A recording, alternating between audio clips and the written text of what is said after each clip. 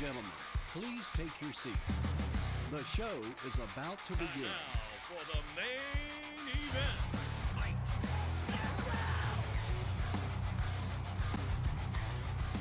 Where all those fights happen.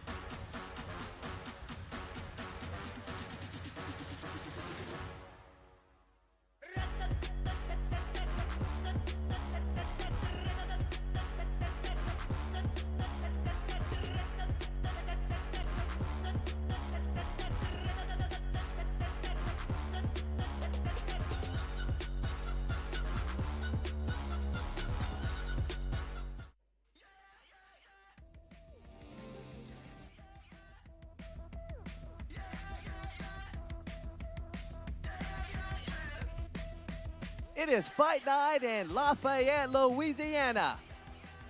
We are live from the Cajun Dome, brought to you by Clear Life Media. I am Todd Moore, calling the action for you here tonight, along with Black Belt Extraordinaire, Tim Crater. Tim, are you ready for some fights tonight? Man, we're always ready to bring Ragin FC back to Cajun country. The crowd is always hype. The fights are always off the Richter scale, and we're excited to be back for RFC 4. We have 17 fights for you here tonight. We have our co-main events as we have Jason Sladen taking on Kier Gooch. Tim, how do you like that fight? Jason Sladen's an elite level athlete, played football for LSU, became a nurse and decided to start cage fighting. Guy finished his last opponent in Lake Charles at RFC 3. We upped the ante. Kier Gooch is a striking specialist out of Houston, Texas, and he's coming to ruin the night. But Sladen looks great, so I'm excited for the fight. To top things off, we have our main event as we have Justin Meade taking on Brandon Clark at what should be a barn burner. Justin Meade's been in the game for 13 or 14 years. He's a veteran. This is his retirement fight, but we didn't give him an easy out. Brandon Clark's coming from Temple, Texas, a Muay Thai stylist out of Strike Kings, and he's coming to knock out Justin Meade. Justin Meade never backs up and never sits down, so it's looking to be fireworks in the main event at RFC 4 in Lafayette, Louisiana. Should be a good one. We got 17 fights for you, ladies and gentlemen. We're going to kick things off with the amateurs. Let's hand it over to our ring announcer, Bryce Boudreau. Good evening, Acadiana! Ladies and gentlemen, welcome to the Cajun Dome Convention Center here in the heart of Acadiana, and welcome to Lafayette, Louisiana! And that can only mean one thing. Ladies and gentlemen, boys and girls, welcome to Ragin Fighting Championship 4. Ladies and gentlemen, at this time, we begin our event as we do always. We ask you to rise for our opening invocation. Please welcome to the cage, Pastor Sean Walker, for tonight's opening invocation. Hey guys, my name is Sean. I get to have the privilege of being the pastor of the Bayou Church here in Lafayette, and I also get the privilege to opening tonight in prayer. Let's bow our heads and pray, please. Heavenly Father, thank you for today. Thank you for tonight, for the air in our lungs. Thank you for Aaron Phillips and his whole team that have put on this event. Lord, I lift up the fighters to you, Lord, them and their teams. I know they've been working tirelessly to prepare for this moment, Lord. Thank you for the warrior spirit that you have put inside of them, Lord. I pray that they fight well tonight, Lord, and I pray that you keep them safe. Lord, we thank you for the greatest warrior in human history, your son, Jesus, who walked head first towards the cross and the crucifixion to pay for our sin, Lord. And we thank you for the greatest victory, everyone, on that third day when you rose, Jesus, from the grave, and you offer that same resurrection power in us today, not through works, but through faith in Jesus. Jesus. Lord, I pray that tonight is a fantastic time together. Thank you for bringing us together. We pray these things in the undefeated, matchless name of Jesus. And everybody who wants to see some great fights tonight says, amen. And ladies and gentlemen, we ask you all to please remain standing if able. Remove your caps as we honor America with the performance of our national anthem by local recording artist Nathan Sam.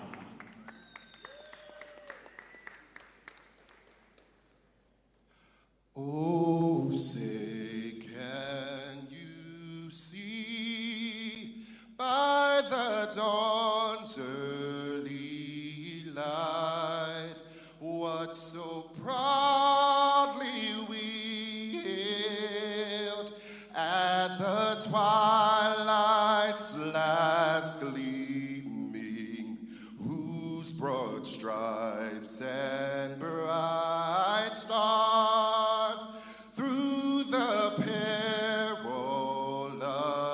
fight o'er the ramparts we watched were so gallantly streaming,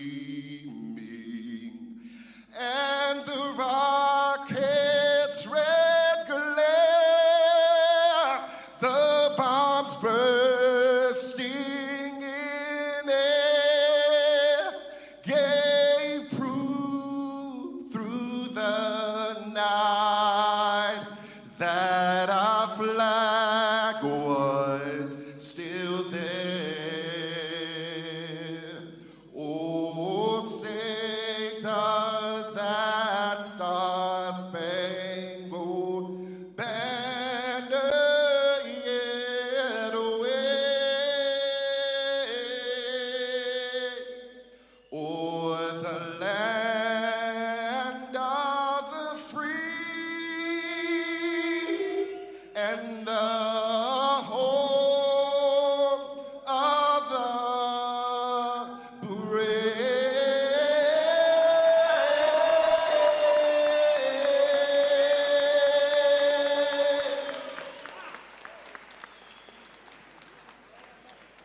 Nathan Sam, ladies and gentlemen.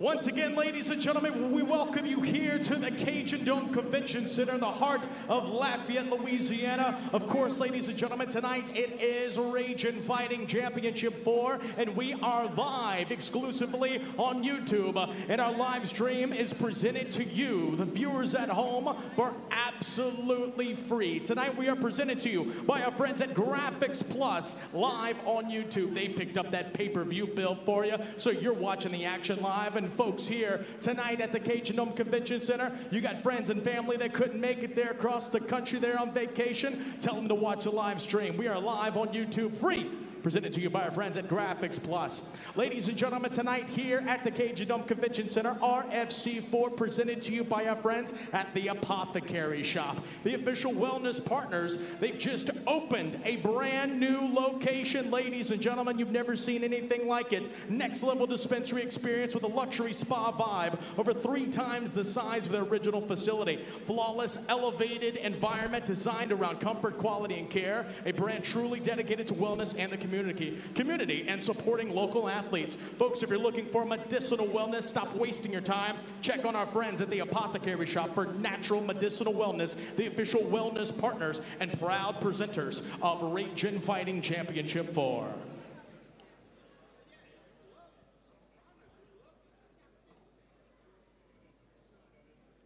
RFC4 also presented to you by our great friends at ESPN 103.7, the official sports radio station of RFC4.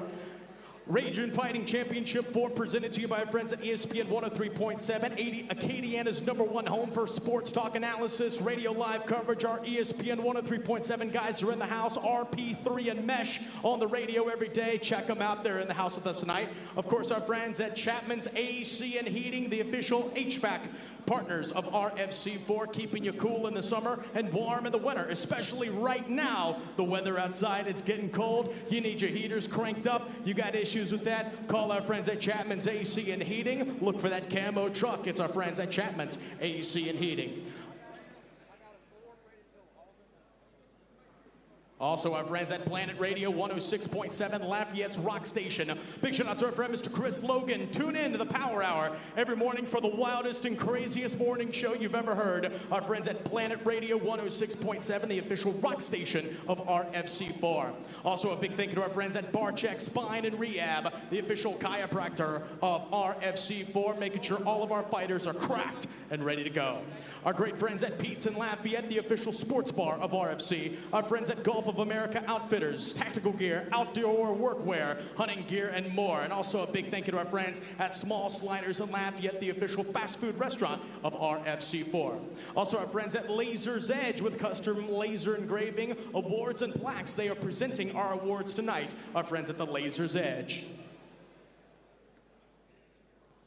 And of course, our great friends at Graphics Plus, of course, they're taking care of your pay-per-view bill here tonight. They are making sure that RFC4 is absolutely 100% free to watch live on YouTube. Our great friends at Graphics Plus for the official promotional partners of RFC4. You go to printing services for banners, posters, flyers, and other promotional items. Go check out our friends at Graphics Plus. Also our friends at Brandt and Sherman Injury Lawyers, the official personal injury law partners of RFC4, ready to fight for you in your corner in the court of law. Our personal injury law partners at Brandt and Sherman. Also our friends at Cardinal Services, the official workforce and safety partners of RFC4, providing industrial staffing and safety training for the industrial workforce. And also our friends at Miller's Formals, the official wardrobe providers of RFC4.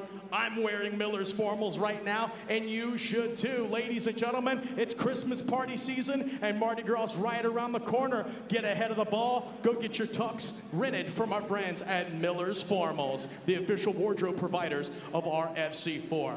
Also our great friends at Next Plumbing, the official plumbing partners of RFC4, providing residential and commercial plumbing. They also do complete pipe repair. This is the time of the year where pipes normally freeze and break. You know who to call. It's our friends at Next Plumbing, the next fight up, presented to you by our great fans at Next Plumbing. Give them a call. Our great friends at Clotto Roofing and Construction, the official roofing and construction partners of RFC4. You need roofing, you need remodeling and repairs. You know who to call. It's our friends at Clotto Construction.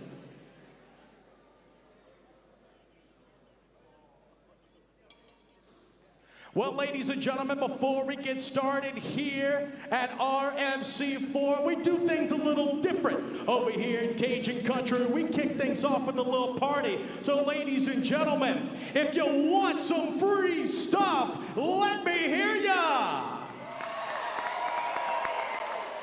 Well, ladies and gentlemen, the American Flag Football Association, they are here. They play the flag football on the field. Y'all make some noise. Get on your feet. It's time to start throwing some free stuff.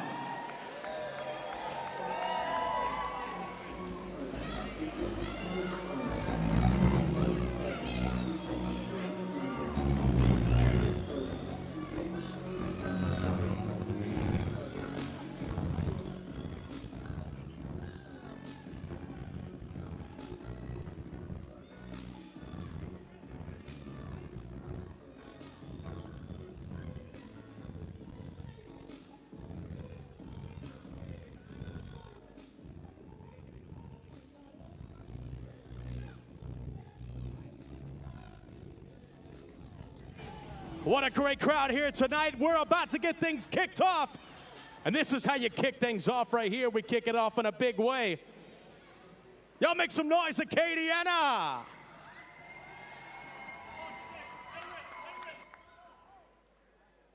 Well, ladies and gentlemen, it's going to be a... I'm sorry.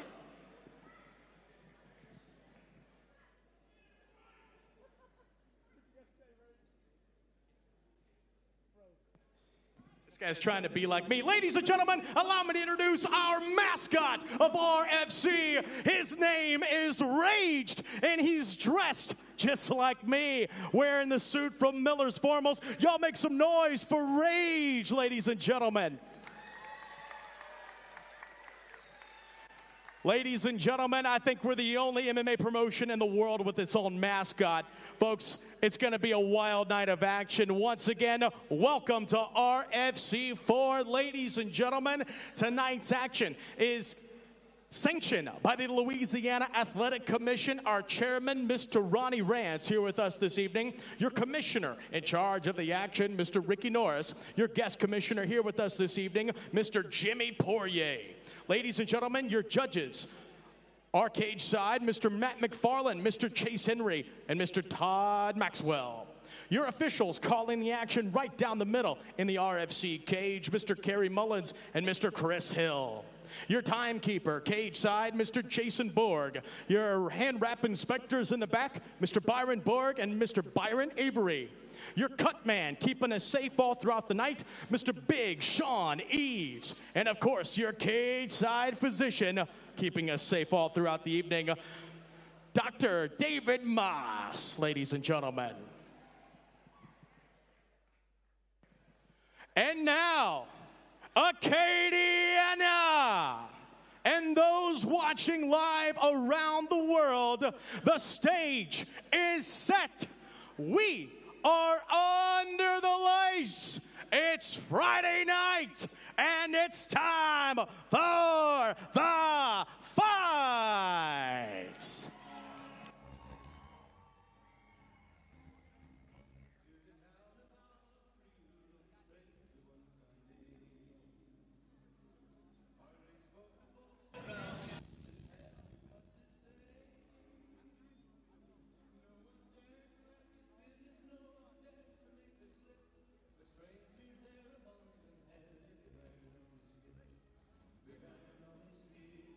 Ladies and gentlemen, please welcome to the cage, fighting out of the blue corner, he is Cole Pumpkin King Craig.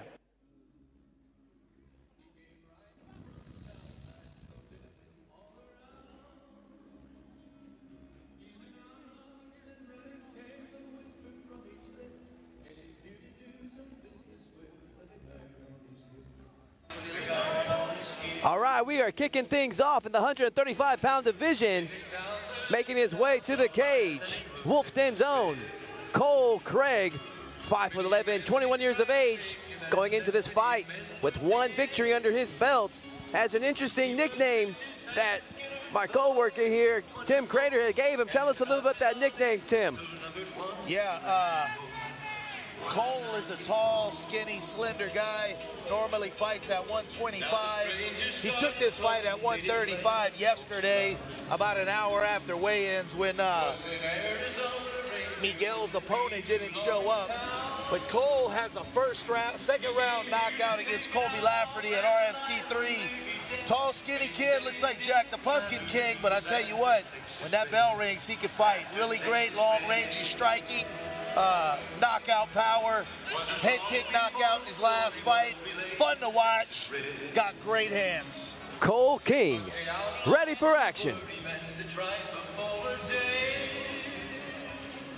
And his opponent across the cage, fighting out of the red corner, he is Miguel Martinez.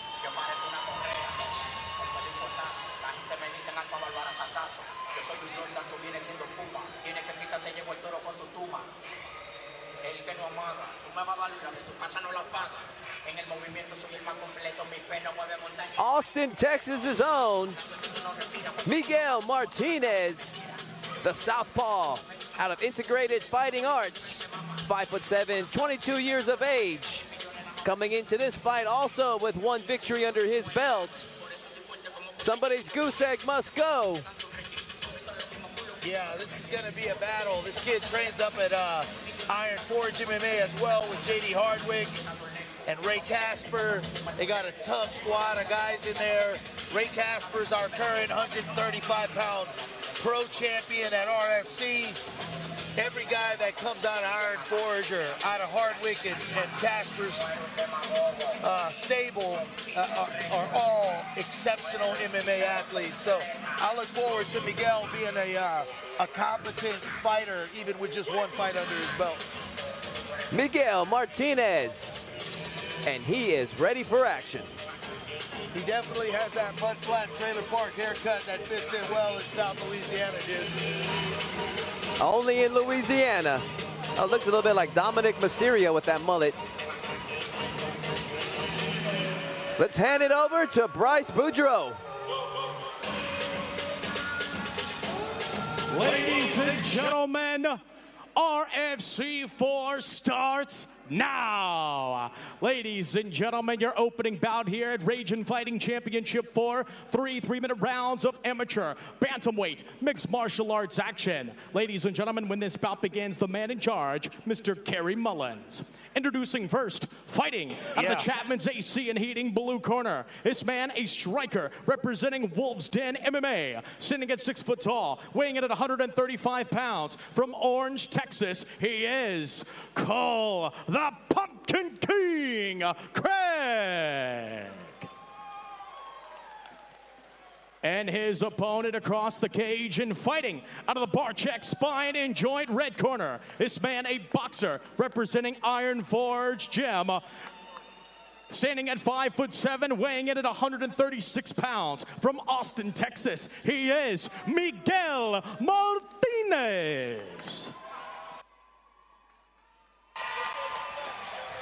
All right, let's get it.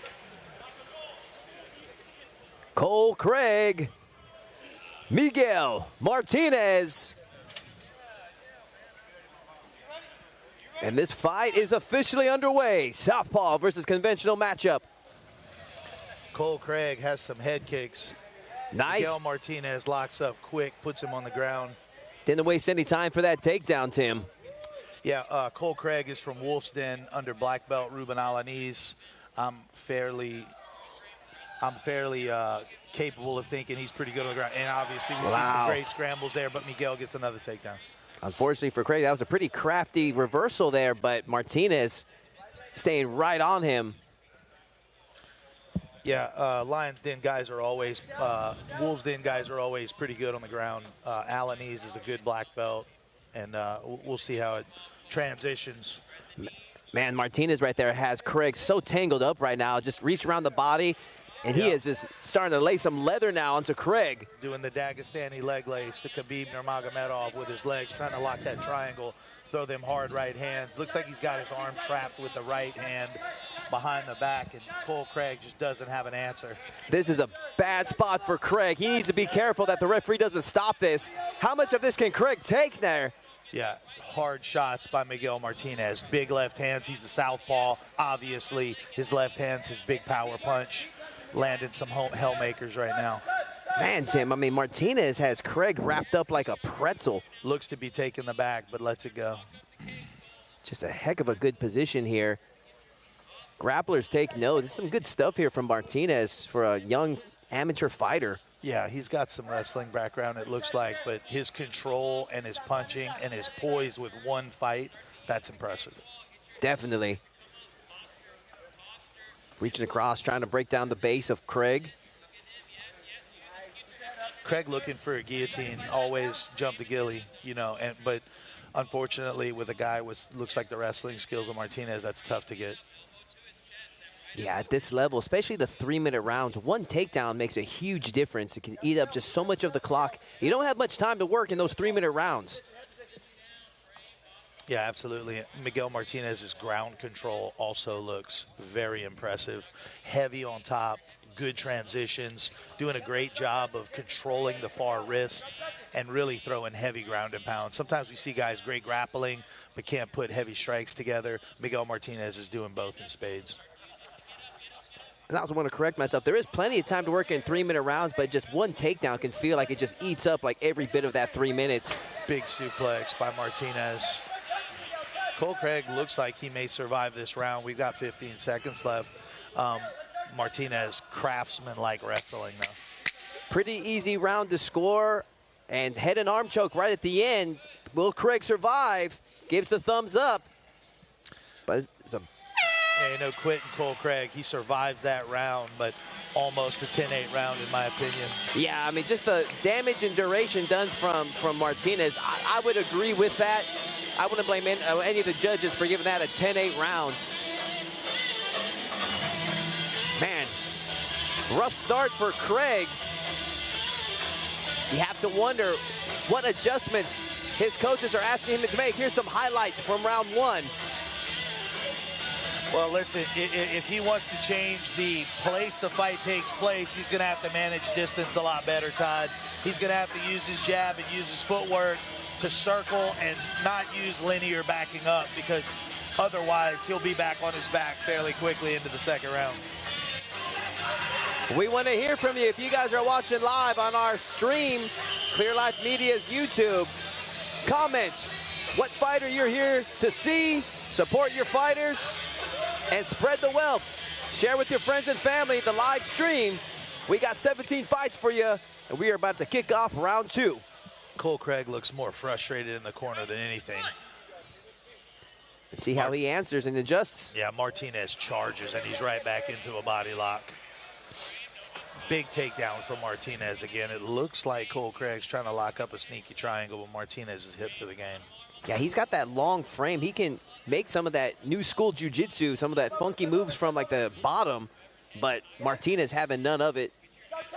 Unfortunately, in MMA, you can do all that funky stuff you want, but hammers work better, Todd. Hammers work better. I agree with you. I'm old-fashioned, just ground and pound. That's what I like myself. I've been on the receiving end of your ground and pound, I am aware. Man, you're being generous, amigo. Yeah, nonetheless, but I think Martinez is just doing a great job here, dictating the pace of the fight, dictating the environment of the fight, and also just being real calm, cool, and collective in good spots and not wasting energy and not wasting opportunities. Cole Craig's fighting to escape. Man, interesting leg lock there from Martinez. I've never seen a hook from the outside like that from one leg. Yeah. Too new for me. Cole Craig working hard to stay on his feet here. Man, this is a frustrating position to be in for Craig. Yeah, one of the really good things about Martinez is he's really good about wrist control, which whenever you see an athlete controlling wrists like that, there's a 99% chance he wrestled. So, you know, as somebody who's been in the sport a long time, when I see guys grabbing wrists, pulling wrists out, pulling elbows out, I know you wrestled at a decent level, because that's just what wrestling does. And Martinez definitely has that skill down pat, giving Cole problems with that. Let's see if Martinez is in position to rain down some punches. Real tight defense from Craig. Craig making it difficult for Martinez, though. Yeah, Cole Craig's is a tough customer. I would say in RFC 3, he lost round 1 to Colby Lafferty. Came out and head kick, knocked him out in about 20 seconds of the second round. So he's okay with taking a little bit of a beating. Unfortunately, this one has been one-sided for Martinez so far. Man, old school Hickson Gracie style right here. He's got the arm wrapped around the face of Craig. Got him in that gift wrap. Yeah, Martinez is really good at trapping arms and dealing damage. Martinez needs to be careful. He's a little high, but I think he's just, I mean, he's in full control of this fight. Probably damn near another 10-8 round. Yeah, Martinez is a monster. For one fight, this is very impressive. Good knee to the body by Martinez. That's the technique I would like to see some of the younger fighters utilize more. It's just those knees to the rib of a downed opponent. You don't see that too often for some of the younger fighters. I used to hate that as a fighter, like knees to the thigh or knees to the butt. It just hurts so much worse than people realize. It's so awkward. It's just like painful. an awkward pain. It's an annoyance. Yeah, you feel it the next day. Oh, another knee by Martinez. My goodness. Cole Craig makes it through the round, looks absolutely fine, but Martinez, in craftsman-like style, is marching through Cole Craig 2 rounds in. And a lesser fighter than Craig would have been finished by now. Yeah, absolutely. Craig is doing a really good job if you're not familiar with him. Martinez is a hell of a grappler, and Cole is just making him work every bit of the way. Let's see if we can have some highlights from round 2. More of the same by Martinez here. You can see his ability to trap wrists, ground and pound, and find effective striking angles is really incredible for a guy with one amateur fight. At this point, Martinez comfortably ahead. Craig really needs to pull a rabbit out of his hat if he plans on pulling the victory off here tonight. He did in his last fight, as you said, Tim. Yeah, and I mean, look, Cole Craig has took a beating so far, but you couldn't tell in the corner. The kid looks like he's ready to fight 5 more rounds. Third and final round coming up. Oh, big uppercut by Cole Craig. Looking for a guillotine. Martinez knows it, sucks his head out, turtles his head out. Back on the ground, of course, though. See what adjustments Cole can make. This is the best that he's seen so far in this fight. Yeah, but Martinez is just khabibing him, man. He's just putting him on his back and beating him. Look like, oh, are we attacking the darts? Oh, he was, but lost it. A little darts choke attack by Cole Craig here. I don't know if Craig settled for that guillotine because Martinez was just so close, but if I was his coach, I'd probably be instructing him just to try to go for the knockout because, I mean, Martinez has just been so strong. He's been shaking off and shrugging off any submission attempt from Craig. I think that was a bit of a mistake to go for that submission attempt. I agree. I think Craig needs to keep the distance, use his feet, circle, keep Martinez at the end of his punches. Right here, they're the same size, and with Martinez on top, he's dealing damage. And right. Go ahead, Tim, sorry. We got about a minute and a half left, but it doesn't seem to me like Cole Craig's going to be able to find a way to get back up. Martinez, once he puts Craig on his back, it's pretty much a wrap for the round, unfortunately, for Cole Craig. Yeah, if anything, if I was Martinez's coach, I'd be asking him just go ahead and try to just let them fly and just see if you can get the finish. You're comfortably ahead. Yeah, go for something spectacular. Right, totally. Sometimes, though, Todd, those innate behaviors you've been wrestling for 15 years, they take over, right? Exactly. I mean, sometimes, like you were saying, it's just almost just like a second nature. You just kind of just go right to it. And right now, Martinez seems happy to be just right in the control positions right now. Also, too, I bet Martinez's camp watch Cole Craig's first fight and know that he is substantially dangerous on the feet with that range and with that jab, as we saw against Colby Lafferty. We got 40 seconds left, and Miguel Martinez has dominated from bell to bell, round to round. Interesting to point out, though, Cole Craig is coming up a weight class. Did fight on less than 24 hours notice. So impressive showing nonetheless for Cole Craig, but a dominant performance by Miguel Martinez out of Iron Forge MMA today. Yeah, good learning experience for both fighters. This is what the amateurs is all about, just learning the process, seeing what's best for you. Right now, the risk didn't pay off for Craig to go up one more weight class. Short time left in this matchup.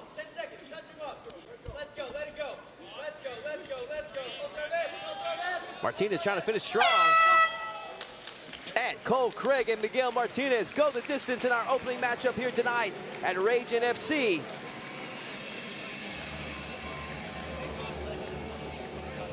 I'm expecting to see a pretty lopsided score there, Tim. To see some highlights from the closing seconds of this fight.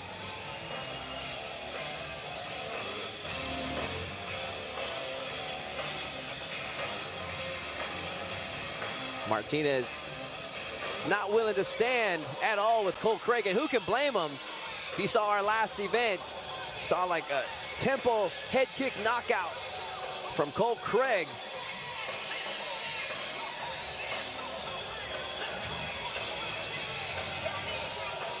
Thank you all that are joining us on our live stream. We want to hear from you. Comment what fight you're excited to see.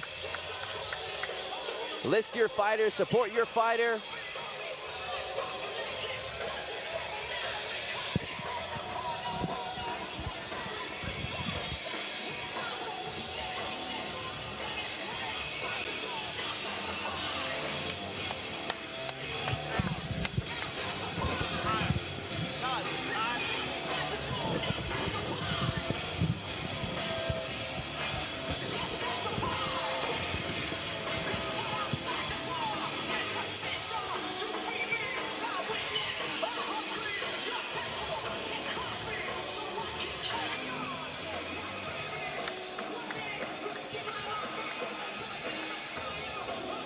Ladies and gentlemen, at the end of this bout, we go to the judges' scorecards as they have scored 25-30, 26-30, and 27-30, all in favor of your winner by unanimous decision. Fighting out of the Barek Spine and Joint corner, red corner, Miguel Martinez. victory here tonight, improving to 2-0. Sure, we'll be seeing a lot more of him in future Ragin FC events.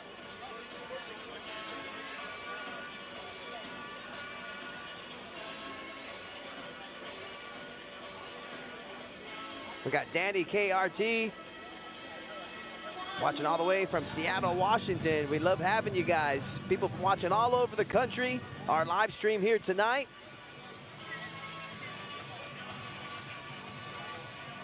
Joe Scarwilliam is here to see Peyton Miller.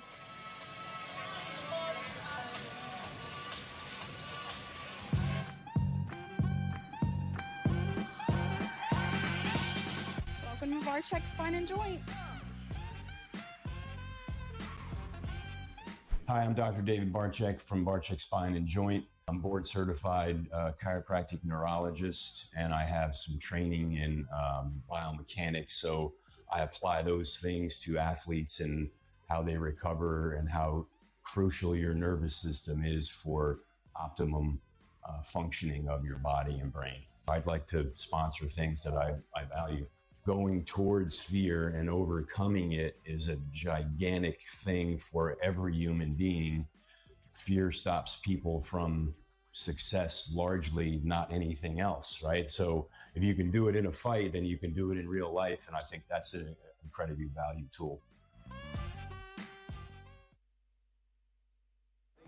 Ladies and gentlemen, RFC4 continues live on YouTube. Ladies and gentlemen, your next bout will be three-minute rounds of amateur featherweight mixed martial arts action. Introducing first, fighting out of the blue corner, he is Brevin El Giro Bellard.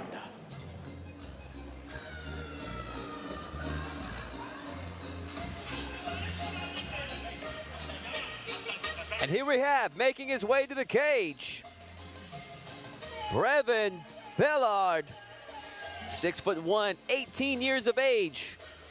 One of 4 18-year-old fighters that we have fighting here tonight. Making his debut, representing Alpha Ape Athletics.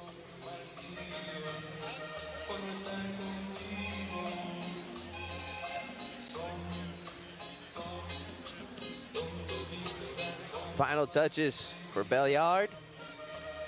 Pretty ambitious, anticipating a 30-second knockout is what he predicts. We shall see if that comes true.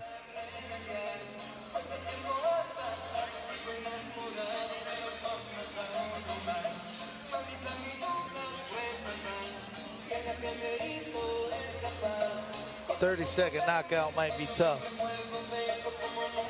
Yeah, he's got his work cut out for him against the double tough Marquise Panala. Here we have Brevin Bellard ready for action. Excuse me, Matt Coggins is going to be his opponent. And his opponent across the cage and fighting out of the Barek Spine and Joint red corner, he is Matty Ice Matt Coggins.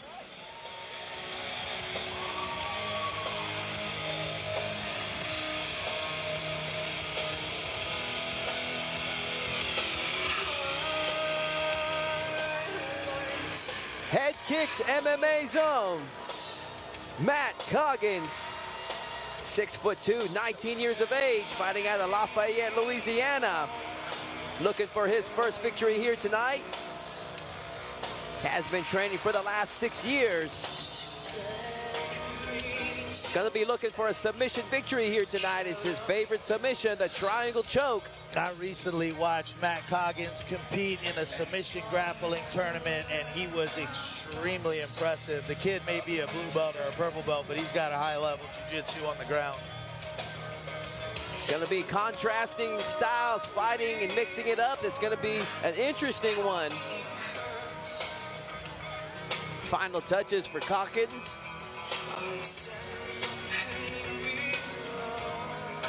Take a look at our tail of the tape.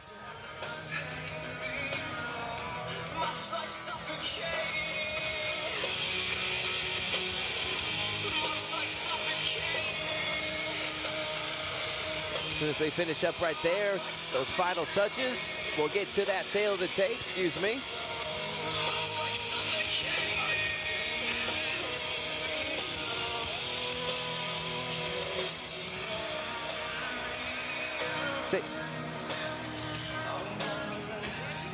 Take a look at our tail of the tape. Two young boys, both of them under 20 years of age, looking for their first victory here tonight. Let's hand it over to Bryce Boudreau. Ladies and gentlemen, RFC 4 continues. This bout will be three-minute rounds of amateur featherweight mixed martial arts action. When this bout begins, the man in charge, Mr. Chris Hill. Introducing first, fighting out of the Chapman's AC and Heating blue corner. This man representing Alpha Ape Athletics, standing at 6'1", weighing in at 142 pounds. From Church Point, Louisiana, he is Brevin Bellard.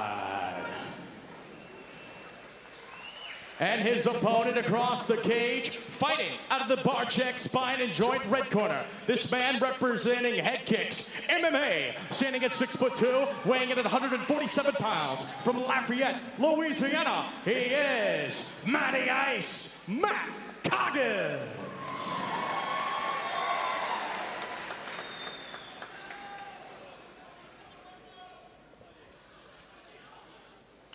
Brevin Bellard. Matt Coggins. Two young kids, fairly inexperienced, and here we go. Oh, head kick all Coggins. Right off the bat there, Tim. Bellard looking lost in the cage. Coggins, oh man, putting some real sticks on him early. Bellard already looks shaken up. Not sure what he's doing with his arm behind his back, but that is a bad spot, Tim. Yeah. Bellard's in a deep rear naked wow. choke. He is bullying him, Tim. Yeah. I'm surprised Bellard hasn't tapped yet. I mean, that is a deep choke. He's going to put Brevin to sleep here. Wow. I'm not sure he knows whether to tap or not, but Brevin is absolutely unconscious. And Matt Coggins with the submission victory here tonight. Complete bully out there, Tim. Yeah, he definitely bullied his opponent tonight. Man, totally overwhelmed Bellard. I mean, from the start. Coggins looked absolutely spectacular, hunting for victory. Brevin Bellard was just out of his league tonight. No, I agree with you. Just some unusual defense there with that reaching behind. I mean, definitely he's going to have to go back and to the drawing board and just correct a lot of those mistakes. But luckily, we see him sitting up. Seems to be okay.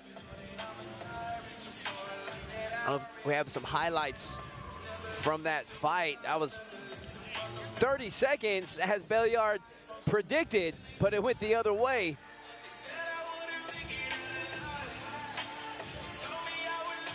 So both of them are right.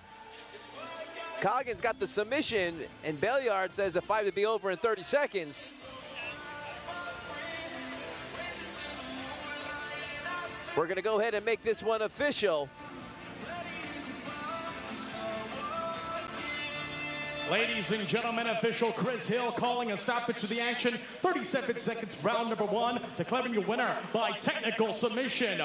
Fighting out of the red corner, Matty Ice Coggins.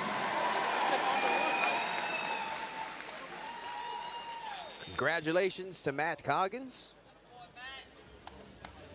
Sure we'll be seeing a lot of him in future Ragin FC championships.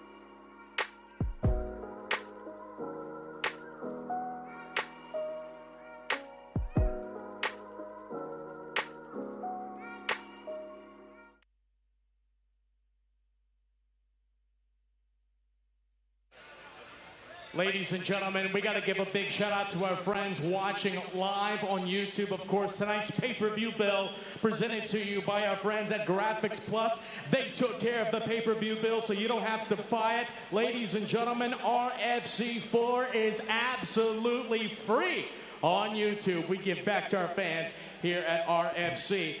And we got to give a shout out to our friends that are watching live right now. Of course, up in Fort Drum, New York, representing the United States Army, the soldiers of the 10th Mountain, watching us live on YouTube. Locked and loaded, our military, the U.S. Army, ladies and gentlemen. We love you guys. Thank you.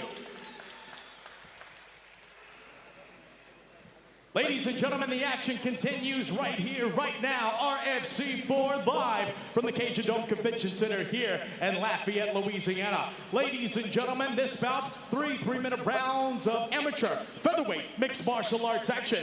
Introducing first, fighting out of the Chapman's AC and Heating blue corner, he is the Silent Rock, Bless Forkwar.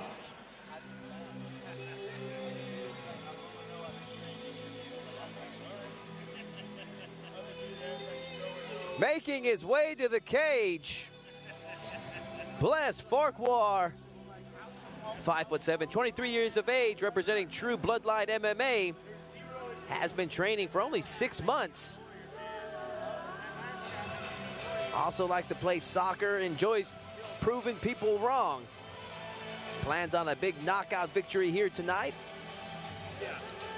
See if he can earn his first victory. Looks spectacular. Yeah, definitely. Bless Forkwar ain't no joke. We saw him at RFC3 in Lake Charles.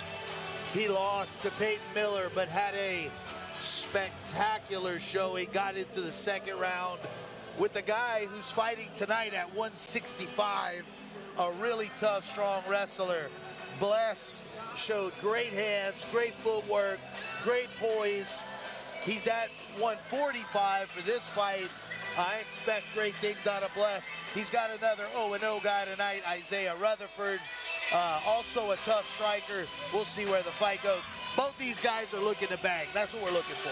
Should be a barn burner as we see the final touches for Forkwar.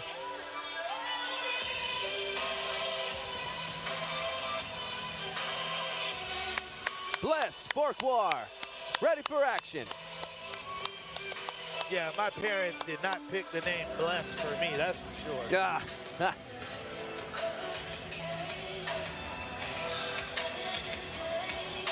And his opponent across the cage, fighting out of the Barek Spine and Joint red corner, he is Isaiah Rutherford. This is Isaiah Rutherford's first fight, but he's come to my gym and done the legendary Crazy Tim Smokers 5 or 6 times. I've watched Isaiah sleep multiple people. He is mostly a Muay Thai stylist, but really wanting to get into MMA. I definitely decided to match him up against another striker in Bless Forkwar. We'll see how it goes for Isaiah. This is his first foray into MMA. We'll see how it goes, but I've seen this kid scrap, and he's definitely down to fight. 5'9", 22 years of age, representing LA Muay Thai, fighting out of Lafayette, Louisiana. Yeah, LA Muay Thai and Louisiana Judo are in Lafayette, Louisiana. Russ Abbott, one of my old students, runs LA Muay Thai. Guy's a great coach, dedicated to his fighters, dedicated to his students. Absolutely unbelievable. Russ also has 3 daughters that compete in international judo around the world. Great group over there at LA Muay Thai and Judo. Isaiah Rutherford, ready for action. Let's take a look at the tail of the tape. There you see it. Both fighters close to the 125-pound weight limit. Both fighters looking for their first victory here tonight. Young boys, 23 versus 22, should be a good one. Let's hand it over to Bryce Boudreaux. Yeah, I'm excited about this fight. Ladies and gentlemen, RFC4 continues live from the Cajun Dome Convention Center in Lafayette, Louisiana. Up next, ladies and gentlemen, three-minute rounds of amateur featherweight mixed martial arts action. When this bout begins, the man in charge, Mr. Chris Hill. Introducing first, fighting out of the Chapman's AC and Heating blue corner. This man, a striker. Representing True Bloodline MMA, standing at 5'7" and weighing in at 146 pounds. From Houston, Texas, by way of Bamenda, Cameroon, he is the Silent Rock, Bless Forkwar. And his opponent across the cage, fighting out of the Barek Spine and Joint red corner. This man, representing Louisiana Muay Thai, standing at 5'9", weighing in at 145 pounds. From Lafayette, Louisiana, he is Isaiah Rutherford.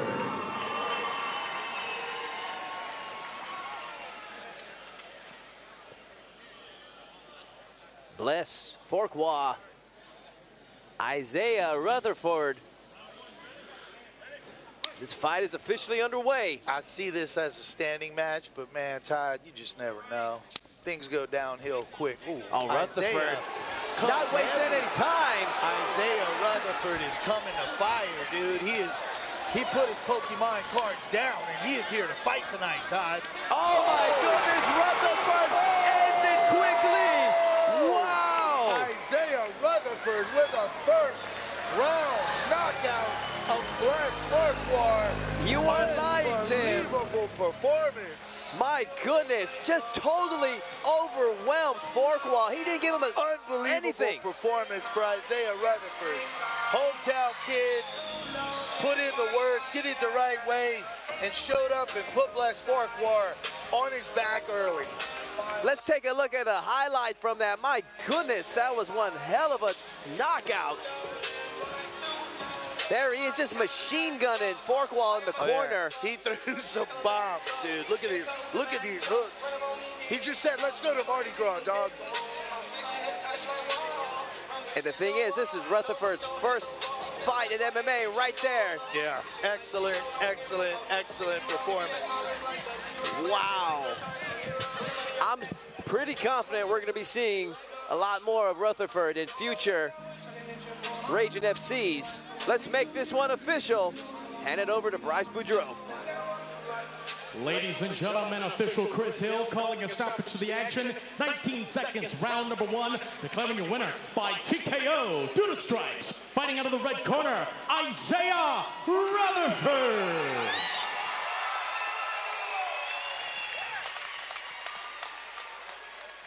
Congratulations, Rutherford. Let's hear from one of our sponsors. Don't go anywhere, ladies and gentlemen. Oh, excuse me. We're going to do a music down. Post-fight interview. Dude, you put down the Pokemon cards to fight tonight, dog. You don't got to lie to be friends. We know you play Pokemon. Give it up for Isaiah Rutherford, dude. Isaiah signed up for smokers at my gym a couple years ago, and he showed up, and I was like, you know where you're at? He went out there and put on a scrap, and since then, he's done that 3 or 4 times. They asked me for a fight. Unbelievable performance. What do you got to say to the fans, Isaiah? Nothing much. That was just so fun.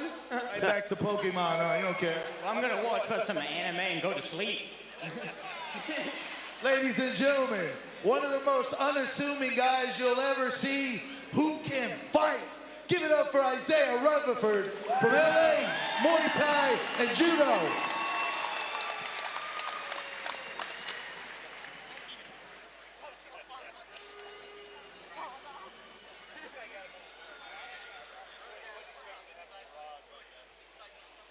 All right, don't go anywhere, ladies and gentlemen. We'll be right back. Yeah, well, I think she was headed for you down that road. And soon it's coming to take everything you know. When the monster crawls out of the sea, you're gonna need somebody like me. When your brother's got blood in the streets, you better call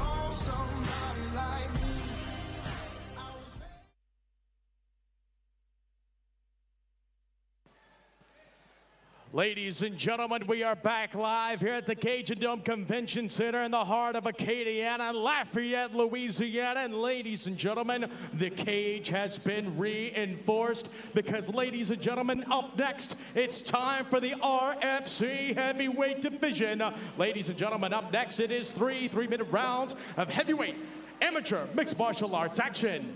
Introducing first, fighting out of the blue corner, he is Obadiah Davis.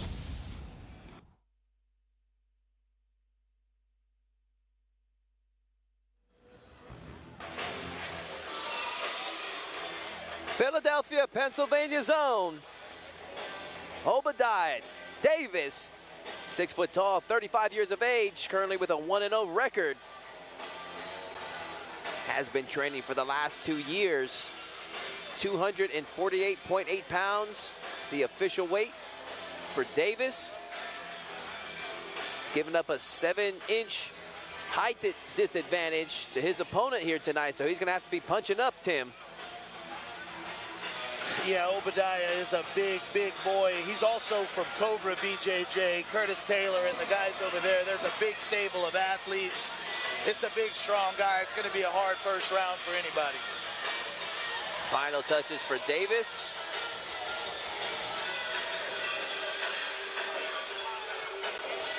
Obadiah Davis, ready for action.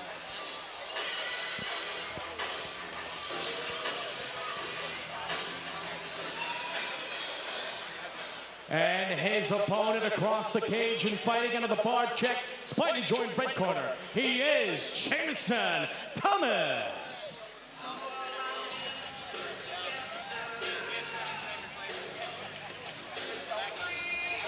Jameson Thomas making his way to the cage.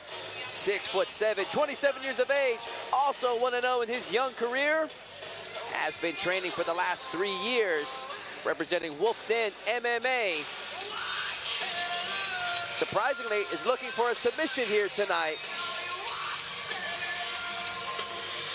Weighing in at officially 251 pounds. There we see the final touches. Our cut man having to reach up way high to reach the face. Yeah, two big, big guys. Obadiah's probably got 3 or 4 fights. Whereas Jameson is 0-1 currently, but I heard his last fight was also a barn burner.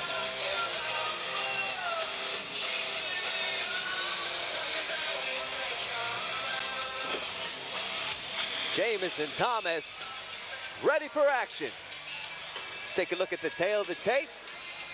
35-year-old Davis taking on the 27-year-old Thomas. Both fighters close to 250 pounds. There's the big disadvantage right there.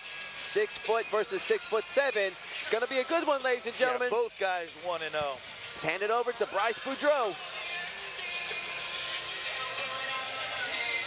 Ladies and gentlemen, RFC 4 continues. Three-minute rounds of heavyweight amateur mixed martial arts action. When this bout begins, the man in charge, Mr. Kerry Mullins.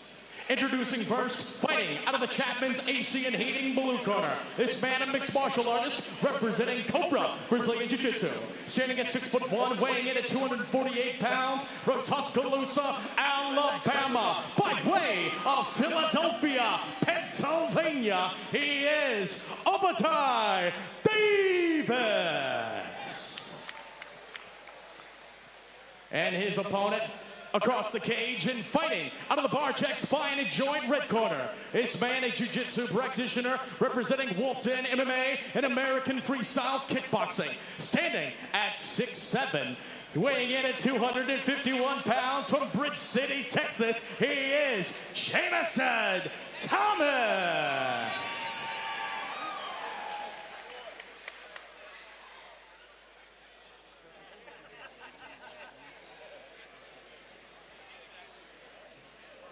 Jameson Thomas, Obadiah Davis.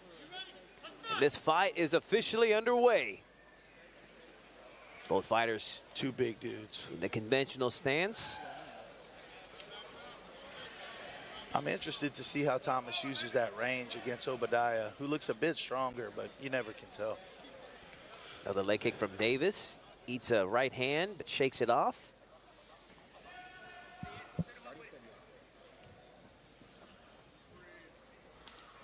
Good low kicks by Thomas. Clinch on the cage, two big guys testing that first row's confidence. See what Thomas can do from this position. He's looking for the submission, so this is where step one starts. He's got to get that takedown if he plans on making his prediction come true. Yeah, he definitely said he was a little bit more of a grappler, but his stand-up looked pretty good early on. Good knees to the body by Thomas. Man, it almost looked like Davis just muscled Thomas up there for a brief moment. Man, Davis looks physically stronger of the two. Obadiah looks like a monster. He looks like the dude from Green Mile. Terrifying. That was directly in the TT. That's not what Jesus would do. Unfortunately, Todd, sometimes when we're clinch fighting against the fence, moving our feet, and we're throwing knees, it's going to happen. Yeah, we've all been there if you've trained. I don't think it was intentional, but it definitely is going to happen. I think we're going to see if we can try to find a replay of that.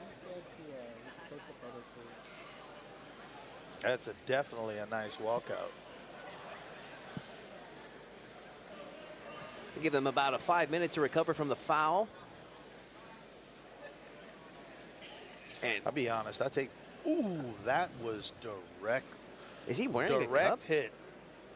You sank my battleship. My goodness. Yeah, dude, that was ridiculous. That was straight there. His cup must have been out of place. And sometimes it's out of place, just like the corners can catch you. Yeah, or his cup's in his kidney right now.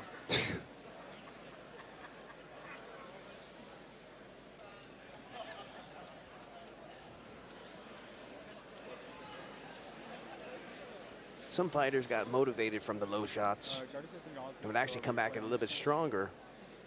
I think Tim, it's looking like Davis is starting to recover.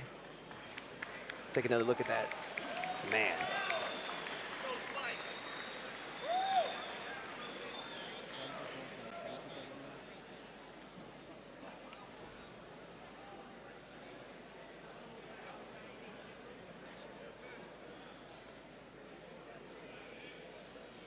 Those of you who are watching on our live stream, comment who your favorite fighter is that you're supporting here tonight.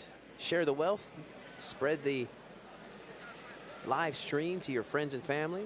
Let them know we still got about our main event coming up as Justin Needs taking on Brandon Clark.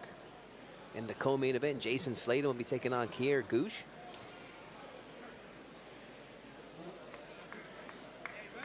Davis is looking like he's ready to continue.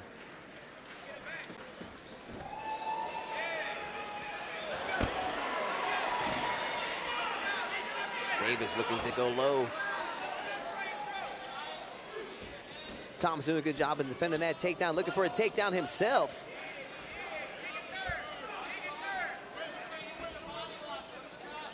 Thomas now with the backs, trying to get one hook in. See if he can go for a drag down and get Davis down onto his seat.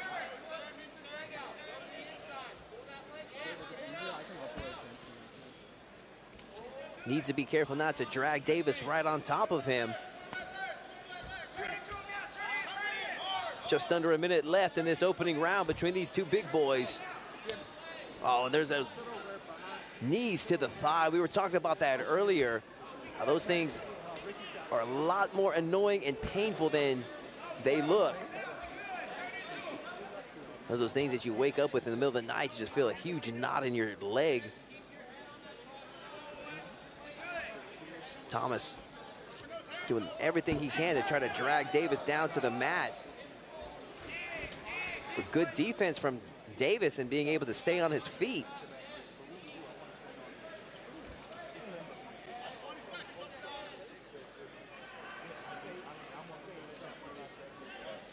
Short time left in this opening round.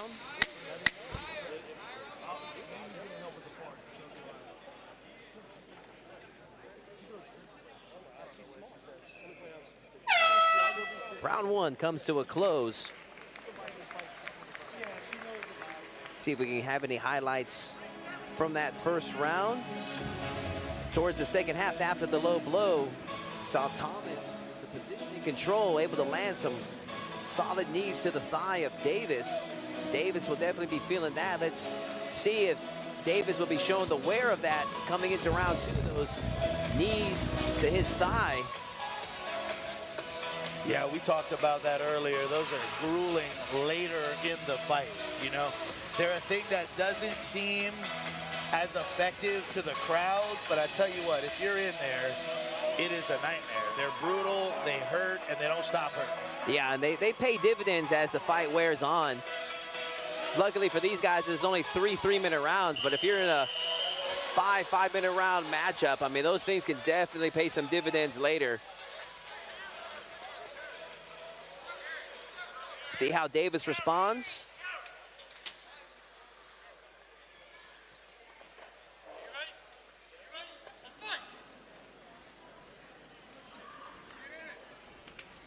Leg kick there from Thomas.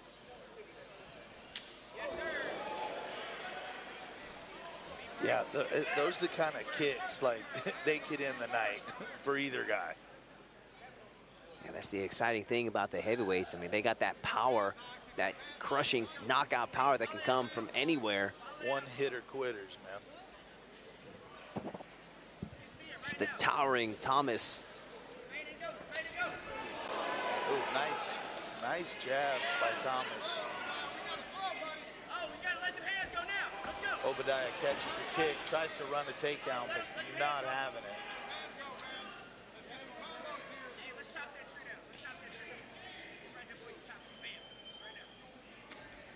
Davis trying to look for a takedown himself. It's the second takedown they got stuffed from Thomas. Opts to drive him into the cage instead.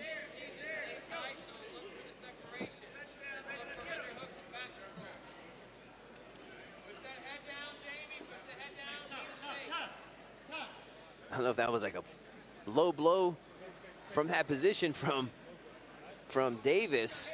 Ref separates him, takes away the advantage of Obadiah. Some miscalculated punches there from... Yeah, you can't throw knuckles to the TT. Oh, nice low kick.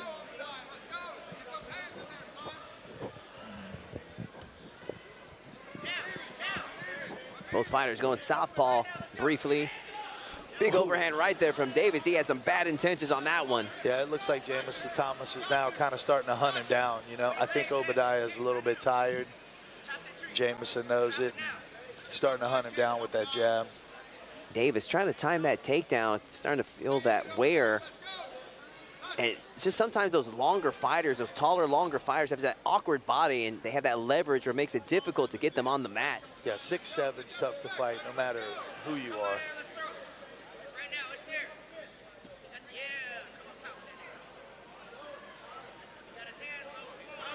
Good knee. Obadiah really just taking shots. It looks to me like Obadiah wants to grapple, which is somewhat shocking. Yeah, it's almost like the roles reversed in this fight. Thomas was the one looking for the submission while Davis was looking for the KO.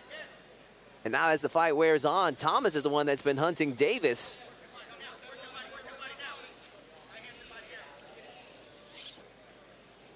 Yeah, sometimes these fights, these, you know, clinch fights, kind of, ooh, wow, good right hand by Jameson. Kind of tend to put the crowd a little bit to sleep, but you and I both know this is the most exhausting, most difficult part of MMA. This part, this grapple, clinch, isometric holds, punching, this is where your gas tank gets empty.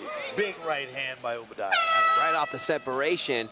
And once again, it's looking like I've loosely scored this fight, and I think Thomas is slightly ahead. Does Davis have enough gas in the tank? Yeah, I definitely give both rounds to Jameson Thomas. And I think exactly what you said, Todd. The story of the fight is Obadiah's conditioning is not where it should be to push a fight against a 6'7" striker slash grappler like Jameson Thomas. See if we have any highlights from round 2. Does Davis have one more in the chamber? He needs a Hail Mary. Jameson is also exhausted, if we're being honest. I think he's putting on a little bit better poker face whenever they're in the middle of the cage, though. 100%. Third and final round coming up.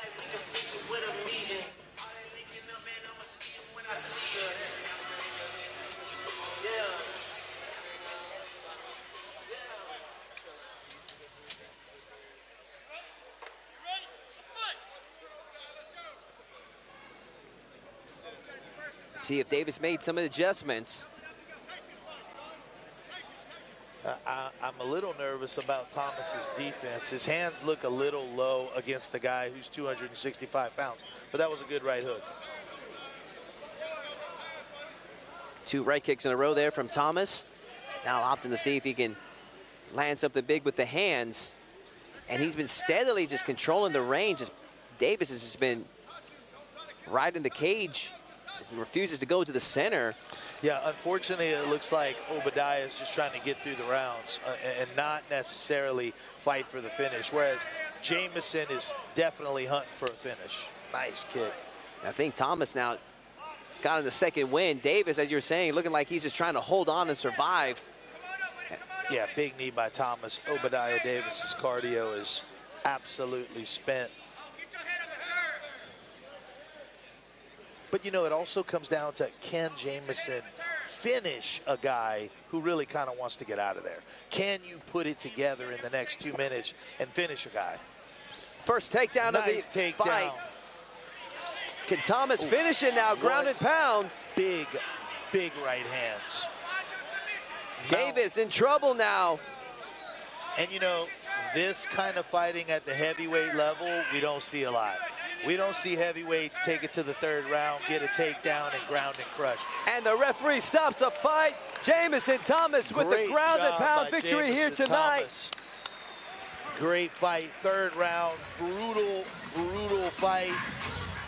Gutted it out. Systematically chopping him down. Finally got him where he wanted to in the 3rd. Secured the mount. Rained down the punches. There we have it, 3rd round TKO for Jameson Thomas. There we see he transitions to the mount, found himself in a good position.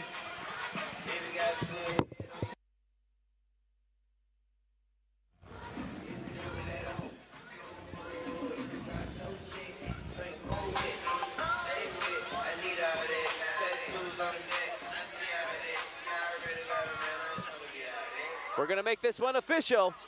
Hand it over to Bryce Boudreaux. Ladies and gentlemen, our official Kerry Mullins calling a stoppage to the action. 1 minute 34 seconds, round number 3, declaring a winner by TKO. Fighting out of the red corner, Jameson Thomas.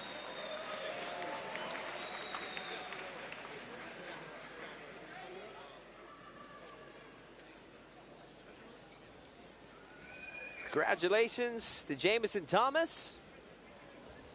Don't go anywhere, ladies and gentlemen. Let's hear from one of our sponsors. I think he's opposite of me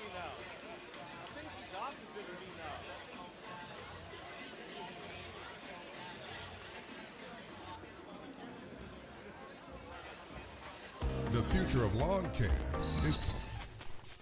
Are we on?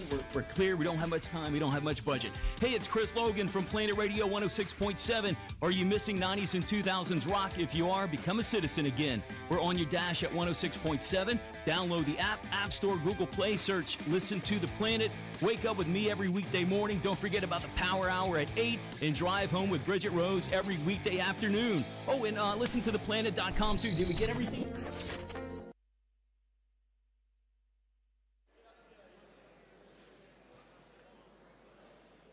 Ladies and gentlemen, the action continues right here at RFC4 Live in the heart of Acadiana, Lafayette, Louisiana, here at the Cajun Dome Convention Center. Ladies and gentlemen, up next, 3 3-minute rounds of amateur lightweight mixed martial arts action. Introducing first, fighting out of the Chapman's AC and Heating blue corner, he is Chandler Duran.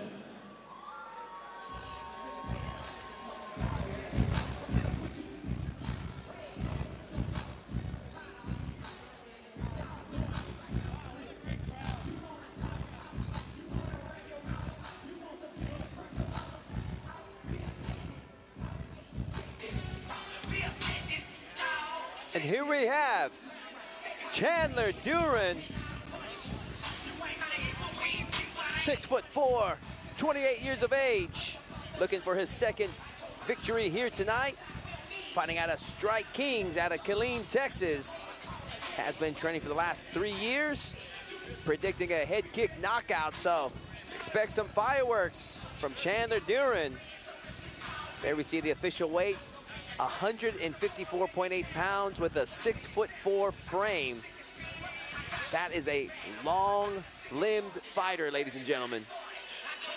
He's gonna have a lot of advantage trying to secure some submission locks.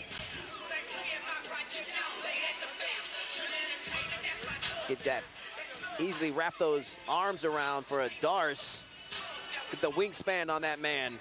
Final checkup for Duran as he prepares for battle against the double tough Austin Lejay.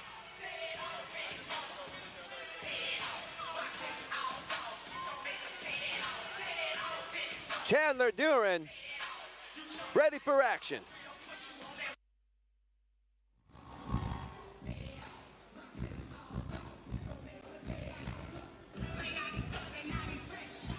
And his opponent across the cage and fighting out of the Barek Spine and Joint red corner, he is Austin Will Do It Lejay.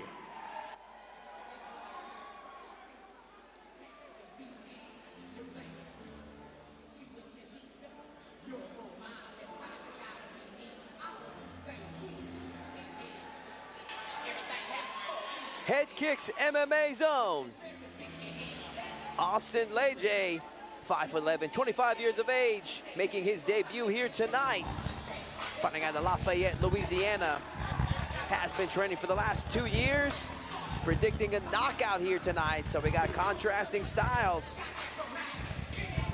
Excuse me, both fighters looking for the knockout here tonight, so we should see some fireworks. Coming in slightly over the 155-pound weight limit. Giving up 5 inches in height to the towering Duran.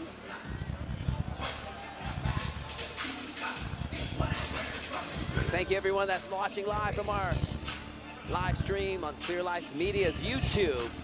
Comment, what fighter are you here to see? So far, we've had some spectacular knockouts. Specifically, Isaiah Rutherford's machine gun knockout from earlier tonight. Definitely an argument for performance of the night there for Rutherford. Final touches. Austin Lejay, ready for action. Tail of the tape. Both fighters, less than 2 fights. Let's hand it over to Bryce Boudreaux.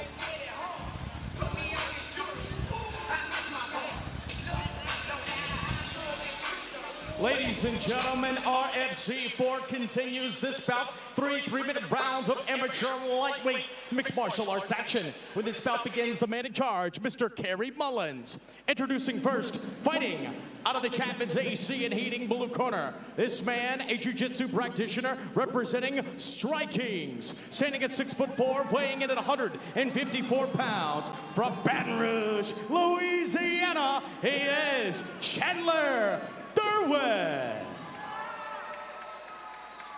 And his opponent across the cage and fighting out of the Barek Spine and Joint red corner. This man, a striker representing Head Kicks MMA. Standing at 5'11" and weighing in at 155 pounds from Lafayette, Louisiana. He is Austin Will Do It Lejay.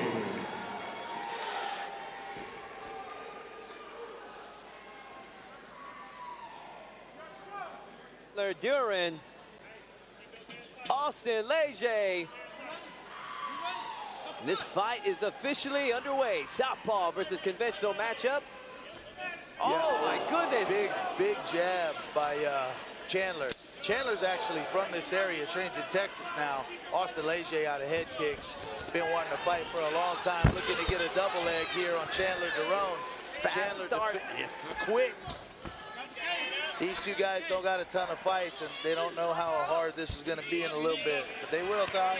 Man, they're just exchanging knees like a Thai fight there, Tim. Both guys, great knees to the body. Those are going to pay dividends later. Man, they're still going for it, man. This is like a Muay Thai fight. They got the Thai plum going. I want to see some more of that back and forth knees, almost like blood sport. Man, we heard the grunt from Austin right in front of us, and he Austin Lejay pulls Chandler Duran on top of himself, unfortunately. Man, they were just going so spastic there that I just think lost control there. Right now they're settling into a pace. Duran now enjoying top position. They're going to settle into a pace, Todd, whether they like it or not.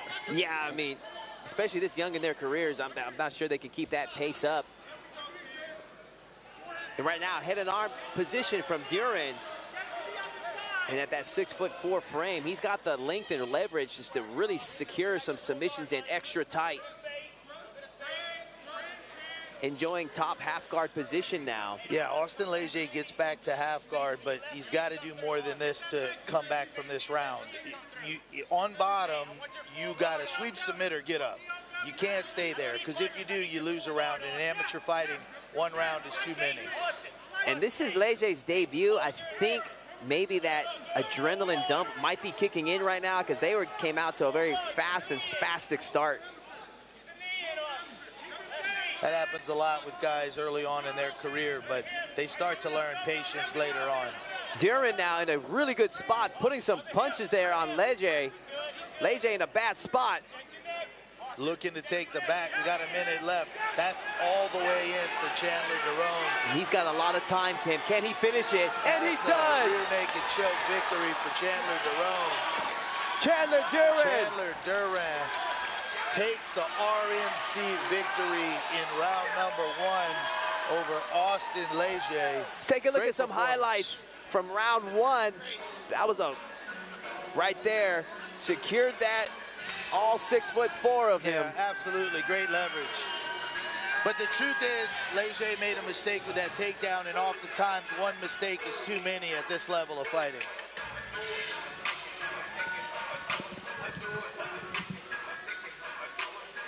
So the winner goes the spoils. Duran earning his second victory here tonight. Lejay gonna have to go back to the drawing board. And Duran just so hyped up, putting on a performance after his victory. For all the Duran fans out there, we're gonna make this one official. Hand it over to Bryce Boudreaux.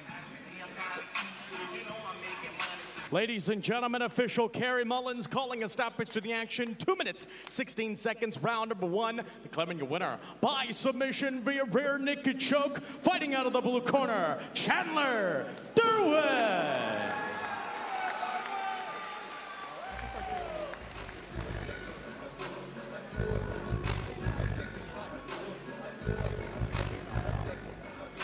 Don't go anywhere, ladies and gentlemen. Let's hear from our sponsors.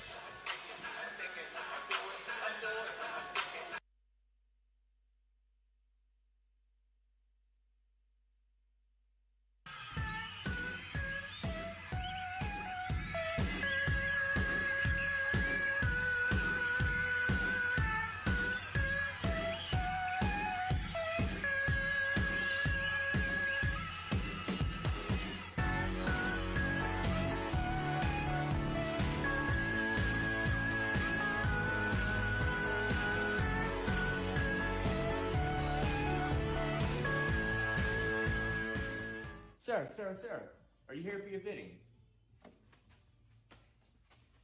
No, you have this all wrong. This is a suit jacket. You wear it. You don't knock it out. Rage, looking good. Be the only person to be able to do a spinning back kick and take a girl to the prom. Y'all don't want to hear me, you just want to dance.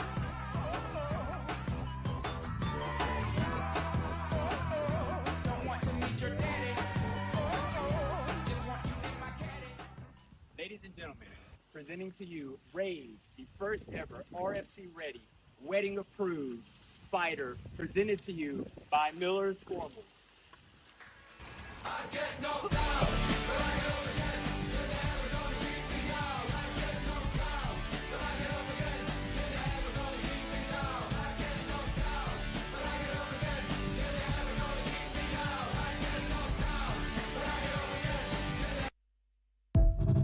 Shout out to our friends at Miller's Formals, ladies and gentlemen. Of course, our friends at Miller's Formals. How about Rage, the mascot of RFC, hanging out at Miller's Formals, getting suited up. He looked great earlier. And hey, Miller's Formals provided my attire here tonight, and they will take care of your attire, ladies and gentlemen. It's December, it's Christmas party season, and guess what's around the corner? It's Mardi Gras ball season. So go hit them up, our great friends at Miller's Formals. Hey, they're in the building tonight. They got a really cool selfie booth, so go check them out, our friends at Miller's Formals. Up next, ladies and gentlemen, this will be three 3-minute rounds of mixed martial arts action. This will be a catch weight of 160 pounds. Introducing first, fighting out of the blue corner, he is Jack Rowland.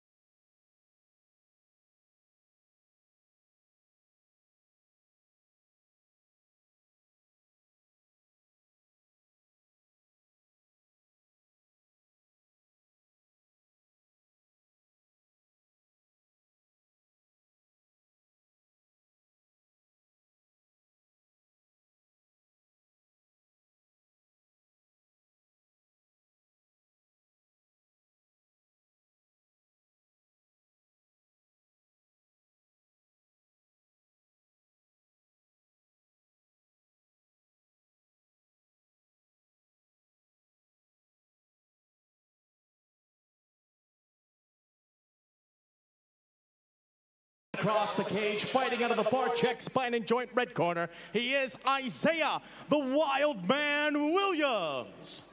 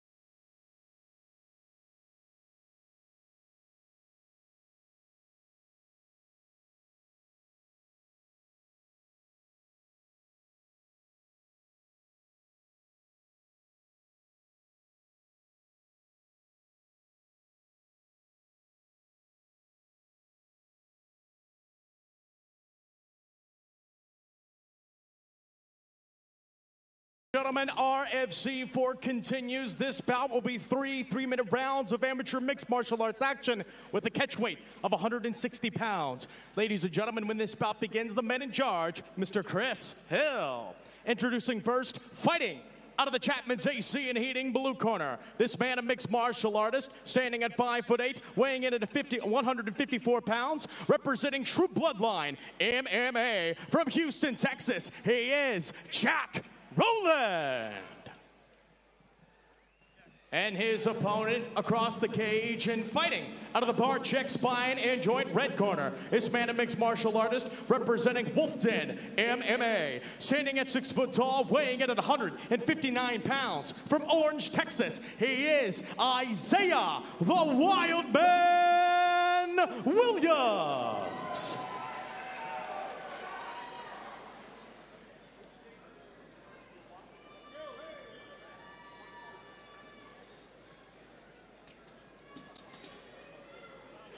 Both guys from Texas. Jack's from Houston. Is officially underway. Southpaw versus southpaw, Tim. Yeah, somebody took their headset. Yeah, we don't see that often.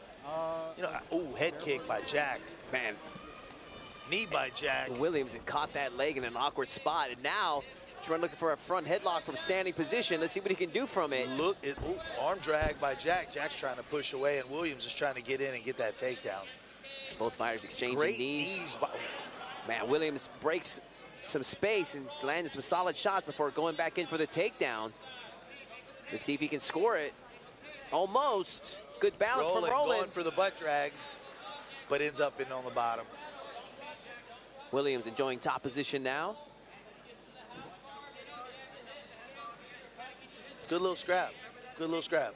Well matched. Both guys look a little bit early in their career. Isaiah Williams definitely looks a little bit more of a grappler, whereas Jack kind of wants to stand up and throw. Jack's from Houston, True Blood MMA under Ray Trujillo. Yeah, very well-known striking gym out of Houston, Texas. Looks like Isaiah Williams trying to go for that head and arm choke right there. Rowland is defending it well, but not now. Man, Williams is melting away and not letting Rowland sweep him, but Rowland doing a good job in transitioning back to close guard. Beautiful transition by Rowland to get back to close guard, use his legs to create some space. But Williams is being relentless in his pursuit to continue passing and advancing position. Guard passing, man. And right now he's in a great spot. Both hooks in, a little hot, not really. I spoke a little too soon. Now he's stretching Rowland out, trying to rain down some shots.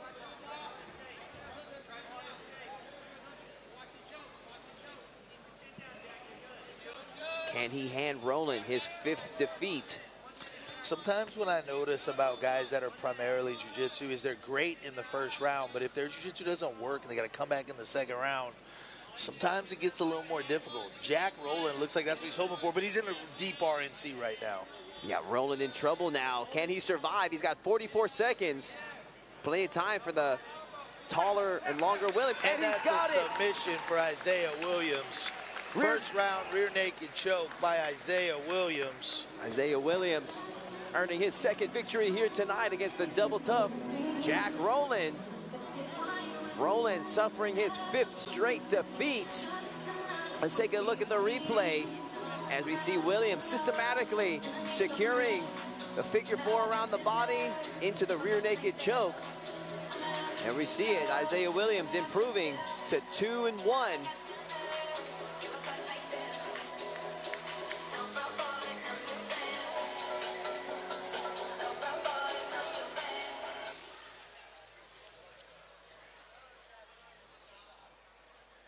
We're going to make this one official.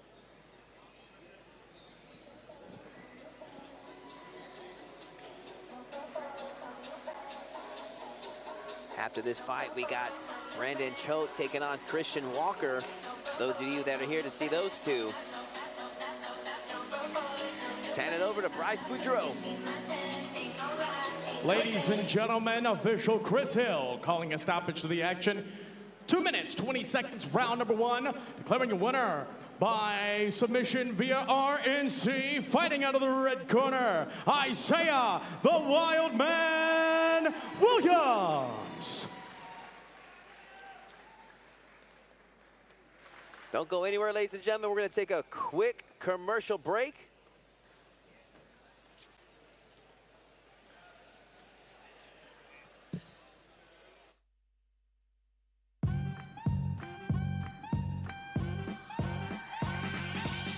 Welcome to Barek Spine and Joint. Hi, I'm Dr. David Barek from Barek Spine and Joint. I'm board certified chiropractic neurologist, and I have some training in biomechanics. So I apply those things to athletes and how they recover and how crucial your nervous system is for optimum functioning of your body and brain. I'd like to sponsor things that I value. Going towards fear and overcoming it is a gigantic thing for every human being. Fear stops people from success largely, not anything else, right? So if you can do it in a fight, then you can do it in real life. And I think that's an incredibly valuable tool. Shout out to our friends at Barek Spine and Joint, of course, the partners and sponsors of tonight's Red Corner, keeping all of our fighters and competitors cracked and ready to go. Ladies and gentlemen, up next, this bout, three-minute rounds of amateur middleweight mixed martial arts action. Introducing first, fighting out of the Chapman's AC and Heating blue corner, he is Christian Walker.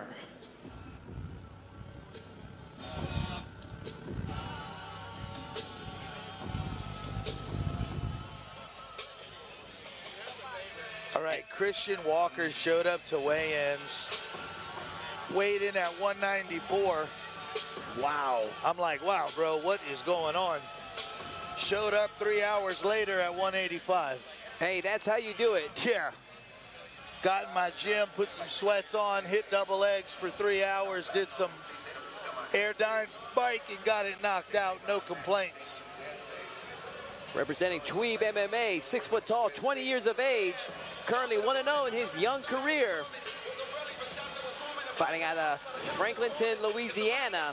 Yeah, he is from a wrestling background. Little bit of a wild man, but I tell you what, he can fight. You got a lot of wild men here on Ragin FC, I'll tell you that much. Yeah. We've seen it. We've seen a lot of crazy stoppages here tonight. Man, I'm still trying to get over Rutherford's knockout from earlier. Good old Isaiah Rutherford, man.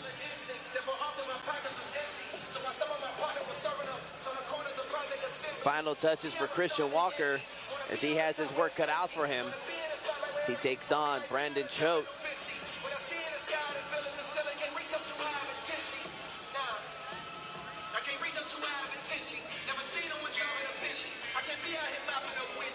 Christian Walker, ready for action.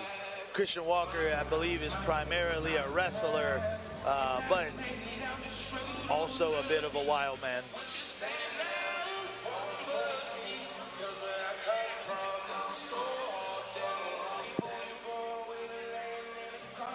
And his opponent across the cage, fighting out of the Barek Spine and Joint red corner, he is Brandon Chot.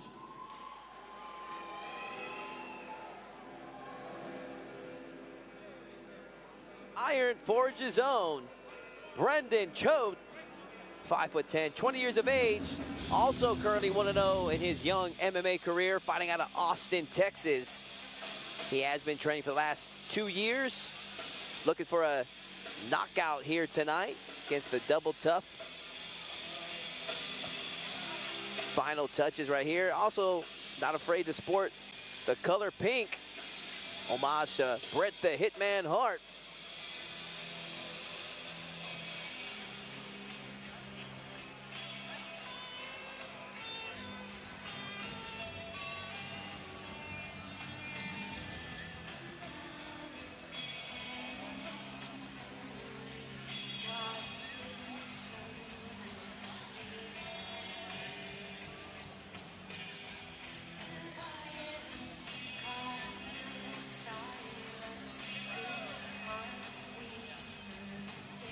Brandon Chot, ready for action.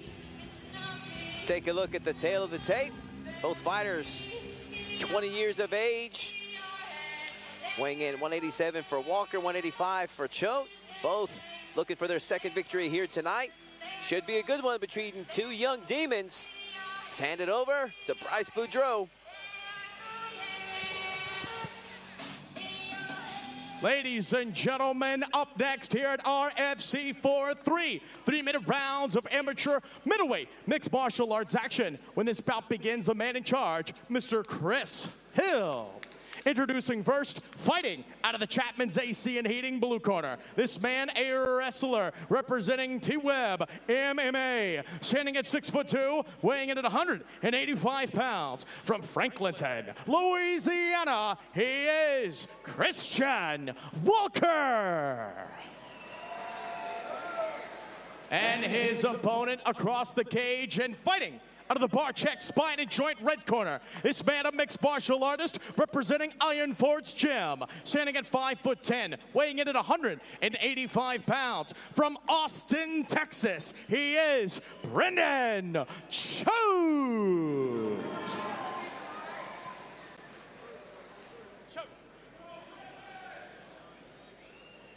Christian Walker.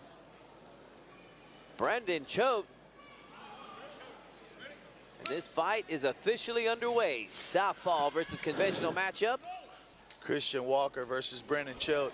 I believe Brendan's a little more of a wrestler, but Christian can wrestle too. So we'll see where this one goes. Both guys are slinging.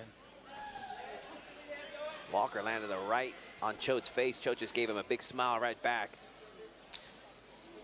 Yeah, Christian's not here to lose. Ooh, big overhand by Christian Walker. Walker needs to be careful keeping them hands where they're at. I mean, Walker is just swinging away. Takedown by Brendan Chot. Walker trying to get back up. Definitely got some wrestling experience on Christian Walker. Chot looking to tie up the hips. Big left hands by Chot. Chot turning on back now. to his feet.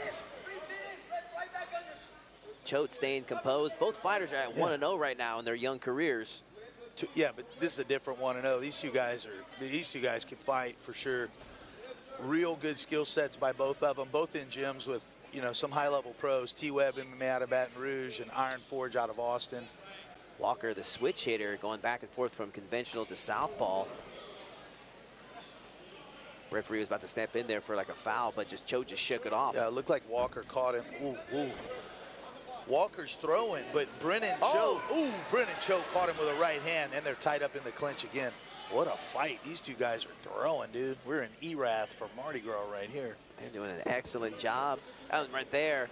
And Walker has been just landing some solid shots, but Chot's been staying composed, just been running right through them. Yeah, but you and I both know those punches add up.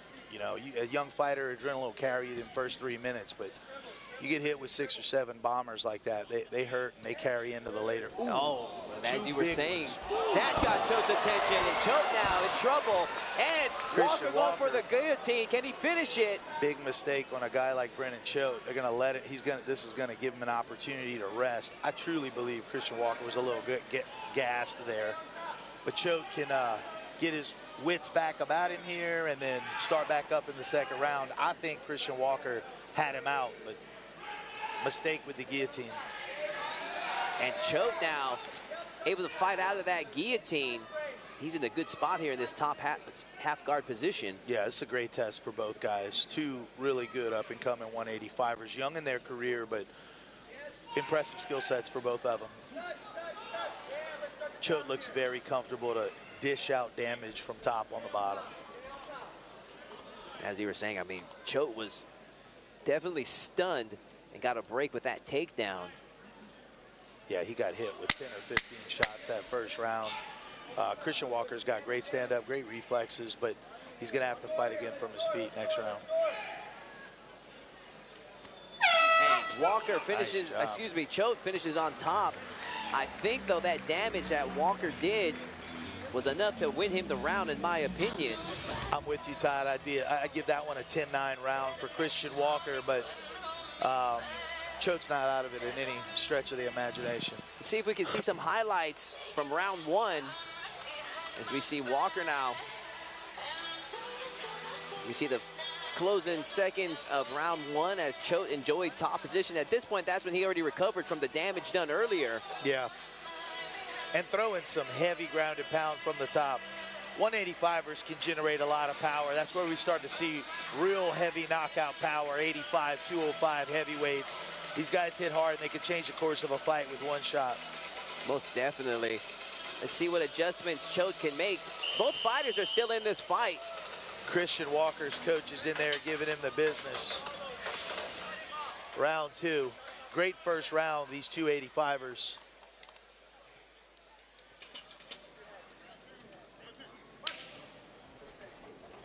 See if Walker can land another hard shot and not get taken down this time. Walker gets hit with another one coming in. Chin's a little high coming in.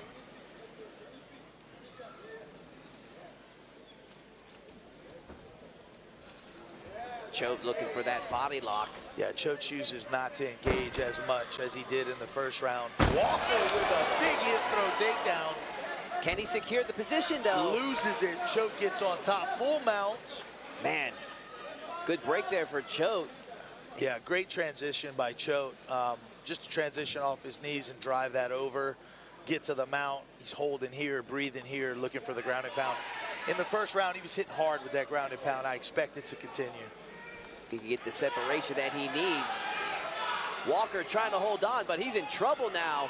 Turning his back, not a good sign. Chot throwing big right and left hooks. Is the end near for Walker? Referee looking close in the action. Hooks in. He needs to break him down here. If Chot can pick up the pace. Oh, he broke down. Big punches, that's it. And Brandon Chot takes the victory via ground and pound. Beautiful performance. Coming back after a tough first round that dropped him. Great performance by Brendan Chot out of Iron Forge MMA. He had that momentum going for him, Tim, after that spot. Here we see some of the highlights. And right there, stretching him out. We call that the stretcher in wrestling. And Walker won it out. Good call by the referee in stopping this fight. Heck of a performance from Chot.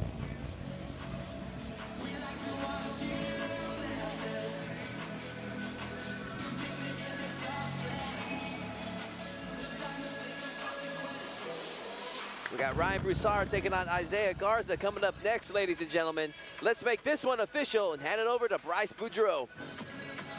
Ladies and gentlemen, official Chris Hill calling a stoppage to the action. 1 minute, 11 seconds, round number 2. Declaring your winner by TKO. Fighting out of the Barek Spine and Joint red corner, Ruben Chot.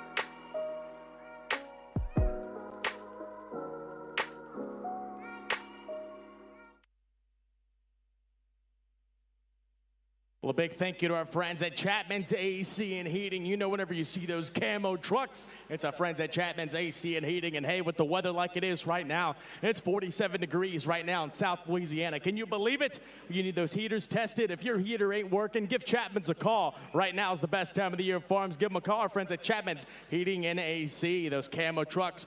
Also, a shout out to our friends at the Apothecary Shop, the official presenters of RFC Ford. Of course, our friends at ESPN 103.7. Graphics Plus, Brandt and Sherman Injury Lawyers, Cardinal Services, Miller's Formals, Next Plumbing, Clato Roofing and Construction, Planet Radio 106.7, Barek Spine and Joint, Pete's, Gulf of America Outfitters, Small Sliders in Lafayette, and of course our friends at the Laser's Edge. Big thank you to all of our great friends and partners making RFC4 a thing for all of you guys to enjoy. How about some noise for all of our great sponsors, ladies and gentlemen?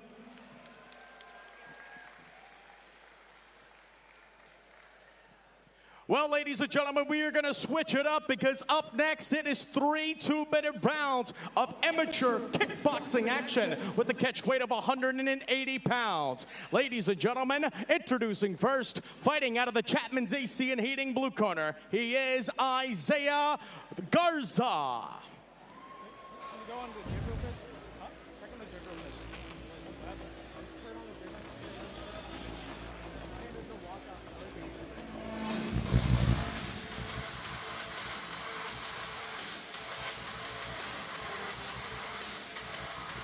And here we have Isaiah Garza, 5'10", 29 years of age, representing True Bloodline MMA.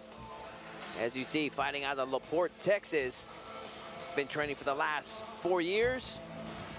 Also a former professional ball player, played professional baseball for a number of years. His other passion on top of baseball, mixed martial arts. There we see him. Tonight, shifting gears to the kickboxing field. 185.5 pounds. Got a lot of True Bloodline MMA fighters here tonight. Well-known striking gym out of Houston, Texas. Head coach Ray Trujillo, longtime pro, called many of his fights.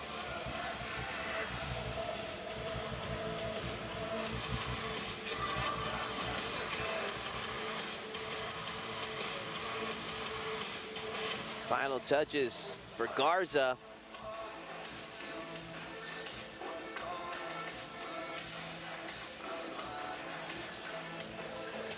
Spread the wealth. If you're watching this at home, share the live stream with your friends and family. We got some fights here going on tonight. Isaiah Garza, ready for action.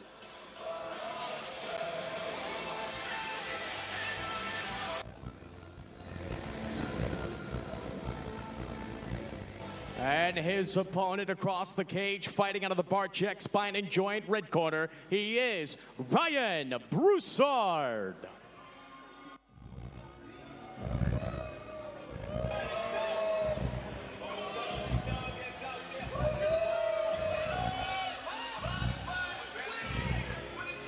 Gladiators Academy's own Ryan Brousard, 5'10", 36 years of age, from Lafayette, Louisiana, has been training for the last year.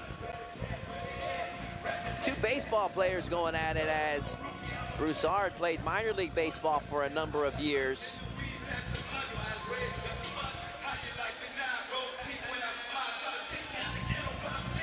Our second oldest fighter of the night, Brousard, at 36 years of age, taking on 29-year-old Garza. I give credit to anyone that competes over the age of 30. Even 35. This man's 36 years old, 36 years of age going into this fight. 30 is still a pretty good and young age, but once you start climbing up to 40, that's when things start really falling apart physically if you've been training for a long time. Brousard, he's been training in combat sports for the last year, so probably had a lot of preservation to his body from years of playing baseball instead of physical contact. There we see the tail of the tape. Both fighters at 5'10", coming in at the 180-pound limit, under it. Looking for their first victory here tonight. It's handed over to Bryce Boudreaux. Ladies and gentlemen, up next here at RFC for 3 2-minute rounds of amateur kickboxing action with a catch weight of 180 pounds. Ladies and gentlemen, when this bout begins, the man in charge, Mr. Kerry Mullins. Introducing first, fighting out of the Chapman's AC and Heating blue corner. This man representing True Bloodline MMA, standing at 5'10", weighing in at 180 pounds. From LaPorte, Texas, he is the American Aztec, Isaiah Garza. And his opponent across the cage and fighting Out of the Barek Spine and Joint red corner, this man representing Gladiators Academy, standing at 5'10", weighing in at 180 pounds. From Lafayette, Louisiana, he is Ryan Brousard.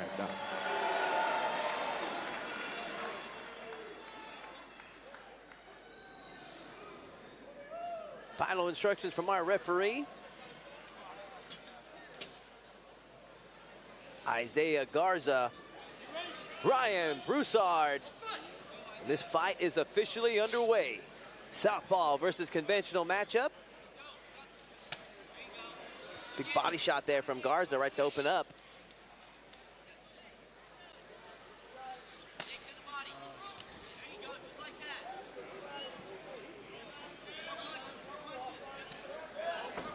Big overhand left there from Brousard, followed by a push kick. Question mark kick there from Garza.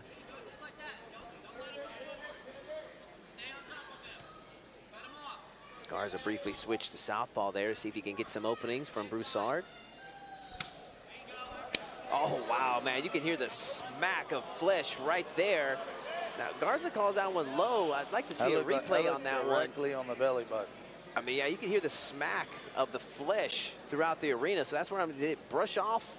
Here's the replay of it. And you can hear the crowd reacting to that. I mean, that was a solid shot to the body. I don't know if maybe it just edged off of it or what, but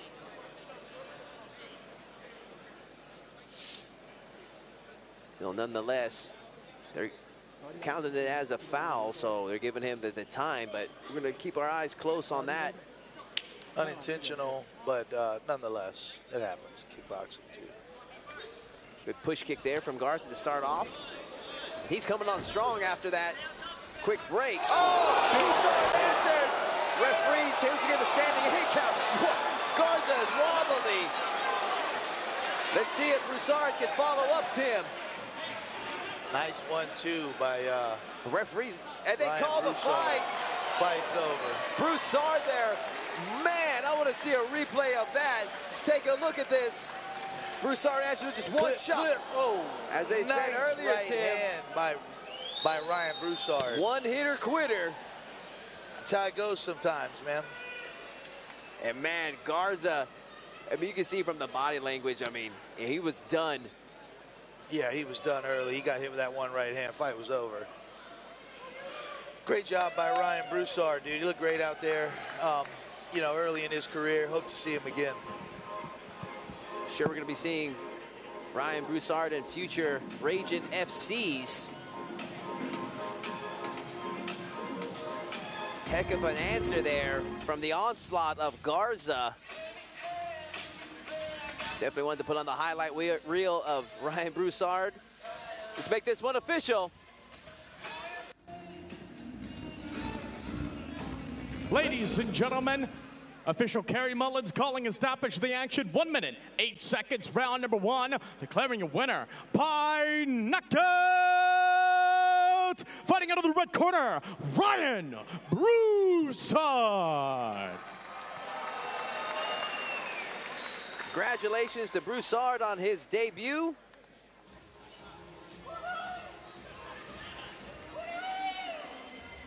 To the victor goes the spoils.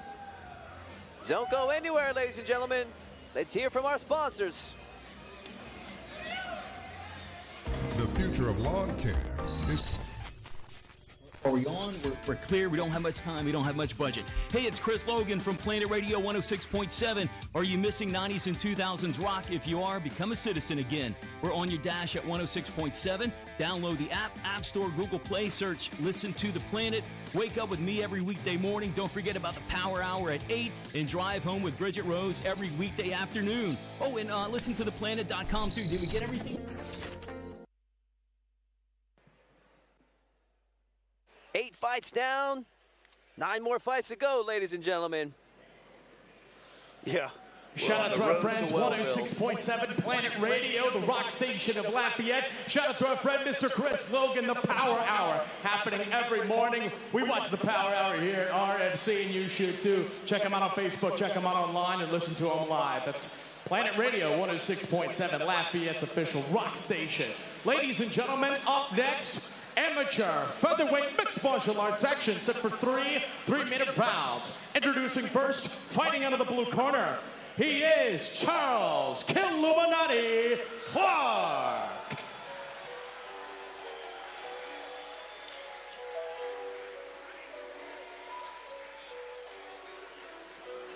Charles Clark making his way to the cage, 6 foot tall, 24 years of age. This will be his 5th fight in MMA. But Tim, you interviewed Clark previously, and he says he's got 10 kickboxing fights under his belt. So he's coming into this fight, not a young fighter. He's got a lot of experience under his belt. Fighting out of Baker, Louisiana.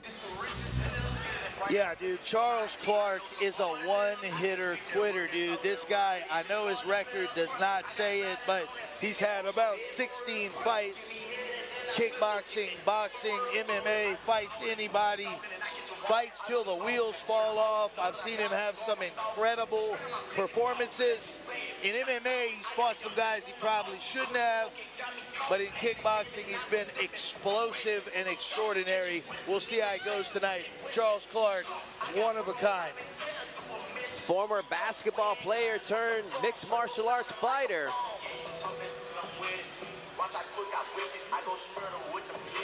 There you see him, Charles Clark, ready for action.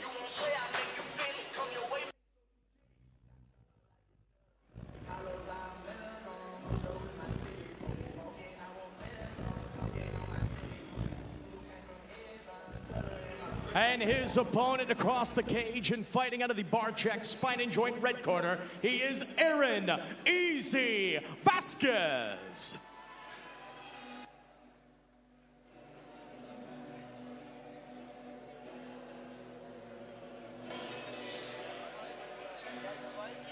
Aaron Vasquez making his way to the cage, 5'7", 31 years of age, representing Iron Forge MMA out of Austin, Texas.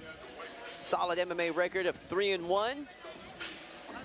Looking to make it 4 if he can get past the double tough Charles Clark here tonight. Predicts a convincing one-sided fight here. Has been trained for the last 3 years. Was an active Marine for well over 10 years. Weighed in solidly at 147 pounds. Here we see final touches for Aaron Vasquez as he prepares for battle. This has all the makings of a good fight, ladies and gentlemen. Aaron Vasquez is a highly touted grappler and MMA fighter out of Iron Forge MMA. He's got a long, lanky, tough guy tonight. Long, lanky guy in Charles Clark. We'll see how it goes. Charles is going to try to keep it standing, but if I'm a man of the grappling nature, I feel like Aaron might put this fight on the ground pretty quickly, or at least try. There we see the tail of the tape. 31-year-old Vasquez, 24-year-old Clark. Clark, the taller of the two, obviously. Both weighing at 147 pounds. Both in their 5th fight here tonight. Let's get the official introductions from Bryce Boudreaux. Ladies and gentlemen, up next it is 3-minute rounds of amateur featherweight mixed martial arts action. Introducing first, fighting out of the Chapman's AC and Heating blue corner. This man a striker representing Core UFC Gym Sherwood. From Baker, Louisiana, he is Charles Killuminati Clark. And across the cage and fighting out of the Barek Spine and Joint red corner, this man a mixed martial artist representing Iron Forge Gym, standing at 5'7", weighing in at 147 pounds. From Austin, Texas, he is Aaron Easy Vasquez.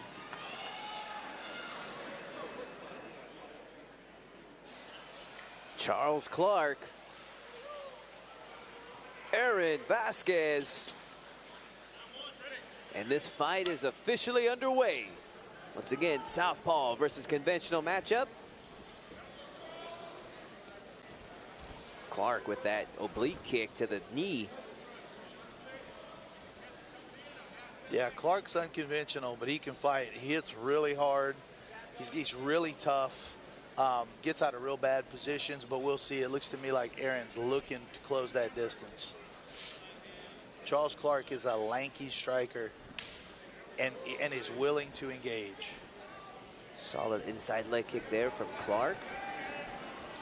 Vasquez being very careful right now, just trying to gauge his range. Head kick from Charles Clark. Well blocked by Vasquez. Vasquez with a big right hand. Body kick attempt from Vasquez. Clark answers back. Straight left like a laser for Clark, right down the middle. Almost caught him with that left hook. Vasquez gets a single leg. Big knee to the body. Comes back with a right hook. Clark transitions to conventional briefly. Let's see what he does with it. Vasquez looks comfortable out there, you know. The range and the striking of Clark doesn't seem to be bothering him. He looks like he's a little bit lulling him in. Lulling Clark into something. Maybe a right hand, maybe a takedown. And he's got that right hand glued to his temple, Tim. He must have been studying Clark and respects the left side. Jump knee for Charles Clark, followed by a right hook. Nice. Found his opening. That was perfect. That was a perfect opportunity. Great takedown by Aaron. Man, textbook body lock takedown there for Vasquez. Yeah, it looked to me like he was looking to predict Charles Clark's movements, and he perfectly anticipated that aggression, got in on a duck under, put him on his back, looking to take the back and find a rear naked choke right now. Could this be like clockwork for Vasquez as he secures better positions from the stretcher now, and he opts to rain some punches by Aaron Vasquez. Charles Clark rolls over, gives up the mount. Man, Vasquez has opted to put a beating on Clark. He's got to finish him, though, in the next 40 seconds. I've seen Charles Clark take some beatings. Will he survive the onslaught of Vasquez? That's the kind of stuff. Man, good transition. Triangle transition from Aaron. Does he have time to finish it, Tim? That's Aaron the question. Vasquez, Charles Clark is looking to stop it, but he's in a spider web right now. Man, Vasquez got the angle. 15 seconds, 12 seconds to finish. Will Clark survive? He's in a bad spot, Tim. Wow, Charles Clark throws the foot over, unconventional, and survives. Well done from Clark, Tim. Charles Clark is something else. He's an enigma. a little extracurricular activities there. Yeah. Oh, the referee's taking away 1 point for that little extra bump there. I don't agree with that, dude. It's cage fighting, dude. Yeah, we're not. This isn't ballet. Come on, Let's see some highlights from round one. There we see that finish. Let's see if we can see that little extra bump that he lost his point for. And Clark, good job with the defense there. Great defense there for the armbar and triangle, throwing that foot over. Unconventional, but highly effective. Let's see if we see that extra bump. Right there at the bell, we see the little crotch bump. A little spring break bump. Can't do that. Is that one of your specialties there, Tim? No, it's not. I've got 3 kids, but I've been fixed. I don't do it no more. Yeah, I get what the referee's saying, but it's fighting. No, I'm with you right there. Round number 2. Ray Casper is calling Gutierrez to bring Charles Clark over to their corner. Easier said than done. Let's see if Vasquez can time another good takedown against just the very formidable Charles Clark throwing big left hand. Ooh, nice hook by Vasquez. When Vasquez lures him in, he throws big shots. They're looping, but he's luring Clark into him and then throwing big looping right hands. Man, that push kick to the face there from Clark, that is dangerous, Tim. Yeah. Charles Clark throws a lot of people off. You know, he wears basketball shorts. He doesn't look the part, but he comes in and, man, can he fight. He's a tough individual. Yeah, very impressive talent. Transitions back to southpaw, working those side kicks. And once again, Clark with that timing, Tim. Martinez timed that takedown perfectly. Got right on top of Charles Clark. It looks to me like the team has studied Charles Clark, and they know staying standing probably ain't their best bet. They've done an excellent job here. I mean, it reminds me of old Hickson Gracie closing the gap, body Yep. lock takedown, and then transition to the better position. And if you remember in the break, I said Ray Casper's calling for Gutierrez to bring him over to the corner, and he did just that. He's trapped the arm now. Yeah. Great grappler here, Gutierrez. I'm becoming a fan of Vasquez from this fight. Yeah. And standing guillotine. I keep saying Gutierrez. It's Vasquez. I'm sorry, Aaron. It Charles happens to me. Clark finds a way to battle back up. Great job by Charles Clark. Vasquez transitioning to double leg. Can he finish it? Beautiful takedown by Aaron Vasquez. Again, Charles Clark trying to battle back up. Man, I can really appreciate just the systematic approach here from Vasquez. He's doing an excellent grappling clinic here. Excellent wrestling by Vasquez. Charles Clark's doing the best he can, but Vasquez's wrestling pedigree. Rear naked choke looks locked in. Will this be enough for Vasquez? It's on the jaw, but if it's below the nose, squeeze. He's got plenty of time, Tim, to finish this, and he opts to put the beat down. Charles Clark gives up the mount again, something he's done in the first round, and utilizes that to escape. But Aaron's hip to the game this time, breaks his base down and keeps Clark on the bottom. Technical performance so far from Vasquez, a technical masterpiece. With 40 seconds left on second round, can he finish the double tough? Clark.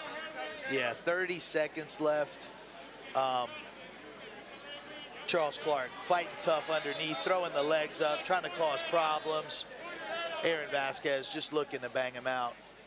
Interesting position here. He's got Clark wrapped up like a pretzel. Yeah, we got 15 seconds left. It looks like Charles Clark might make it out of this round, fortunately for him, but the ref is looking closely. We got 10 seconds left. Clark sneaks out. Elbow kicks his opponent. Lands on top, gets himself into an omoplata. What a transition, Tim. With the bell ringing. This dude, this guy shows up, dude. Charles Clark is a fan favorite for a reason. Man, I want to see a replay of that, Tim. That was one hell of a finish of round two. I mean, how does that happen? Look at this. He's all wrapped up, and he pops out. Sneaks out the back door. And look, up kick. He puts Vasquez on his seat. Caught in the omoplata. Wow. Right into some like crazy crucifix. What the hell did we just see there, Tim? What a fight, dude. What a fight. I can't wait for round three.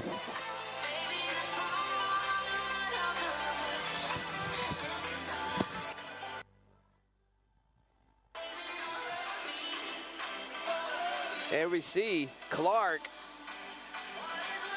down an extra point from the round one, has dropped every round. I mean, he needs a finish if he plans on walking away with a victory here tonight. But Vasquez has been proven to be just too crafty. Anything can happen in MMA. That's the beauty of this sport. Third and final round coming up. Leaping overhand right there from Clark. And Clark coming on strong. Once again, another knee pick attempt there from Vasquez. Charles Clark ain't no joke, dude. Charles Clark's in here to get to the UFC just like everybody else. I mean, if this doesn't work out, he could probably be a serial killer, but he is amazing at fighting. Hey, they call him the Killuminati for a reason. Killuminati, dude. Oh, overhand Big right there right from Vasquez. hand by Vasquez. And Clark answers back. Ain't nothing to it. He's been here before, Tim. Dude, Charles Clark is something to watch. Just a showman. Impressive, technical. Oh, tough. my goodness. Big right hand again. Those looping right hands from Aaron Vasquez are effective. They're landing. He's trying to do the Chael Sonnen single leg overhand right situation that he stole from Dan Anderson. He scored it well in the first. But yeah. He's second and third attempt here in the last round has been rough for him because Clark has finally made some good adjustments. Ooh, it lands again. That was the best punch of the night for Vasquez. He tried a weird situation there, but Vasquez hits the takedown, puts him on the ground. He's looking for that rear naked choke. It might be in this time. Is the end near for Clark? He survived everything Vasquez has thrown at him thus far. Can he survive this? Vasquez has a lot of time on the clock to finish this, Tim. Charles Clark, it's gotten a little deeper. Charles Clark is battling the choking arm, but it is getting deeper. Is he sinking deeper in the quicksand, or is he able to get what he needs. Vasquez got the body fully locked. I thought for a second. It might be over here, man. It's a minute. It's deep. It's under the chin. It's over. Party's over. Aaron Vasquez with the rear naked choke. What a performance for Aaron Vasquez. RNC, third round. Great fight. Charles Clarkson G. Such a technical performance from Aaron Vasquez. Probably the performance of his career. There we see the finish. Sinking in that rear naked choke. Man, I would definitely love to see both of these fighters in future Ragin FC shows.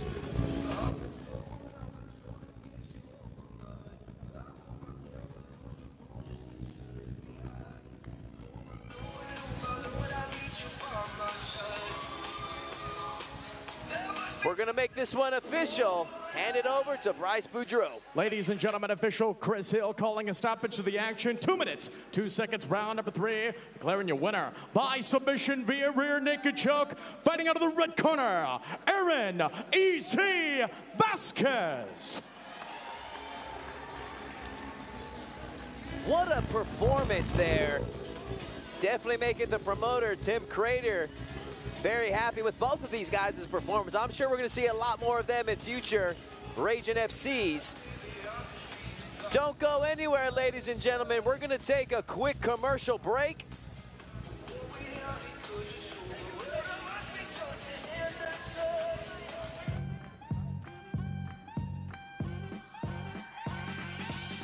Welcome to Barek Spine and Joint. Hi, I'm Dr. David Barczyk from Barczyk Spine and Joint. I'm board certified chiropractic neurologist, and I have some training in biomechanics. So I apply those things to athletes and how they recover and how crucial your nervous system is for optimum functioning of your body and brain. I'd like to sponsor things that I value. Going towards fear and overcoming it is a gigantic thing for every human being. Fear stops people from success largely, not anything else, right? So if you can do it in a fight, then you can do it in real life, and I think that's an incredibly valued tool.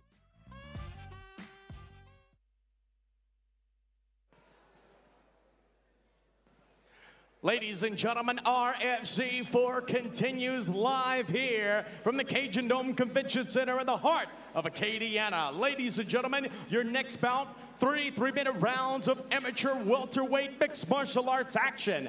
Introducing first, fighting out of the Chapman's AC in the heating blue corner, this is Colton Crochet.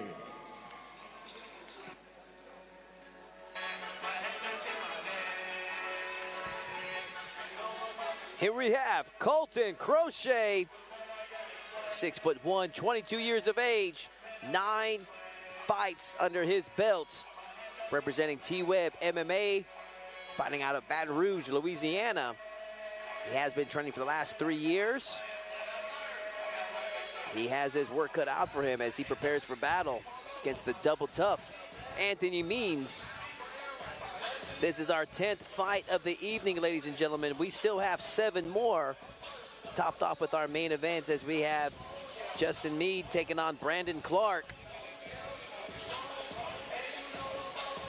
It's been a great night of action so far. We've seen some hell of performances. Quite the technical fight there in our last matchup between Vasquez and Clark. If you missed it, man, you really missed one heck of a good strategic battle there. Yeah, Colton Crochet's 4-4. I've seen some of his matches. Really explosive kid, good fight IQ. Had some fights that were a little outside of his range early in his career. Been on a tear recently. He's got Anthony Means from Strikings. Tonight, we'll see how it goes. Colton Crochet, ready for action.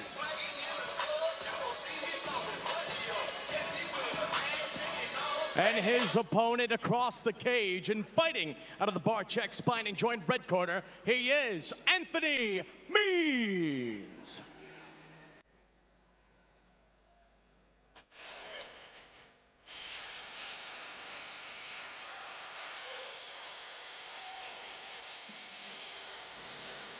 Strike Kings' very own Anthony Means. 5'11", 30 years of age, 4 MMA fights under his belt. Fighting out of Killeen, Texas, has been training for the last 4 years. All about his family, bringing the strength of them into this fight.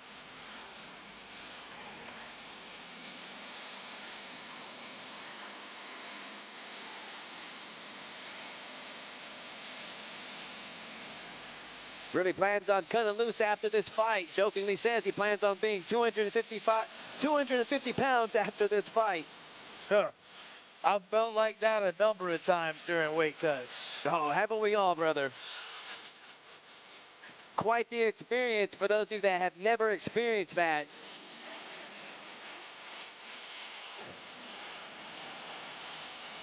Final touches for our fighter here. Anthony Means fought on RFC 3 in Lake Charles, came up short against Cameron Alexander in a 3-round back-and-forth battle. We'll see how he does against Colton Crochet tonight. This is Colton Crochet's debut with Ragin FC, but I'm excited to have him. He's a real talent. There we see our tail of the tape. 22-year-old Crochet taking on the 30-year-old Means. Crochet, 9 fights underneath his belt. Can he take that experience and overwhelm Anthony Means? We shall see. Let's hand it over to our ring announcer, Bryce Boudreau.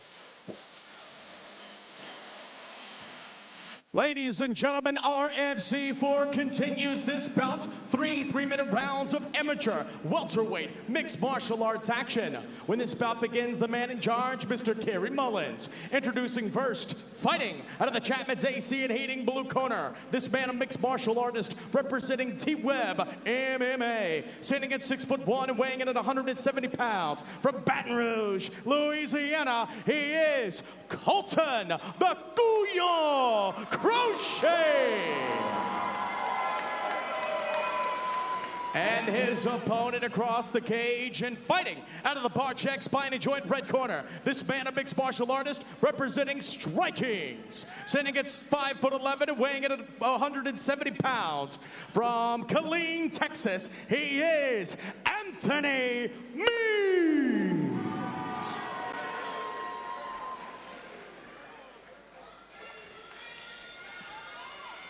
Colton Crochet, Anthony Means, and this fight is officially underway. Let's get it. I believe Colton's trying to stay standing here. Man, 2 big leg kicks right off the bat from Means. Yeah, big right hand, though, for Colton. Oh, what happened here? Jab heavy. Means, about to say was in trouble, but it seems like he's recovered. Man, Crochet's coming out strong, Tim. Yeah, he looks like an athlete for sure. Means hit him with a couple decent leg kicks, but I think he caught him and then kind of lost his composure for a second, regained it back with a clinch. It's hard to keep your head in the game when you're a young fighter. Sometimes you get a little overzealous, and that can get you in trouble, unfortunately. 22-year-old Crochet taking on the 30-year-old Means. I just think Crochet should separate and throw. I mean, his striking looked crisp. No reason for him to grapple right now, but... Yeah, right when you say that, Tim, he scores that solid trip. Beautiful. We call that the DC-1. Daniel Cormier made that outside trip famous in MMA. One of the represent Northside High School Vikings. DC went to high school in Lafayette, Louisiana. Oh, interesting fact. I did not know. Yeah. DC is from the north side. Colton Crochet on top, throwing some bombs. We saw Anthony Means on the bottom here versus Cameron Alexander and was not able to get up. That was a weight class below this one. Colton looks firmly in control. About 1:20 left in this opening round. Crochet enjoying that top half guard position. Yeah, like you said earlier, in the amateurs, it's a 3-minute round. So if you lose the takedown in the first minute, it's hard to battle back from that sometimes. Man, Means doing everything he can to work up to his feet, but man, just Crochet just seems to be just the more stronger of the two. He's just been out muscling Means throughout this first round. Yeah, Crochet looks thick on top for sure.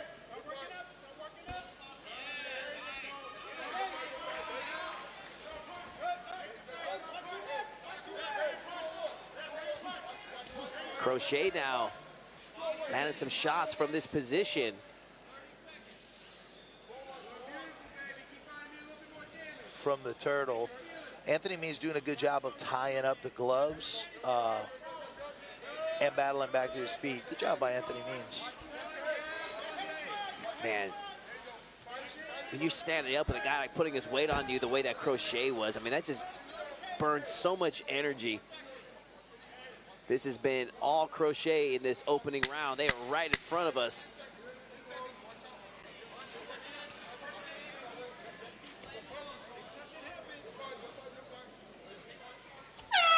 Round one comes to an end.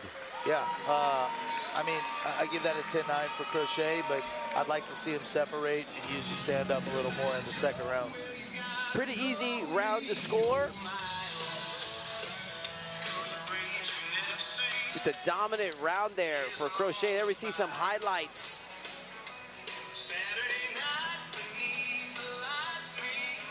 Let's see what adjustments Means makes. And Tim, that 9-fight experience comes into play here. I mean, Crochet is just very comfortable out there, imposing himself against a 30-year-old Means.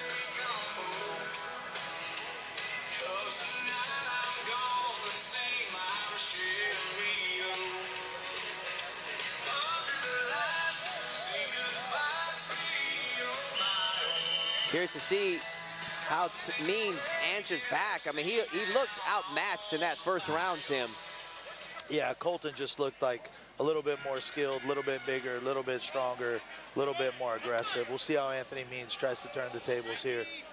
And Crochet just looked so confident in between. Oh, wow. Big throw there from Means. Big throw from Means, but Colton corrects and gets back on top. Not able to maintain the position, though, but quite the sight there. Man, it's all about how you finish those throws, ladies and gentlemen. It's been plenty of times where people have pulled somebody on top of themselves trying to go for a spectacular throw. It's the second time tonight we've seen that happen. Yeah, we did see that. Austin Lejay earlier. Cost him the fight, unfortunately. I'd like to see Colton, if he's going to be on the bottom here, create a little space and let's see some ground and pound. Let's do some damage. Grappling is wonderful, but grappling without damage and focus on improving position is somewhat less than what you could be doing. No, I agree with you. I mean, he definitely is out positioning him. Needs to get some damage in. We'll see if Crochet can make those adjustments.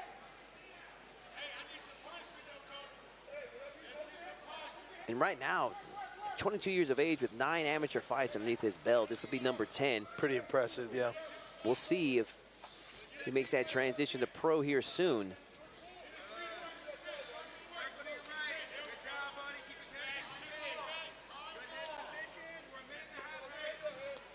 I really, like as a coach, I want to see him, you know, going for blood, like going for a finish, fighting for the pass, fighting to do damage. Let's see damage. You're in control. You've been here for a minute. Let's get some damage going. No, I think that is a necessity for grapplers and for wrestlers. Yeah, transitioning to fighting. I totally agree with you, Tim. I mean, Crochet's just been in this position. This is part of that, his learning process, though. Especially if he plans on turning pro here soon, just to follow through with the good positioning that he's been able to get in this fight. Yeah, and when it comes to Anthony Means, like, get back up. You got to get back up here. You can sweep and try submissions all you want, but that triangle may work, but it may get broken and you're going to stay on your back and things are going to go sideways again and again. So my advice on the bottom is sweep, submit, get back up. That submission attempt there opened up some space. Yeah. Where that possibly Means could try to barrel his way back up. And he did. He did. But time is not on the side of Anthony Means as Crochet once again just stays right on him, tries to drag him right back down. Anthony Means catches the knee and gets a takedown. Colton's on the bottom. Means is on top for the last 10 seconds. Throwing bombs. Colton Crochet locks up a triangle. Exciting last 10 seconds there. Good transition there. Means may have had a chance to steal the round there, but Crochet is too little, too late, as Crochet was able to answer pretty well there. Yeah, I agree. Too little, too late for Anthony Means. I'd really like to see Colton work to finish this round. I agree with you. I want to see that myself. Let's see some highlights from round 2.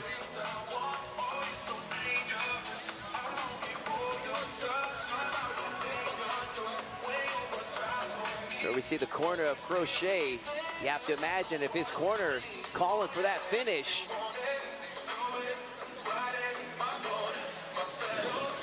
Yeah, his corner man is AJ Fletcher, UFC veteran, who is a finisher. I'm telling you, he's telling Colton right now, fight's a finish. Finish the fight. Does Anthony Means have the tools to stop Crochet? This is what he needs. Anthony Means needs a finish.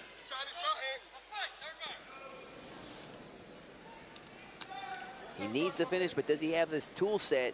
Because he's been just being outmatched so far by Crochet. Yeah, good job by Crochet.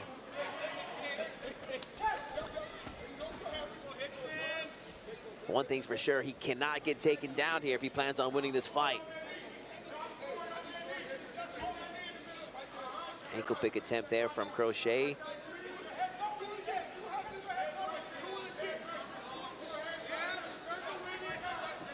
We want to keep going until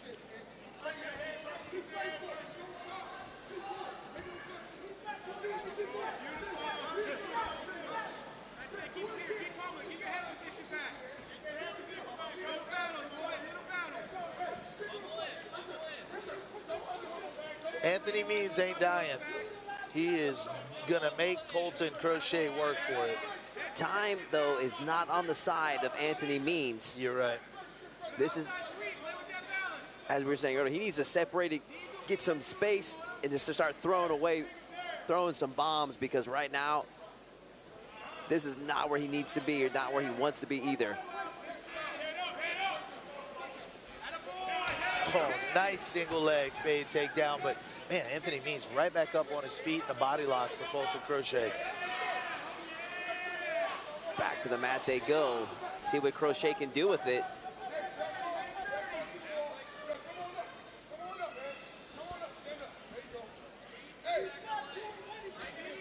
Pretty much this has been the story of the fight, just Crochet imposing himself all fight on Anthony Means. Clinch battle. Oh, big knee there from Means. Big knee by Anthony Means. 1 minute left. Crochet round 3. Shakes it off, just continues going for what he's, just for this body lock position.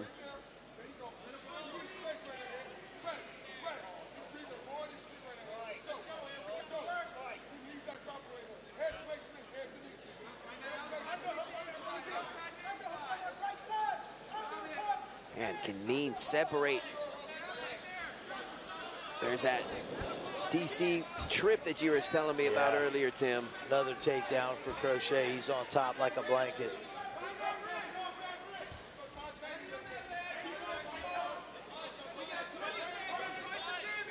Right here, let's see if Crochet can finish strong.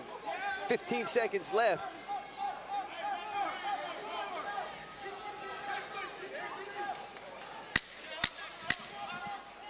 And it's looking like it. Yeah, he just did. He Dagestani'd him the whole round. Crochet was comfortable to cruise his way to the finish line. And Anthony Means and Colton Crochet go the distance here tonight at Ragin FC number 4.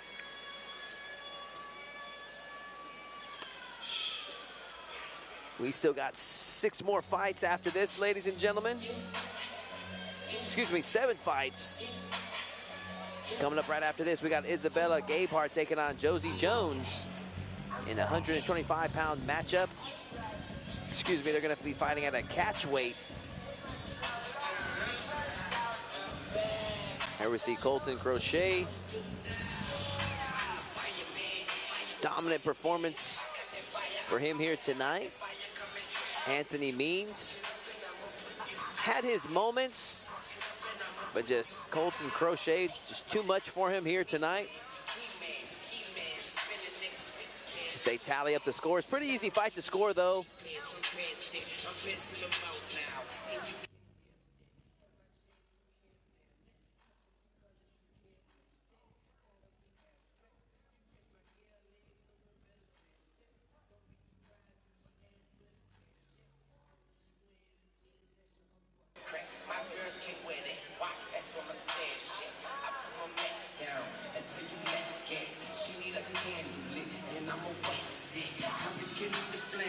Let's hand it over to Bryce Boudreaux. Ladies and gentlemen, let's have a round of applause for both of these warriors stepping into the cage and going the distance. Ladies and gentlemen, after all 3 rounds, all of your judges have seen and scored this bout the exact same way. 30-27, 30-27, and 30-27 all across the board, and all in favor of your winner by unanimous decision. Fighting out of the blue corner, Colton Crochet. Congratulations to Colton Crochet, evening his record out to 5-5 with a dominant performance here tonight against the double tough Anthony Means. To the victor goes the spoil. We got a big event coming up, ladies and gentlemen. The League City Proud Parade. Tune in tomorrow night, guys. 5:30 p.m.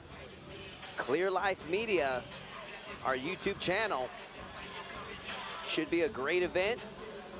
The League City Proud.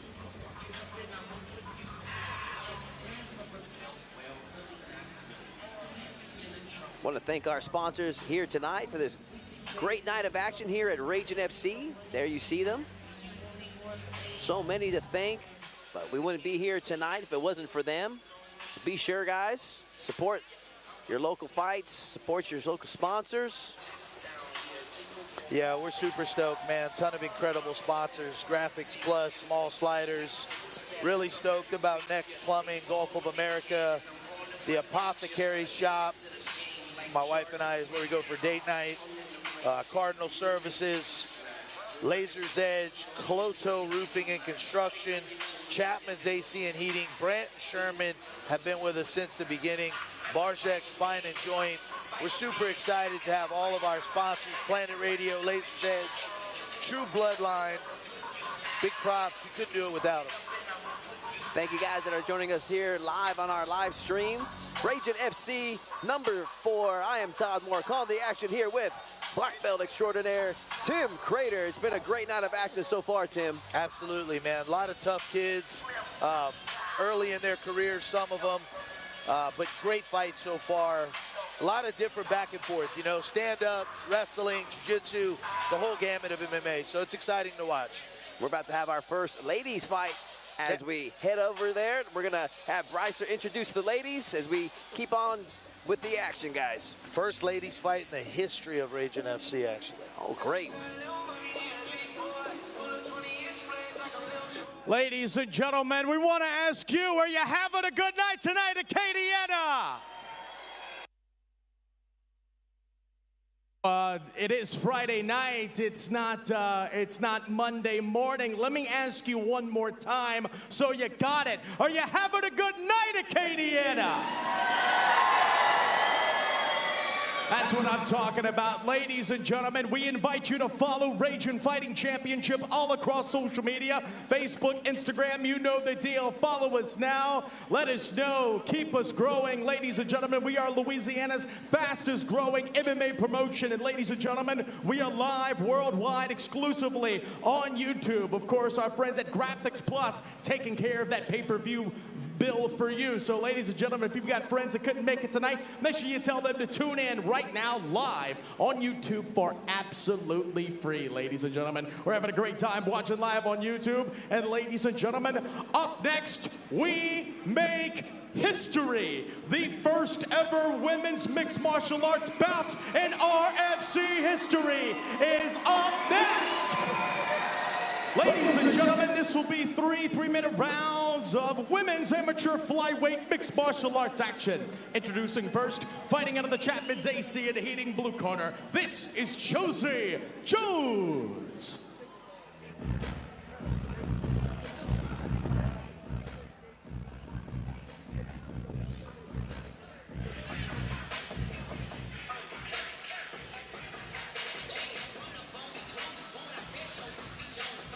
Making Ragin FC history here tonight, Josie Jones, 5'5", 19 years of age. This will be her debut here tonight.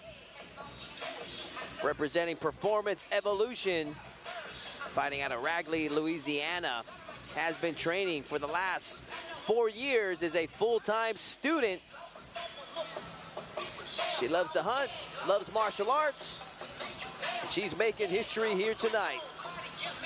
Yeah, I haven't seen too many PE athletes that were female. That's a hard gym out of Lake Charles. So I'm excited to see Josie tonight scrap. And we see the final touches for Josie Jones. It's been a great night of action, ladies and gentlemen. We still have a title fight coming up. And our main event as Justine taking on Brandon Clark, what should be one hell of a matchup. Yeah, all the rest of the matches tonight are action-packed, top to bottom. Josie Jones, ready for action.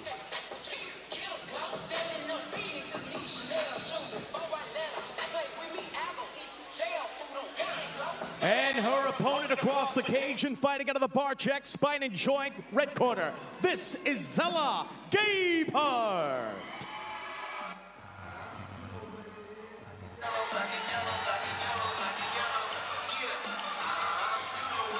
She's bringing the energy to the cage, Tim.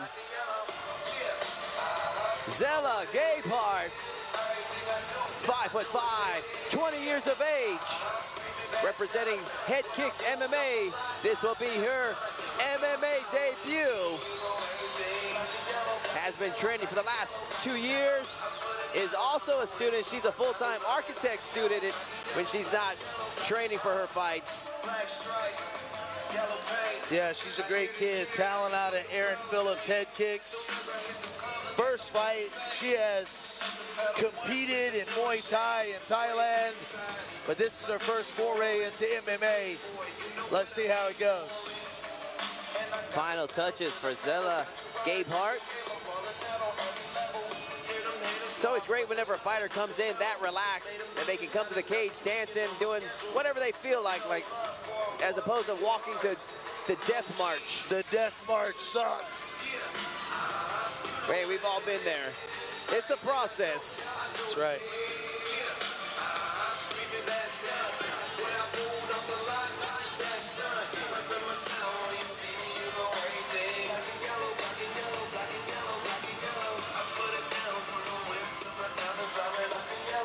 Zella Gayart, ready for action. Take a look at the tail of the tape for these two ladies. 19-year-old Josie Jones, 20-year-old Gayart, both at 5'5", 143 for Jones, 139 for Gayart. Both fighters making their debut here tonight. Both fighters making history for Ragin FC. Yeah, we're excited. We've been working to put girl fights on for a long time. Hadn't worked out for us, but I'm excited to have Josie Jones and Isabella Gayart putting the smack down, showing what women's MMA is all about tonight at RFC4. Let's have Bryce Boudreaux make this one official and introduce these two ladies.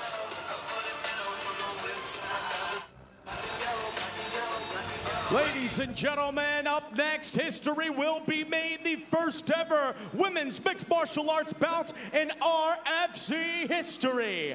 Ladies and gentlemen, this bout set for three-minute rounds of women's amateur flyweight mixed martial arts action. When this bout begins, the man in charge, Mr. Kerry Mullins. Introducing first, fighting out of the Chapman's AC and Heating blue corner.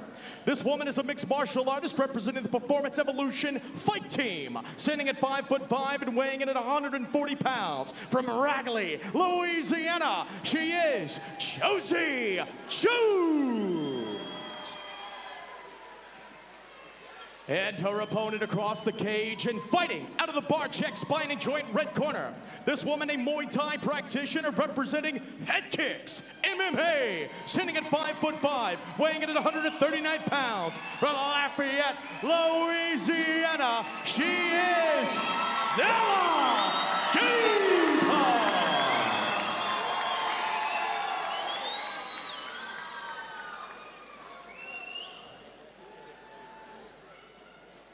Josie Jones, Zella Gayart. Let's get it. His fight is officially underway. Jones with the right hand Jones immediately. Comes out throwing. That got Gayhart's attention. Yep, Jones is not here to joke. She's here to fight, dude. Oop. See if Gayart. Zella cracks her with a right hand, though. Zella get her composure back. I think Josie woke Zella up, though. Big knees by Zella. Jones just been consistently moving forward from the opening bell. Good low kick.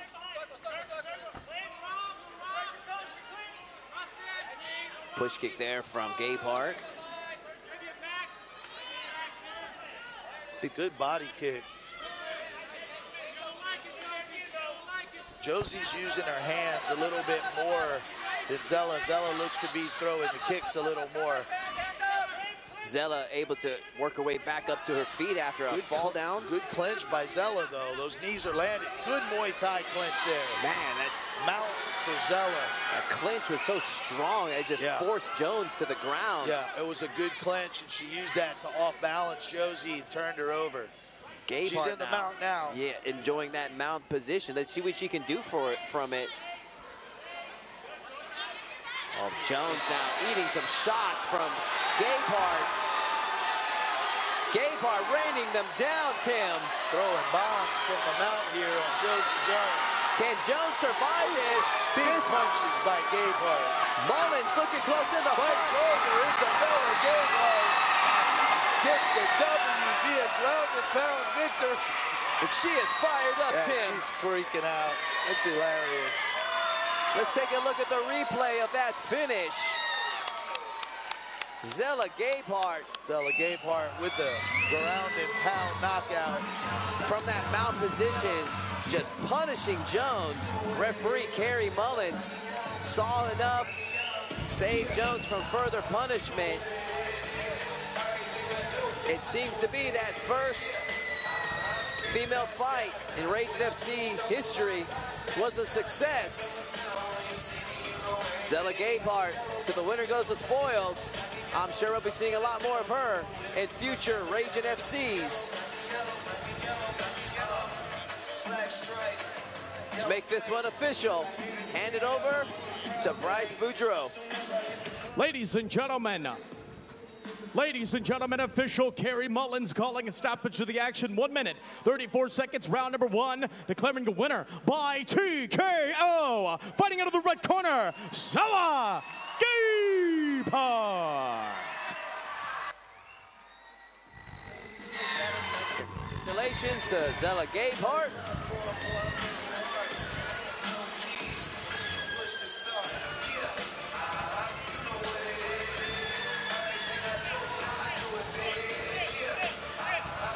We're going to take a quick commercial break, ladies and gentlemen. Don't go anywhere.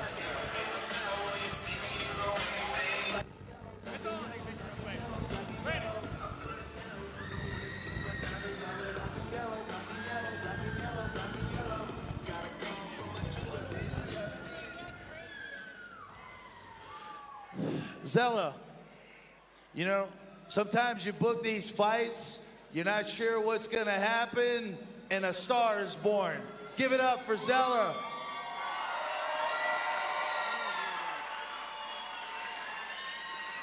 Zella, I know you've competed before. What is it like doing MMA for the first time in your hometown with all that pressure? What's that like for you? It feels exactly right. This is everything I want to do. Well, impressive performance tonight. You got caught with a couple early. She woke you up. You got the takedown, amazing finish. What can we look forward to for Zella coming in 2026? Oh, as many fights as possible. I'll take them. Well, we got Mardi Gras, and then we got March. We'll see you then. Everybody give it up for Zella Gayart. The architect student was an architect in the cage tonight. Zella Gayart, congratulations to her. We're going to take a quick commercial break, ladies and gentlemen.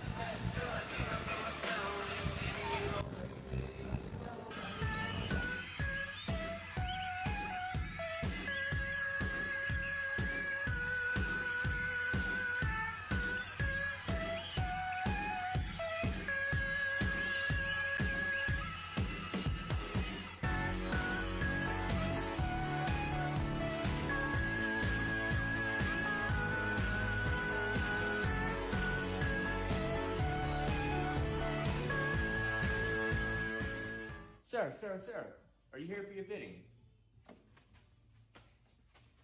No, you have this all wrong. This is the suit jacket. You wear it. You don't knock it out. Rage, looking good. Be the only person to be able to do a spinning back kick and take a girl to the prom. Y'all don't wanna hear me, you just wanna dance.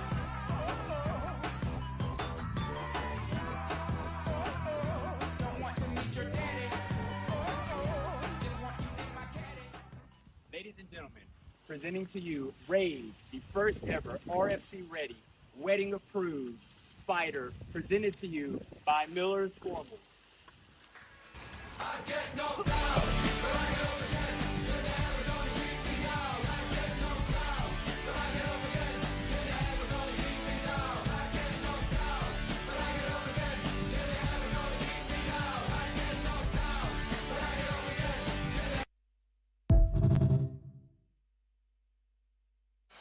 Big shout out to our friends at Miller's Formals for providing our wardrobes here tonight. And ladies and gentlemen, you're seeing it here first. Mark your calendars. Saturday, March 28th, RFC returns to the Youngsville Sports Complex for RFC 5. Ladies and gentlemen, going to be an amazing night of action.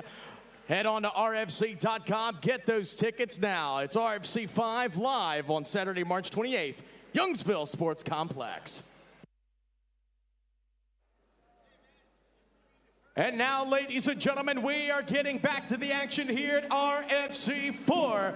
We welcome all of our viewers live on YouTube. Of course, tonight's YouTube live stream presented to you by our friends at Graphics Plus. Ladies and gentlemen, up next, this will be three-minute rounds of amateur mixed martial arts action with the catch weight of 165 pounds. Introducing first, fighting out of the blue corner, he is the American Gladiator, Spencer Turner.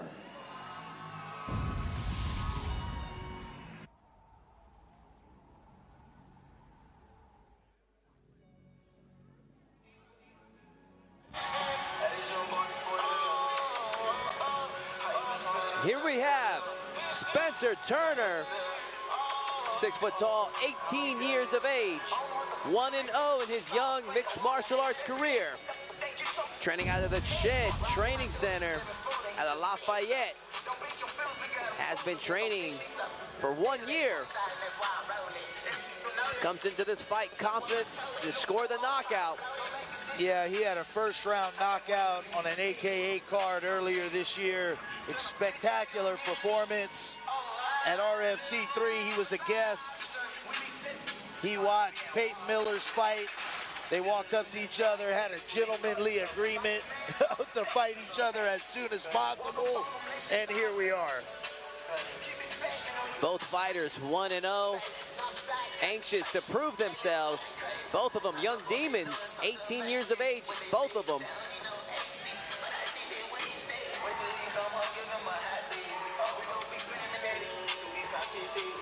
Spencer Turner. Yeah, he's a great athlete, really good kid. But he's got his hands full tonight with Peyton Miller. We'll see how it goes. Both guys are tough.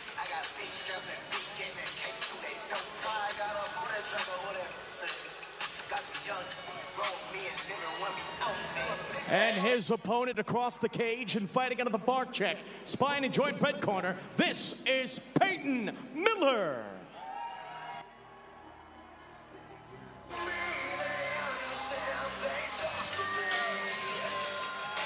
Performance Evolution Zone. Peyton Miller, 5'10", also 18 years of age, also 1-0 in his young career, has been training for the last 5 years. He predicts the opposite. He's going to get a second-round submission, according to him. Contrasting styles going into this fight. Weighing in officially at 167 pounds. Peyton Miller rocking the Randy Orton music.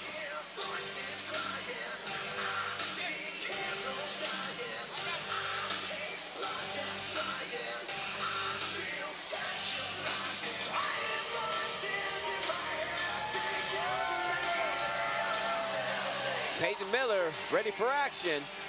Take a look at the tail of the tape between these two young boys. Excuse me, these two young fighters. 18 years of age. Everything is very even for this upcoming fight. Don't go anywhere, ladies and gentlemen. Let's hand this one over. Get the official introduction from Bryce Boudreaux. Ladies and gentlemen, the action continues here at RFC 4, live from the Cajun Home Convention Center here in Lafayette, Louisiana. Ladies and gentlemen, this bout set for 3 3-minute rounds, and it will be a catch weight of 165 pounds, mixed martial arts action. When this bout begins, the man in charge, Mr. Chris Hill. Introducing first, fighting out of the Chapman's AC and Heating blue corner. This man, a freestyle fighter, representing the Ched Training Center. This man standing at 6 foot tall, weighing in at 164 pounds. From Lafayette, Louisiana, he is the American Gladiator, Spencer Turner. And his opponent across the cage and fighting out of the Barek Spine and Joint red corner. This man, a catchweight wrestler, representing Performance Evolution Fight Team and Three Brothers Jiu-Jitsu. Standing at 5'10", weighing in at 167 pounds. From Lake Charles, Louisiana, he is Peyton Miller.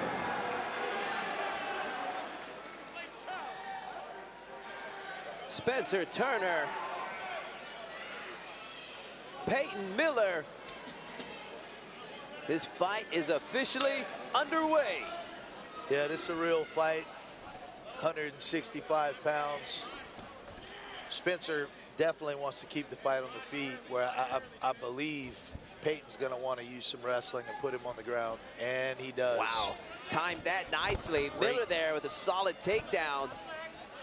Yeah, Spencer's working to stay off the bottom, using his post, but Peyton's got heavy wrestling skills here. He's been wrestling for his entire life. He is a monster on the top. He nearly has full mount there, Tim. See what Turner can do with this. Peyton Miller's wrestling is way better than his hairstyles, but regardless, yeah, I mean, look, Spencer got right back up. Maybe he's a Tito Ortiz fan, too. Big, loud, heavy takedown by Peyton Miller just now. Miller has been all over Turner from the opening bell. Yeah, good body lock, good control, good positioning, using his hips. Spencer's going to have to find his spots here.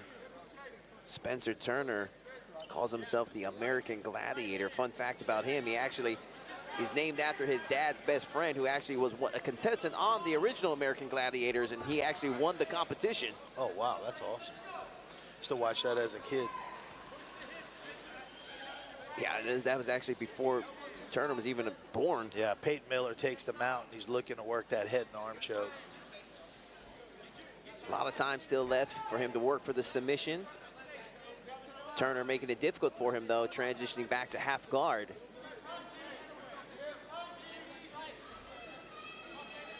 Interesting little kidney punch for Peyton Miller there.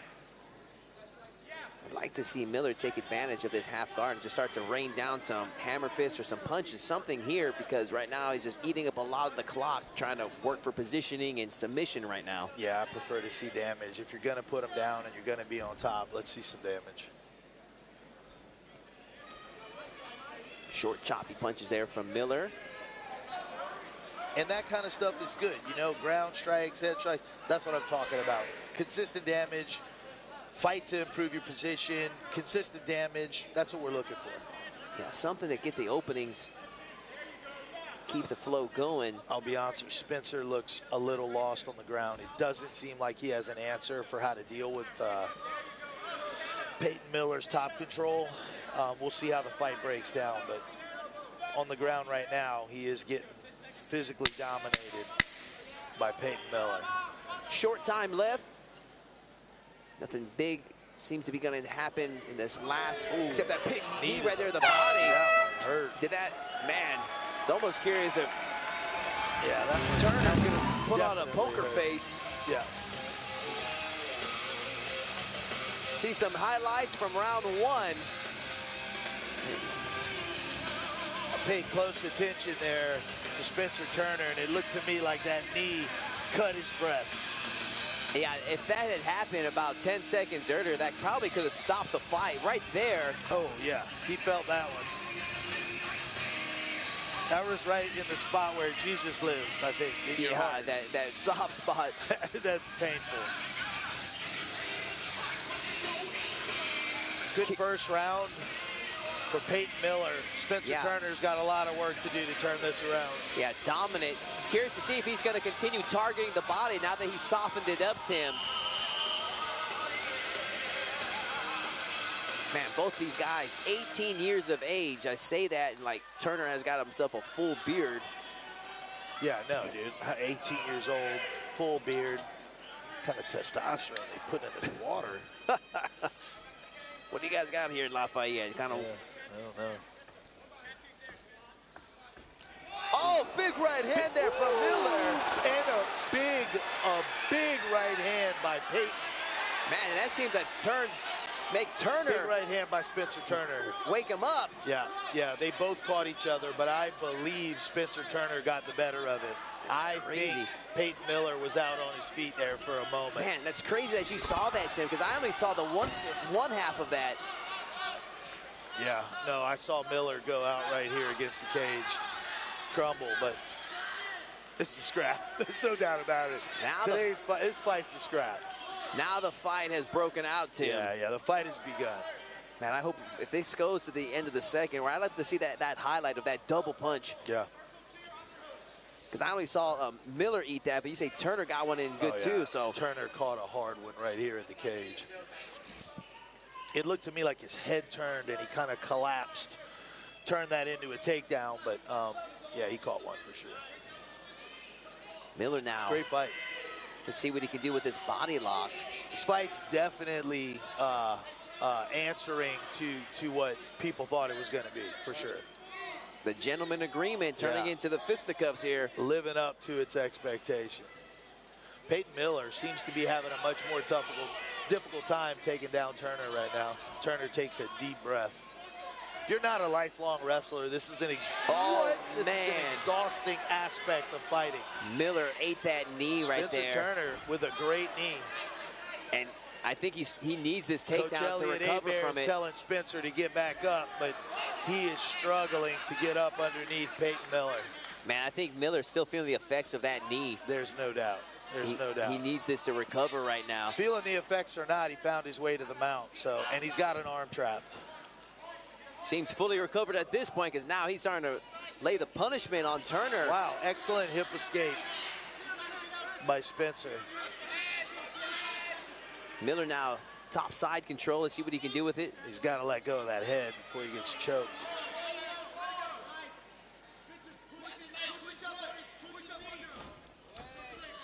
Getting back to guard for Spencer Turner, but big right hand from his back by Spencer Turner.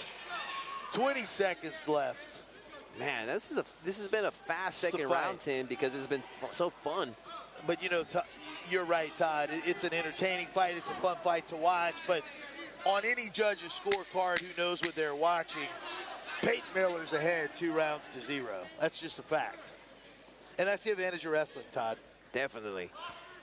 Man, Donkey Kong shots there towards the end there for Miller. And look, Peyton Miller took a couple shots, but he pops up like it's no big deal. Cardio seems to be in spades. Spencer Turner looks a little worse for the wear of the two, unfortunately. Let's see if we can see some highlights from round 2. They're going to show the top mount position that they finished off on. Would love to see that double punch from earlier if possible. But if not, nonetheless, it's going to be an interesting third and final round. I just want to say, the corner of Peyton Miller is cornering his athlete barefooted. That's real commitment from a coach.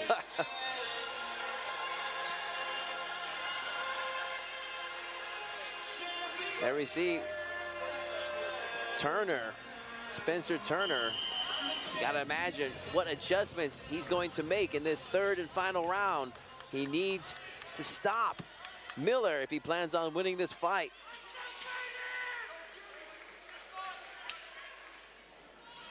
Third and final round, and Turner is coming out swinging. Seemed like he dropped Miller there. Miller going for the takedown. Can Turner score the guillotine? Big knee there from Turner into a double underhooks. It's a head and arm throw from Miller. See if he can do the old Mark Coleman choke.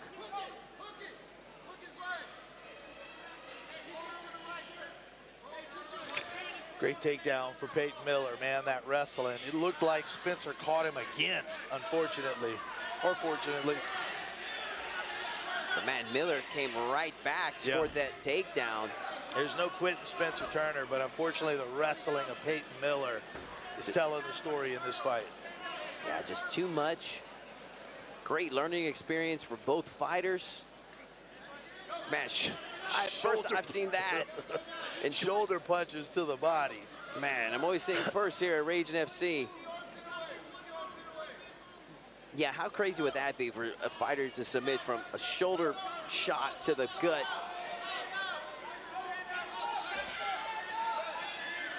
Peyton Miller transitions to the wrestler's position pretty quick.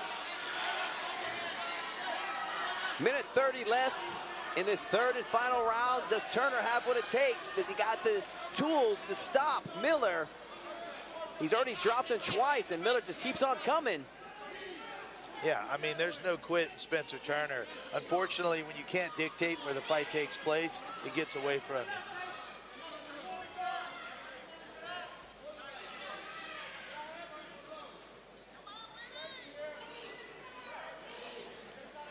Just under a minute left.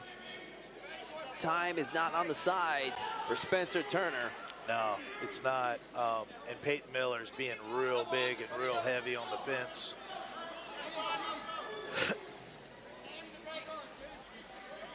Both fighters exchanging knees.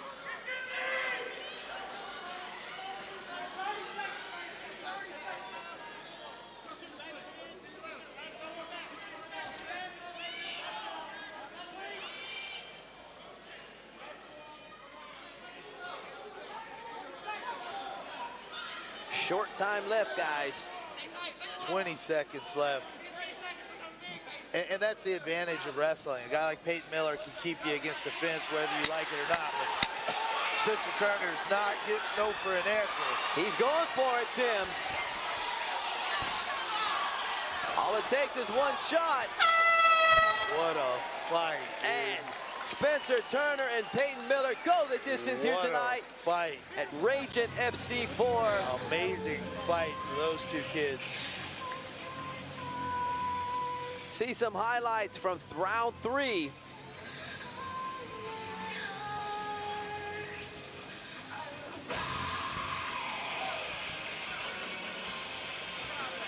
There we see Miller Looks like he just went for a sprint. I mean, they put it all on the line out there, ladies and gentlemen. Spencer Turner, all heart, did everything he could to try to get the space he needed to score that knockout. Just too little, too late. Pretty easy fight to score, though.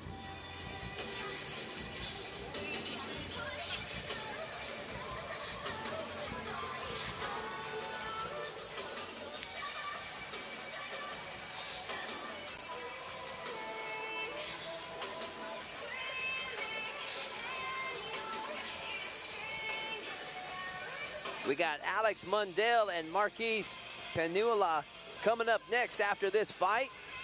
Right now they're tallying up the scores between Miller and Turner. And after that we have our pro bouts coming up. 4 professional fights after we wrap up our amateur card.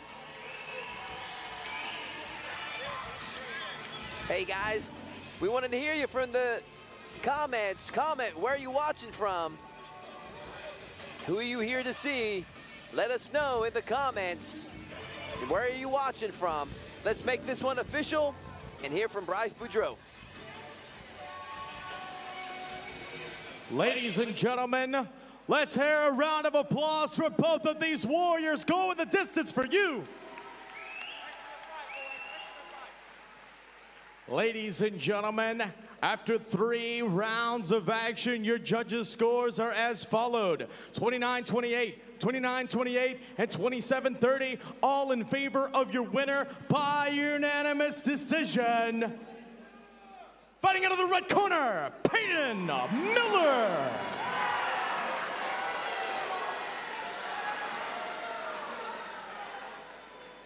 Improving to 2-0 here tonight.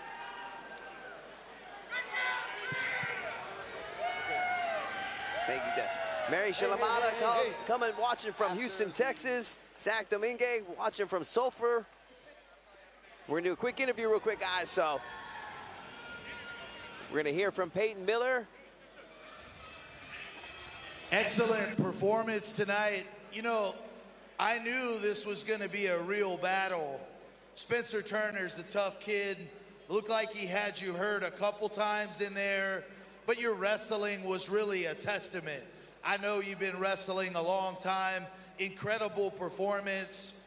What's it like competing in that difficult of a fight so early in your career, Peyton?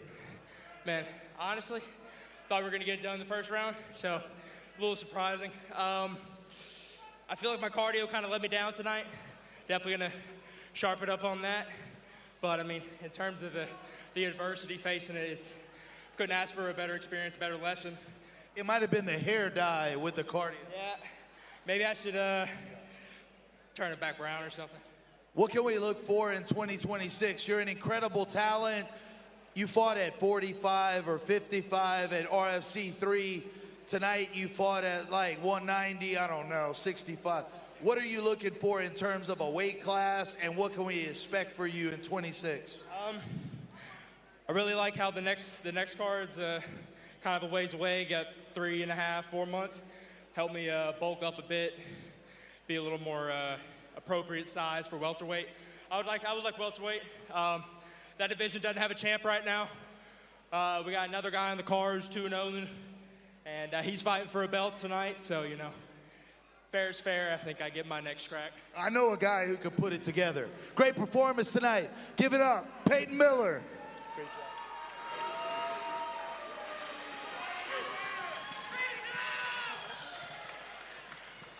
We're going to jump right into our next fight, ladies and gentlemen.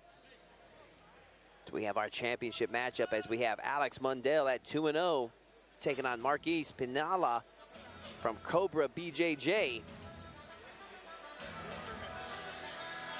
Joe 92-345 wants to know what type of hair gel does a Mascot wear. I'll be sure to pass it on when I see him.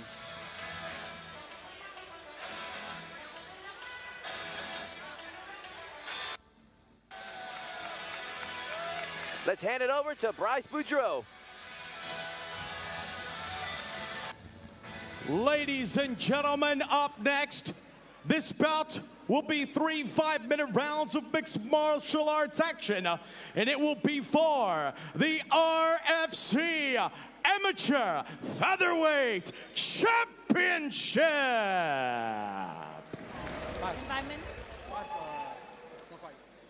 Ladies and gentlemen, introducing first, fighting out of the Chapman's AC and Heating blue corner. He is Marquise the Guamaniac Panala.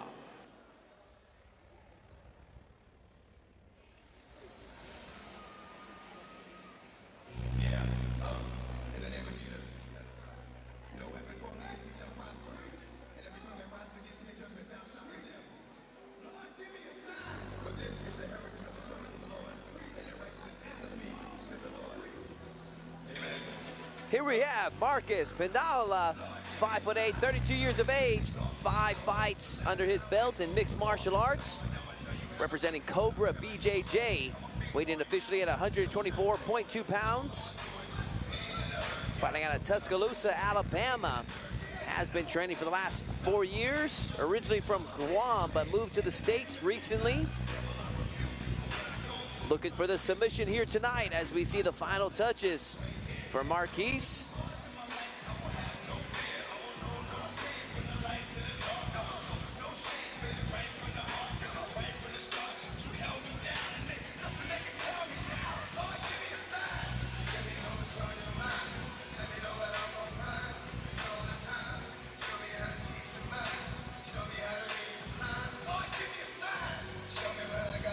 We still got 4 pro fights after this title matchup.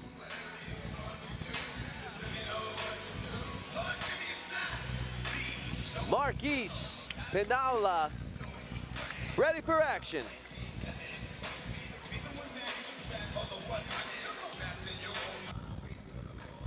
And his opponent across the cage and fighting into the Barek Spine and Joint red corner, he is Alex the Crow Mundell.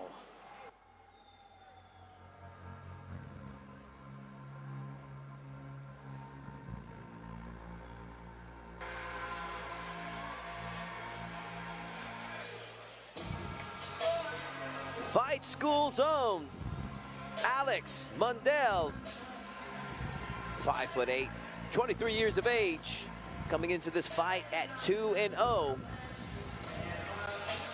Fighting out of Livingston, he's been training for the last 2 years, looking for the knockout here tonight as he takes on the double tough Marquise Panala. Official weight at 126 pounds.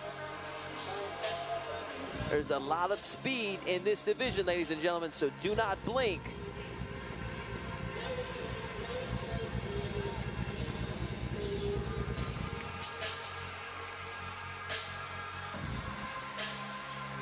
Leave a comment. Where are you watching this stream from? What fighter are you rooting for here tonight? Put your predictions in the comments. We want to see it. We want to hear from you, ladies and gentlemen.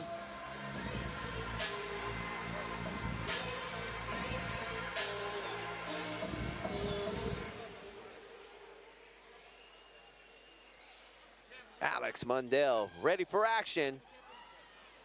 Take a look at the tail of the tape. 32-year-old Panala taking on the 23-year-old Mundell, both at 5'8", 126 pounds for Mundell, 124.2 for Panala. Mundell looking to stay undefeated at 2-0. 5 fights for Panala. Should be a good one, ladies and gentlemen. Let's hear the official intros from Bryce Boudreaux. Ladies and gentlemen, this bout will be for the RFC Amateur Featherweight Championship. Ladies and gentlemen, this will be 5 3-minute rounds of amateur featherweight mixed martial arts action. When this title bout begins, the man in charge, Mr. Chris Hill. Introducing first, fighting out of the Chapman's AC and Heating blue corner. This man a striker representing Cobra Brazilian Jiu-Jitsu. Standing at 5'8", weighing in at 124 pounds. From Tuscaloosa, Alabama, by way of Sinya, Hanya, Guam. He is Marquise, the Guamaniac Panala. And his opponent across the cage and fighting out of the Barek Spine and Joint red corner. This man, a striker representing Fight School MMA. Standing at 5'8", weighing in at 126 pounds. From Livingston, Louisiana, he is Alex the Crow Mundell.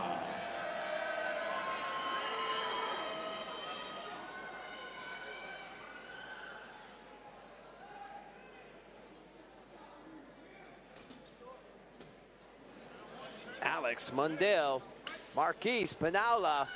This fight is officially underway. Southpaw versus conventional matchup. Yeah, both these guys can fight. Alex Mundell is out of Fight School in Denham Springs, whereas Marquise Panala is out of Cobra BJJ out in Alabama. Oh my goodness, straight left from Panala. Panala lands a hard left hand. He's throwing on it. He's going for the finish, Tim. Mundell's trying to get under the legs, trying to get in a deep guard. Can Mundell survive? Can he survive that devastating left hand? Yeah, that onslaught. Mundell still trying to get his composure. Panala still trying to go for the finish. Marquise Panala is, looks like he's got him in some type of weird choke, but I don't think it's there. Yeah, and unfortunately, Marquise on the bottom now, and Alex Mundell's on top.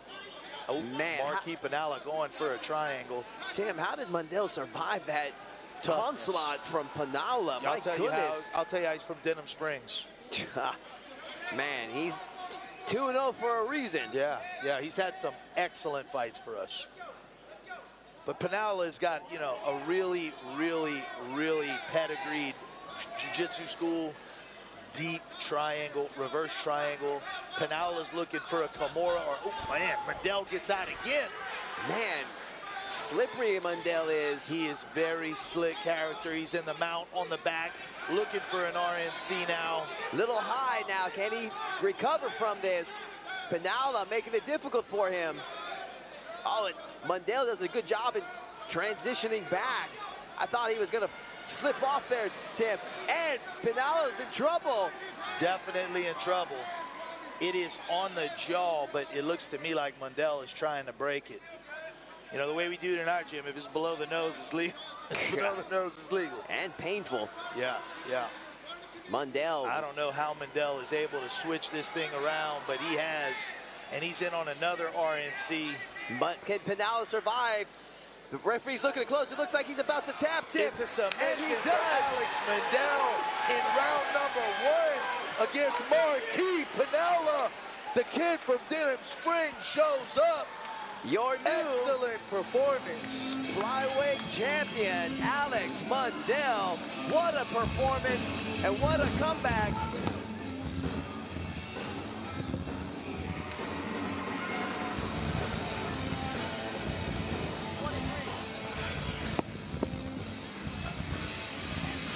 My goodness. Let's see if we can see some highlights from that barn burner of a fight. I mean, Panala was just unleashing an onslaught of punches that it is incredible, and a lot of composure from Mundell to overcome that and not only just get his composure back, but finish the fight within the same round. Just a crazy choke there that Panala went from the start. Could have cranked the neck really bad from Mundell, but Mundell doing an excellent job in recovering. He wins the Flyweight Championship. Ladies and gentlemen, Official Chris Hill calling a stoppage to the action. 2 minutes, 17 seconds, round number 1. Declaring your winner by submission via rear naked choke. Fighting out of the red corner and new RFC Amateur Featherweight Champion, Alex the Crow Mundell. Congratulations to Alex Mundell. Go, bro.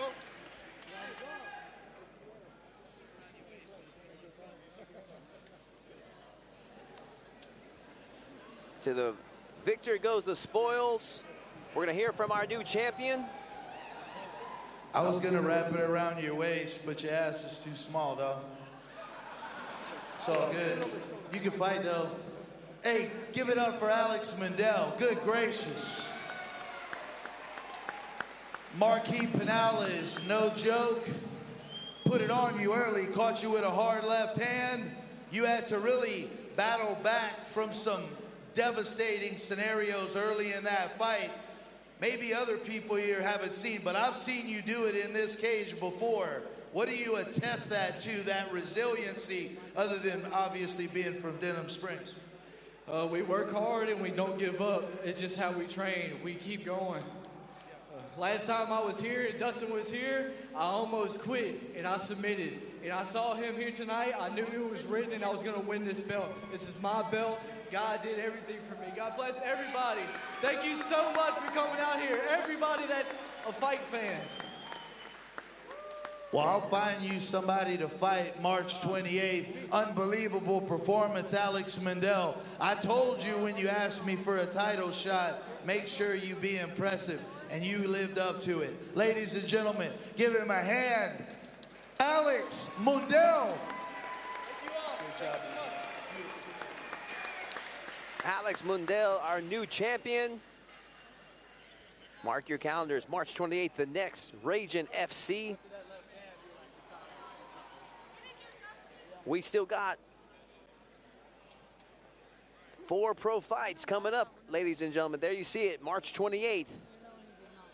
The next Ragin FC. We're gonna see some of the best young up-and-coming mixed martial arts talent in the nation, showing you exactly where they got. Don't go anywhere, ladies and gentlemen. We're gonna take a quick intermission where we'll start with our pro card when we get back.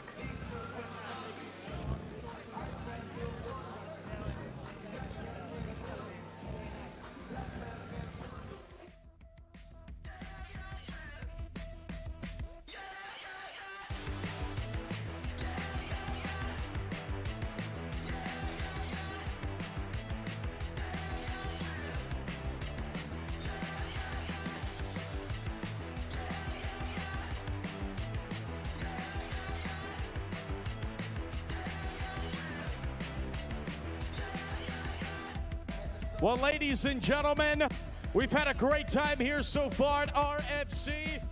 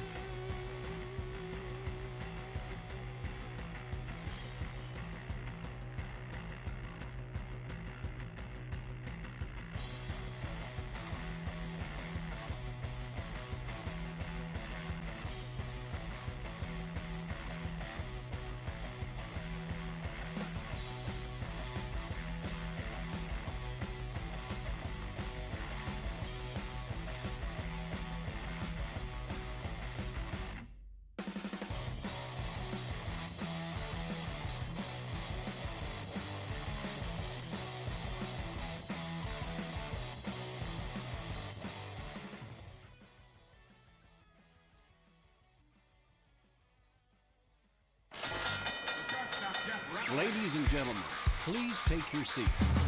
The show is about to begin. And now for the main event.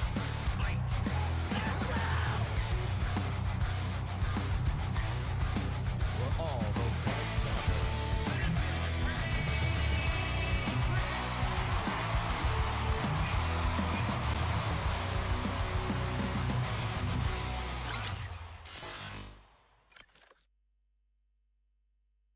And welcome back, ladies and gentlemen. We are ready for our pro card. We got 4 pro fights finishing off the card here tonight. We're going to be kicking things off with Chris Batiste taking on Ruben Alanise in a welterweight showdown. Hope you guys have been enjoying the action here at Ragin FC number 4. There you see it. Topped off with our main event, Justin Meade taking on Brandon Clark. And our co-main event as Jason Slayton will be taking on Kier Gooch, our most experienced fighters on the card here tonight.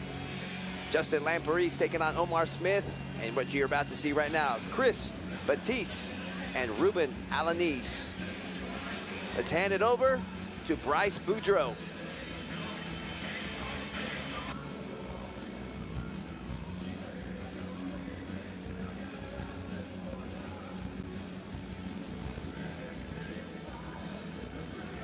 Ladies and gentlemen, we are back to the action here at RFC4. Ladies and gentlemen, those watching live worldwide, exclusively on YouTube and for free, presented to you by friends at Graphics Plus. Welcome back to the Cajun Dome Convention Center right here in Lafayette, Louisiana. Ladies and gentlemen, if you didn't know it, Lafayette's a fight town. And ladies and gentlemen, we are proving that here tonight, RFC4.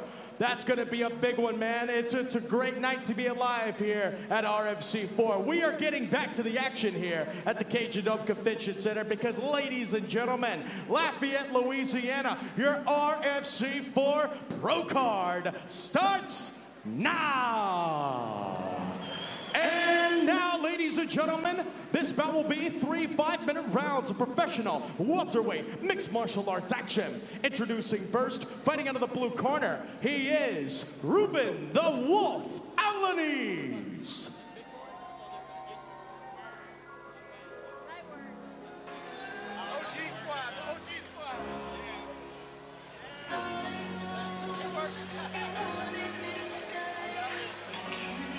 Making his way to the cage, Ruben Alanise, 5'10", 31 years of age, looking for his first victory here tonight. Fighting out of Orange, Texas, has been training for the last 10 years. United States Navy veteran. Predicts a second round TKO here tonight as he prepares to take on the double tough Ruben takes on the Chris Batiste.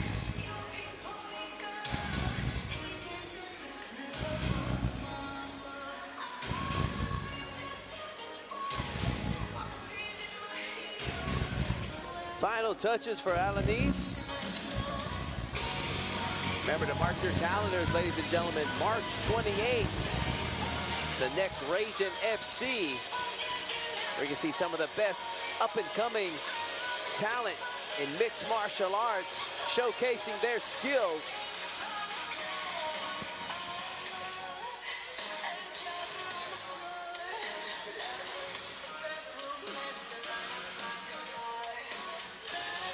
Ruben Alanise, ready for action. Yeah, Ruben is a super tough black belt out of Orange, Texas. Wolves Den MMA. He also trains with the guys at Three Brothers in Lake Charles and Performance Evolution guys. Tough grappler, making a transition to MMA as a pro. I'm excited to see this fight tonight against Jean-Baptiste and Ruben Alanise. Should be a good one.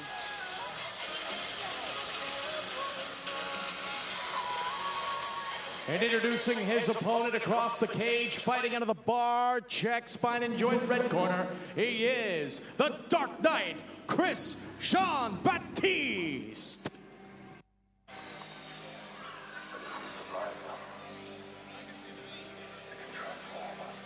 Head Kicks MMA Zone. Chris Jean-Baptiste, 6 foot tall, 32 years of age, looking for his first victory here tonight. Has been training for the last 10 years. Predicts a first round TKO, Tim. Traditionally, I've seen almost all of his fights. He is a striker by trade. Gets lulled into some grappling matches sometimes, and that's where it goes a little sideways. Don't get me wrong, he can grapple, but his expertise, his skill, his path to victory, the critical path tonight for Chris Jean-Baptiste is on the feet. Contrasting styles we have here, as we have Jean-Baptiste and Alanise. But we should see some fireworks as both are predicting knockouts.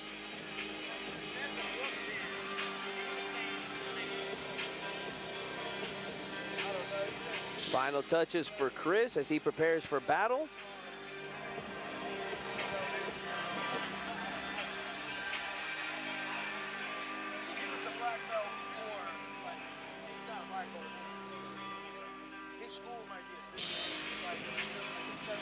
I want to thank everyone that is watching on our live stream. Comment your prediction for this fight. Who do you think is going to win and how?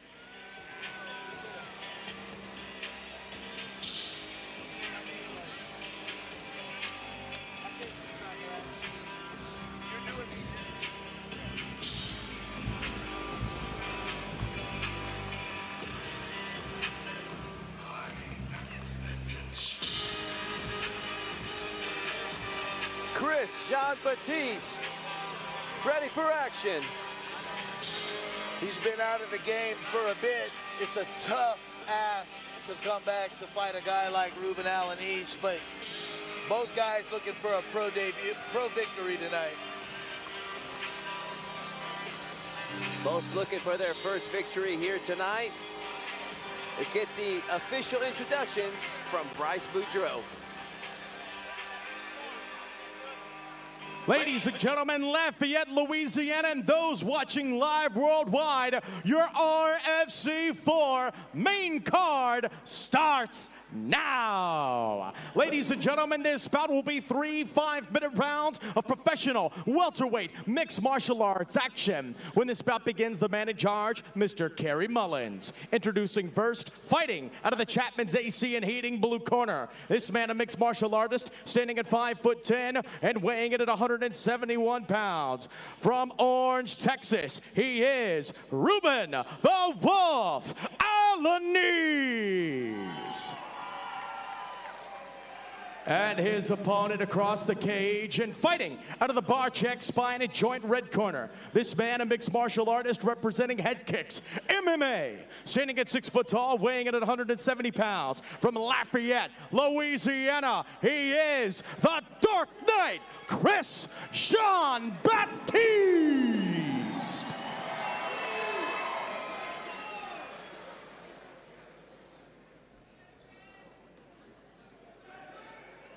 This is a traditional striker versus grappler match here. And this match is officially underway, Tim. Southpaw versus conventional matchup, and already going for the takedown. Yeah, Alanise gets in deep on a body lock early. He is wasting no time. Can he finish it, though? Was Jean-Baptiste anticipating this? He had to have been. He knew this guy was a good black belt. I talked to him months ago, so he should have known this was going to be a foray into grappling for him, and his need was going to be to keep the space for sure. 3 5-minute rounds, these pro fights. Who wants it more? Yeah, Alanise wasted no time in getting to that body lock. He's got those double underhooks. He's in good position here, but now it's a matter of what can he do with it. We haven't seen any breaks in action as far as restarts or anything tonight. And I was saying that because they were sitting in stalemate for quite a while there. Alanise there was working hard for that takedown, but Jean-Baptiste doing a good job in staying up. Yeah, Jean-Baptiste is doing a great job. Alanise is going to have to use a little bit more wrestling to get the fight to the ground.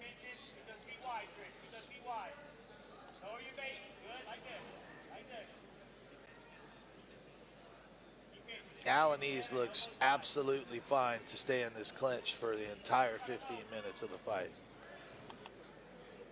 Yeah, he's aiding up the first 2 minutes from this body lock position. He's struggling to get that takedown. Jean-Baptiste gets an underhook on that right side.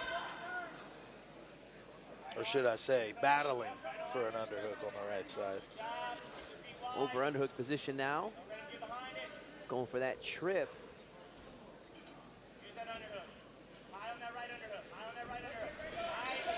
Finally a break in action, Tim. Yeah.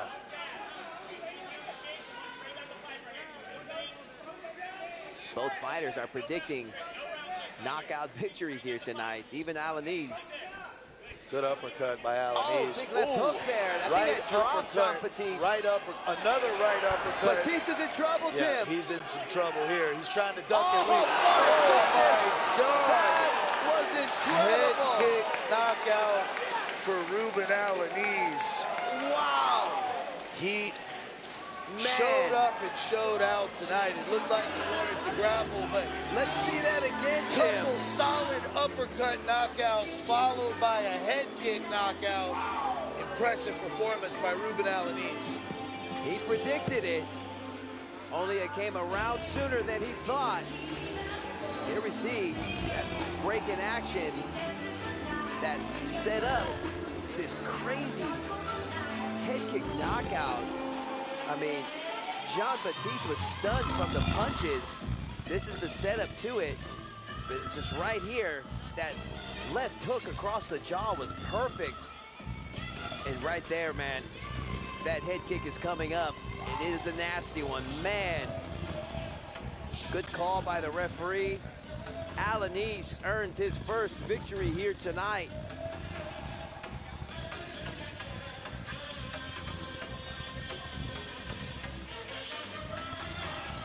Thankfully, Jean-Baptiste is responding. Doesn't seem to have any major damage right now. And he is back on his feet, ladies and gentlemen. That man right there, Ruben Alanise. Incredible performance from him. Took his time.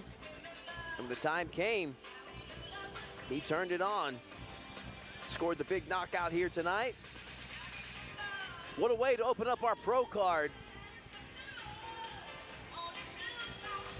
Don't forget to mark your calendars, ladies and gentlemen. March 28th, the next Ragin FC. Let's make this one official. Hand it over to Bryce Boudreau. Ladies and gentlemen, our official, Mr. Kerry Mullins, calling a stoppage to the action. 2 minutes, 30 seconds. Round number 1, declaring a winner by knockout. Fighting out of the blue corner, Ruben the Wolf Alanise.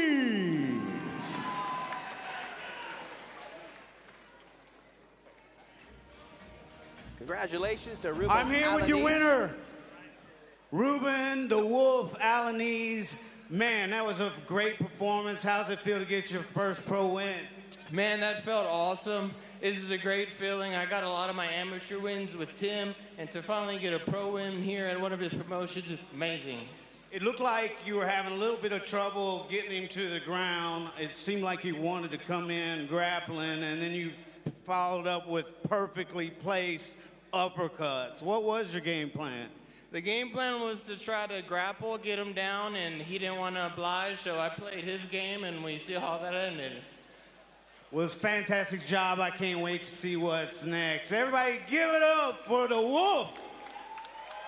Ruben Alanise, ladies and gentlemen. We're going to take a short break and then continue our pro card, so don't go anywhere.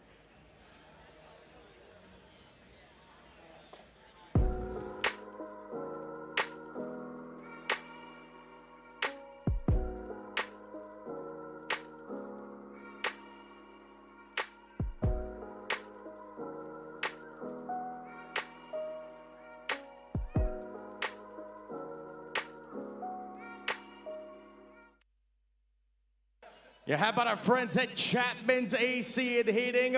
Folks, the weather's changing right now. You know, it feels like 47 degrees out there, and it's only going to get colder as the day goes by. Well, ladies and gentlemen, Chapman's AC has got you covered. Look for those camo trucks. Make sure your heater's working. Give them a call. That's Chapman's AC and Heating. Also, a big shout out to all of our friends, our official wellness partners at the Apothecary Shop. Visit their store now, brand new store. Hell of an emporium over there. Our friends at ESPN 103.7, our friends at RP3 and Mesh every morning. Our friends at Graphics Plus, Brent and Sherman Injury Lawyers. Our friends at Cardinal Services, Miller's Formals, Next Plumbing. By the way, our friends at Next Plumbing, if your pipes freeze, give them a call. They can repair your pipes without digging anything up. They are the best magicians right there. Our friends at Clotto Roofing and Construction, Planet Radio 106.7, Barek Spine and Joint, Pete's, our friends at Gulf of America Outfitters, Small Sliders, and of course our friends at the Laser's Edge. Thank you to all of our great partners and sponsors. Ladies and gentlemen, make some noise for our great sponsors presenting RFC4 to you. Ladies and gentlemen, up next, this will be 3 5-minute rounds of professional lightweight mixed martial arts action. Introducing first, fighting out of the Chapman's AC and Heating blue corner, this is Omar Smith.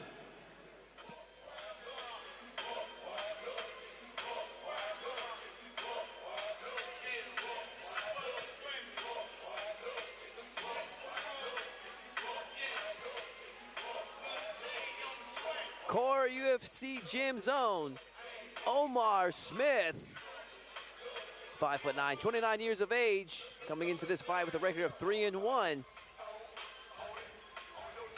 He's been training for the last 15 years. He got his work cut out for him. He takes on Justin Lamperez.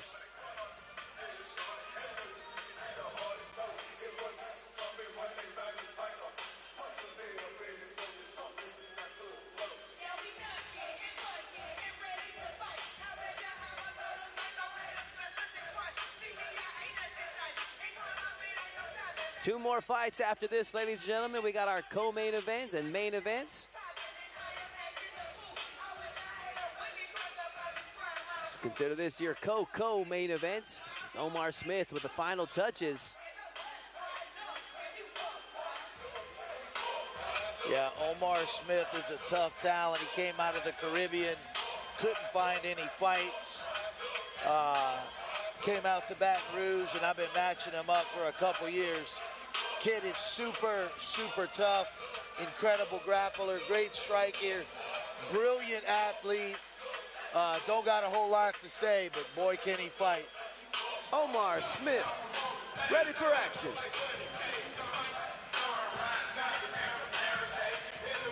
And his opponent across the cage, fighting out of the Barek Spine and Joint red corner. He is Justice the Gavel Lamperez.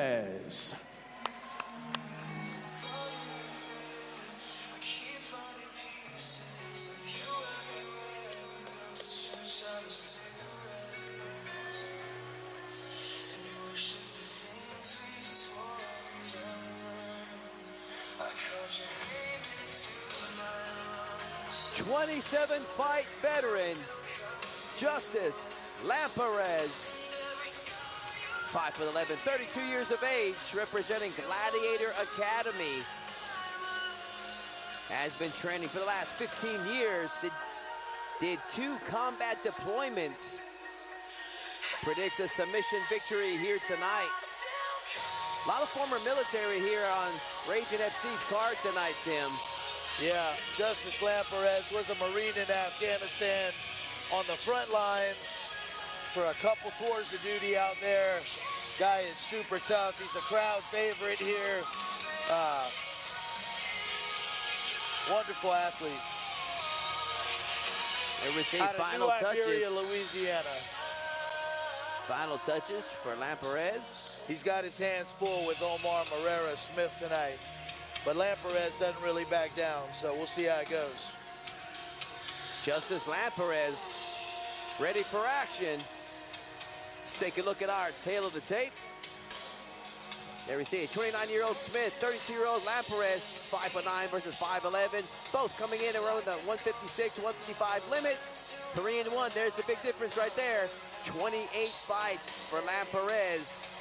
How shall this story unfold? We shall see. Let's get the official introductions from Bryce Boudreaux. Ladies and gentlemen, your main card continues here at RFC 4. Ladies and gentlemen, this will be 3 5-minute rounds of professional lightweight mixed martial arts action. When this bout begins, the man in charge, Mr. Kerry Mullins. Introducing first, fighting out of the Chapman's AC and Heating blue corner. This man is a mixed martial artist representing core UFC Jim Sherwood. Standing at 5'9", weighing in at 155 pounds. From Baton Rouge, Louisiana, he is Omar the Terror Smith. And his opponent across the cage, fighting out of the Barek Spine and Joint red corner. This man is a trailer trash specialist, representing Gladiators Academy. Standing at 5'11", weighing in at 155 pounds, from New Iberia, Louisiana, he is Justice the Gavel Lamperez.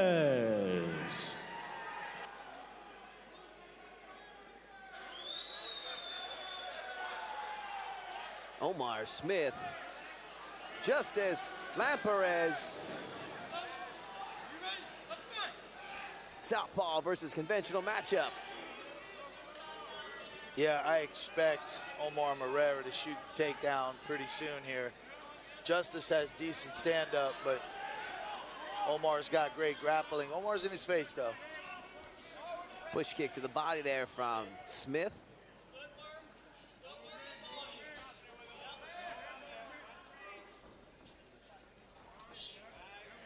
Sad kick there from Lamperez. You don't see too many of those in MMA. Justice is one of those guys in the gym that's just a little bit awkward, hard to get a beat on, and he hits hard. He's super physical. So is Morera, though.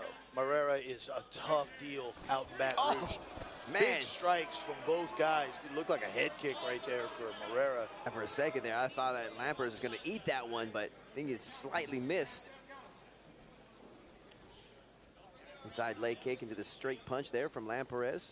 You know, one of the big differences you can notice between amateurs and pros is they're just so much more comfortable. There's a lot less emotion with these guys. They're not spazzing out there like we've seen in some of the previous fights, Tim. They let the fight develop. They don't rush the fight. You know, they let it happen.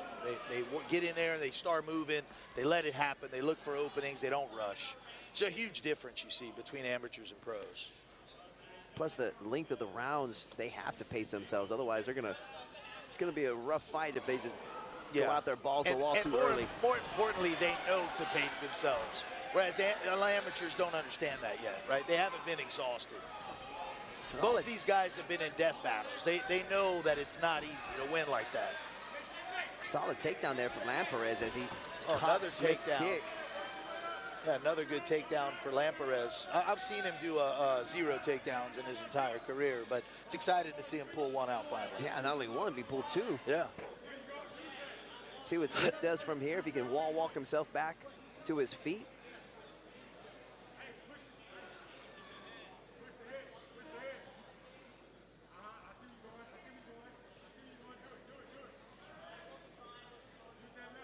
Almost halfway into this. Yeah, it looks round. like Morera's trying to set up a shoot triangle on Lamperez. Lamperez needs to get his back on the mat. He needs to turn him, put his head on the mat, make sure his head's above him, and control from there, and then issue some ground and pound. Right here, Morera can kind of nullify the ground and pound of Lamperez.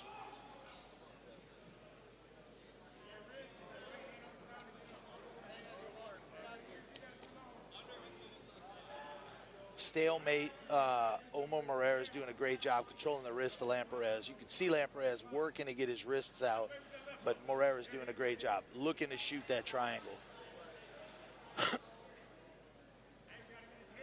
Lamperez slightly adjusts. It's going to be tough for Smith to score that from here, but they're consistently adjusting as we speak, so we're talking in real time here. Yeah, it's super tough to land any kind of arm bars or triangles with your head pinned against the fence. It don't mean guys don't try. No. And just like we talked about earlier, that's what Lamprez needs to do. Put his back on the mat, put his head on the mat, keep him on the mat, and start dealing damage. That's where you'll win rounds. That's where you'll get a 10-9. Right here, you know, maybe Lamprez wins, but if he wants to decisively win the first round, he's got to do some damage. He's got 1:22 left. Let's see what he does from there. The overhook of Marrera on Lamprez's right arm is kind of limiting a little bit of Lamprez's abilities with the ground and pound. Great attack or defense from Omar Marrera, but Lamprez has got to find a way out of that.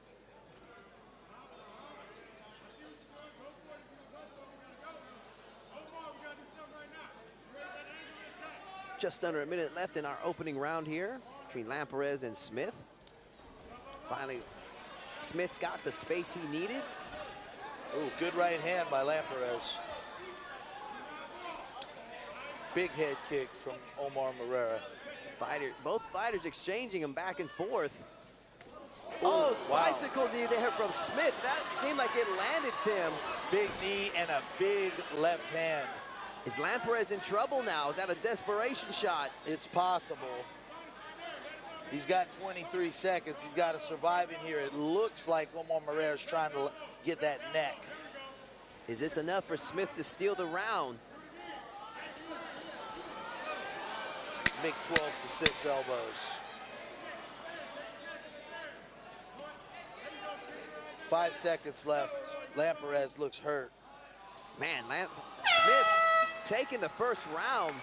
Yeah, I have to give that first round to Omar Marrera. He did more on top when he got there, and he definitely dished out some damage. And Tim, we got a special guest in the house tonight. Where we have fighting legend, Louisiana fighting legend, Dustin Poirier. Yeah, that's my partner. Good friend of yours. Happy to see him here, man. Happy to see him here. Good to see Dustin Poirier supporting the local mixed martial arts. He's been enjoying the action here tonight, Tim. What's that? Your buddy Dustin has really been enjoying the fights here tonight. He supports, man. He always comes to RFC events, always supports us, always out here. You know, he trains with a lot of these guys, actually, in Lafayette. We all train together, so it's awesome to see him here supporting these kids. See what adjustments have been made by Smith and Lamprez. Is that enough time for Lamprez to recover from that final onslaught from Smith? Yeah. We'll see how the recovery went between rounds for Justin Lamprez.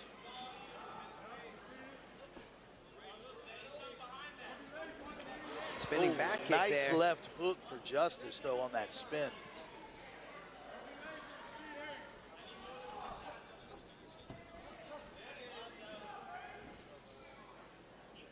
Omar Marrera looks very poised, but Lamprez is always a danger, man. Good left hand by Lamprez there. He shoots again.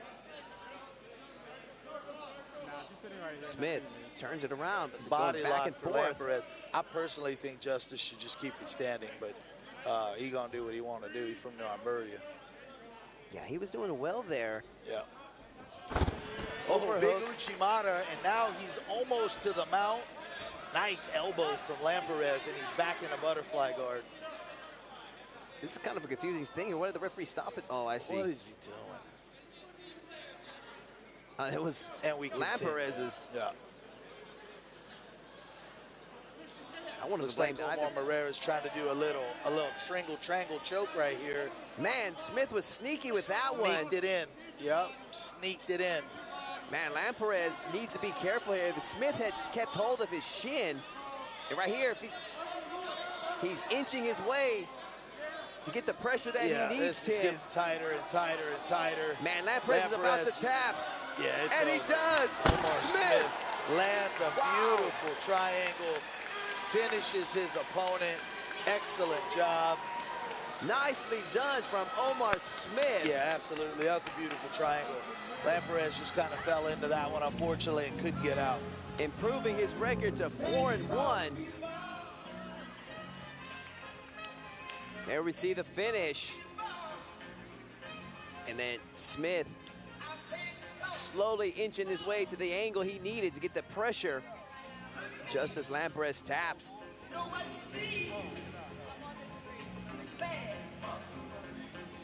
ready for this? Look at me. I'll find somebody. We still got our co-main event and main event coming up, ladies and gentlemen.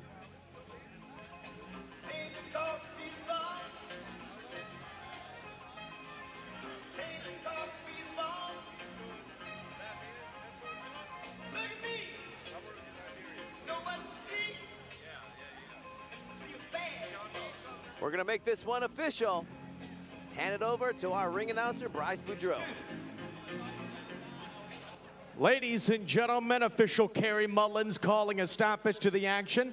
1 minute, 32 seconds, round number 2. Declaring the winner by submission via triangle choke. Fighting out of the blue corner, Omar the Terror Smith.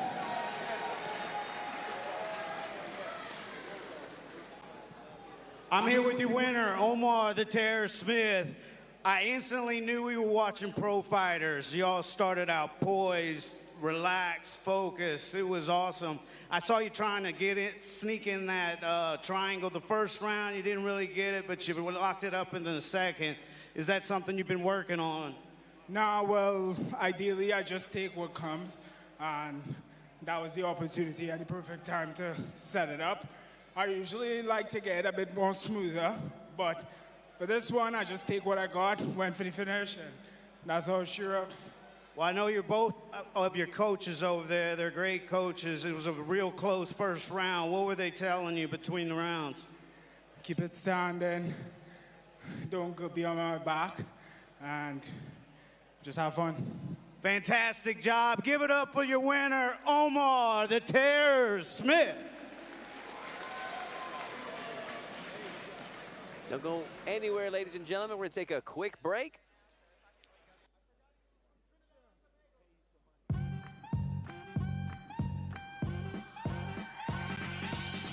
Welcome to Barek Spine and Joint. Hi, I'm Dr. David Barek from Barek Spine and Joint. I'm board certified chiropractic neurologist, and I have some training in biomechanics. So I apply those things to athletes and how they recover and how crucial your nervous system is for optimum functioning of your body and brain. I'd like to sponsor things that I value. Going towards fear and overcoming it is a gigantic thing for every human being. Fear stops people from success largely, not anything else, right? So if you can do it in a fight, then you can do it in real life, and I think that's an incredibly valued tool. Tune in tomorrow, ladies and gentlemen, 5:30 p.m. for the League City Proud Grand Parade right here on Clear Life Media. It's going to be a great event.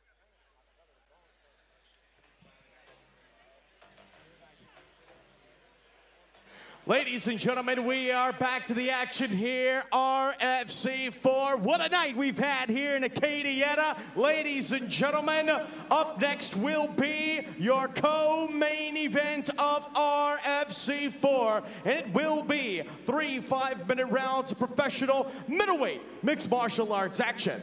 Introducing first, fighting out of the Chapman's Heating and AC blue corner, this is Kier Gooch.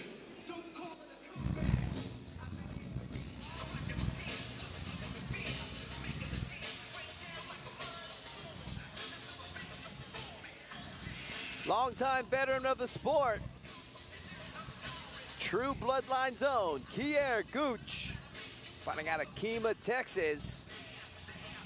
Coming into this fight at 184 pounds.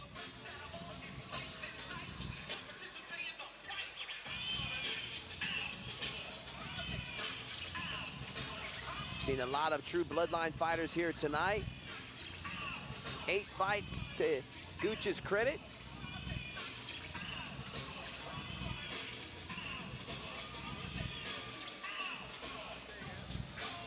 Got his work cut out for him as he takes on Jason Sladen.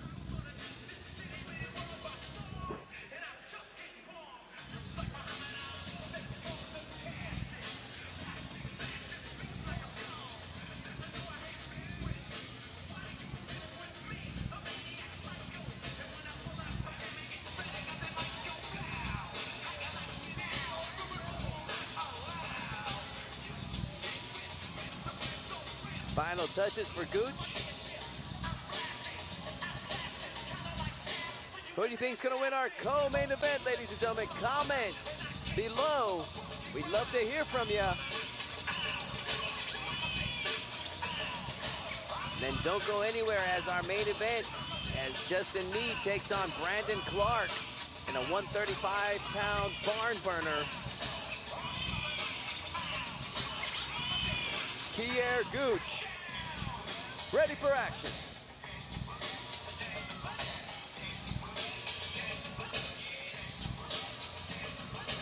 And his opponent across the cage, fighting out of the Barek Spine and Joint red corner, he is Jason Street Shark Sladen.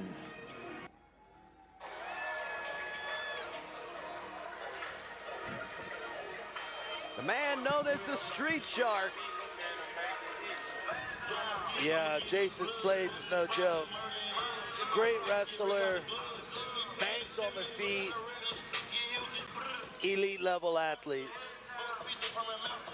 Played tailback for LSU, became a nurse, picked up cage fighting as a hobby. He's got like 14 kids. 35 years of age. This is his 5th mixed martial arts fight here tonight. 5th pro fight.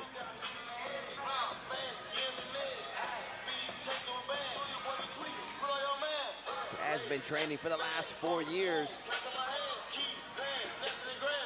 Final touches for Sladen as he prepares for battle against Gooch.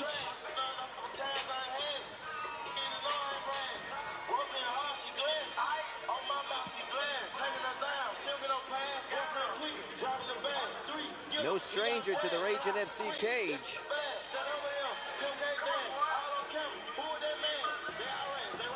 Jason Sladen, ready for action. Take a look at our tail of the tape. 39-year-old Gooch versus a 35-year-old Sladen.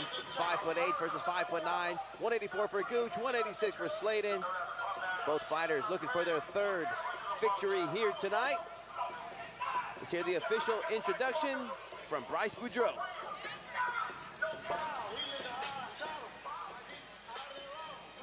Ladies and gentlemen, this is the co-main event of RFC 4. Ladies and gentlemen, this bout set for 3 5-minute rounds of professional middleweight mixed martial arts action. When this bout begins, the man in charge, Mr. Chris Hill.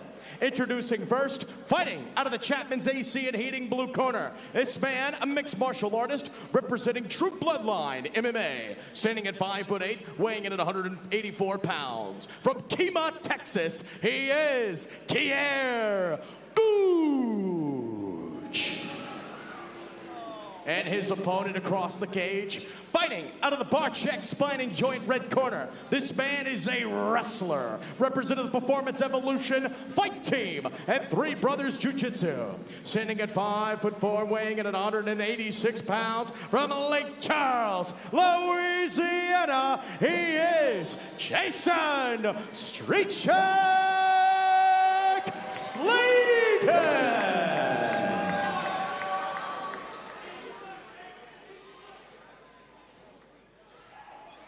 Co-main event, Kier Gooch, Jason Sladen. Kier Gooch says no touch. Let's scrap. This fight is officially underway. Sladen asked for it anyway. Yeah, at least he didn't try a cheap shot.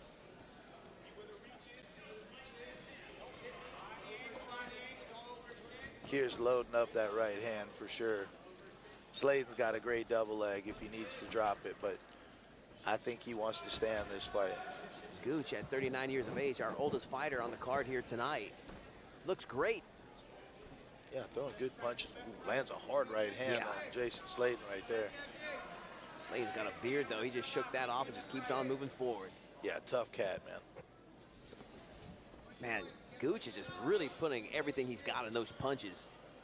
Fairly certain Sladen got some back tattoos since his last fight. Eagle Eye Tim here.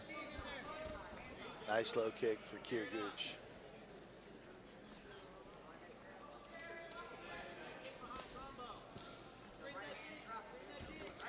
Nicely timed takedown there for Sladen, or entry actually. Sladen wrestled in high school, played football and wrestled, but also played football, obviously, but he's got a good takedown.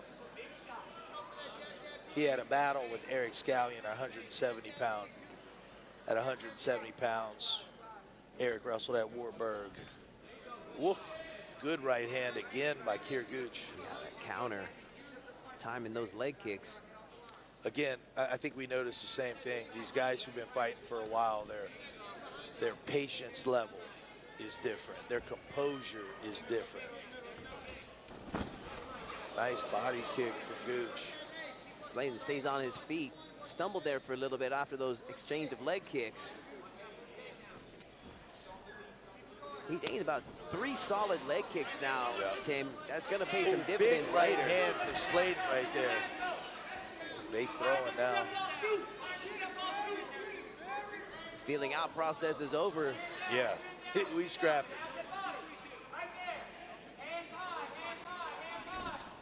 Good leg kick by Keir Gooch, and Sladen follows it up with a takedown. He needs that. You see already the red welts on the left leg. You can't see it from this angle on our camera. Keir's throwing. But if we get a shot, and this really does no justice right there. Jason Sladen's leg is chewed up on that left leg. He's going for a takedown now. Keir Gooch is having none of it. He's trying to battle back, get back on his feet.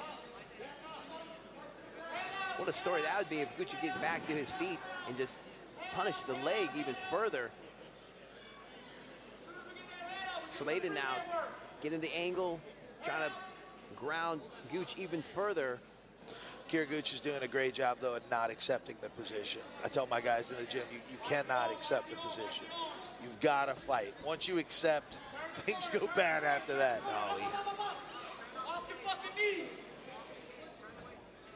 Sladen still working hard for that follow-up. His corner is screaming, get off your knees to Jason Sladen. They want him to stay up and get this takedown. He has got to get his head above Keir Gooch to stay on top here.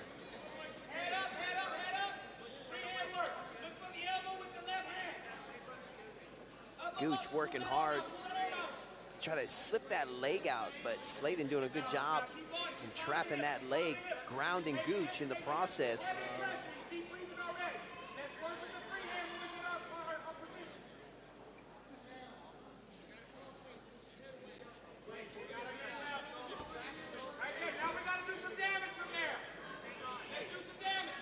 Gooch is looking very uncomfortable, Tim.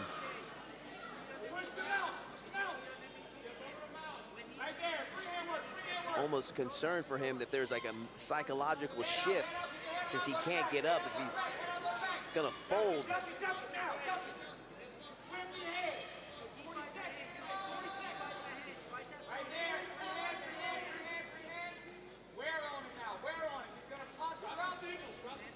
Gooch just got to get that foot out, and he's finally back on his feet. He's trying to create that separation, and if he does, you have to bet he's probably going to go for that leg kick again. 18 seconds left. Gooch is taking some heavy breaths in there. Not a good sign. No, Sladen's kind of playing with him now. Man, his back is all grounded up. Yeah, on that fence. Cheese grater, man. That's first round. Man, that's probably the worst scratches I've seen on someone's back from the cage in a long, long time, if not ever. Let's take a look at some highlights from round one. And Gooch is going very old school style, refusing to sit. Yeah, he's exhausted though. He could probably use a seat right now, to tell you the truth.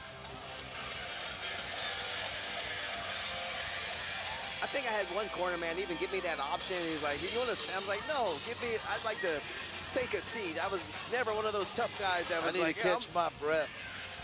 I think it was like a big thing in the American top team that those guys love to do that psychological warfare and just kind of stand in between rounds. Round number 2 gets started. Kier Gooch looks exhausted. I think he's gonna probably try to bank a lot on that leg kick, Tim. And it's just a matter of time before Slayton wears him out even further. And speaking of which, Slayton switches stance to protect that leg. Yeah, Slayton's corner is telling him to look for this knockout. Kier Gooch is deep in throwing, but big takedown by Slayton. Man, he dumps him right in front of us, Tim. Yeah, Slayton puts him on his back. And Gooch, his body language shows he's like very uncomfortable there. Just that grimace on his face every time Slayton moves on top of him. Slayton's a strong, heavy, great athlete. I don't think anyone's comfortable right there. And Gooch not even with a close guard.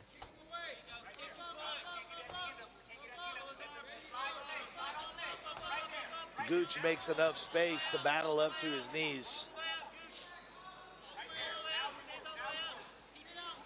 And Gooch is on his feet, but Slayton's got that body lock. Slayton dragging Gooch down. He's trying to get that arm free so he can land some shots. Gooch making it difficult for him to get anything clean right now.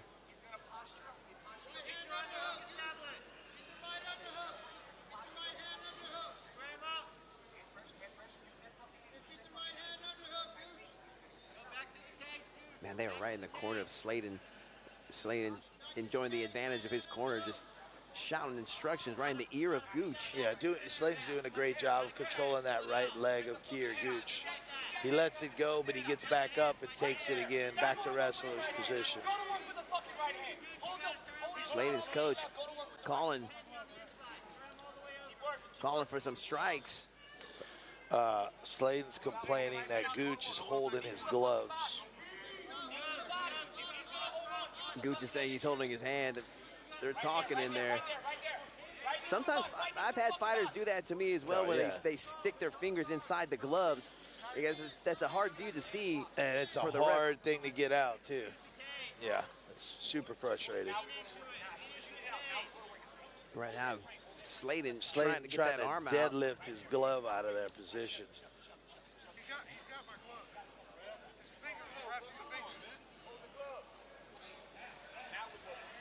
And Gooch, I mean, could you blame him? I mean, because he knows what's coming right after. If he gets that hand free, this is exactly what he's...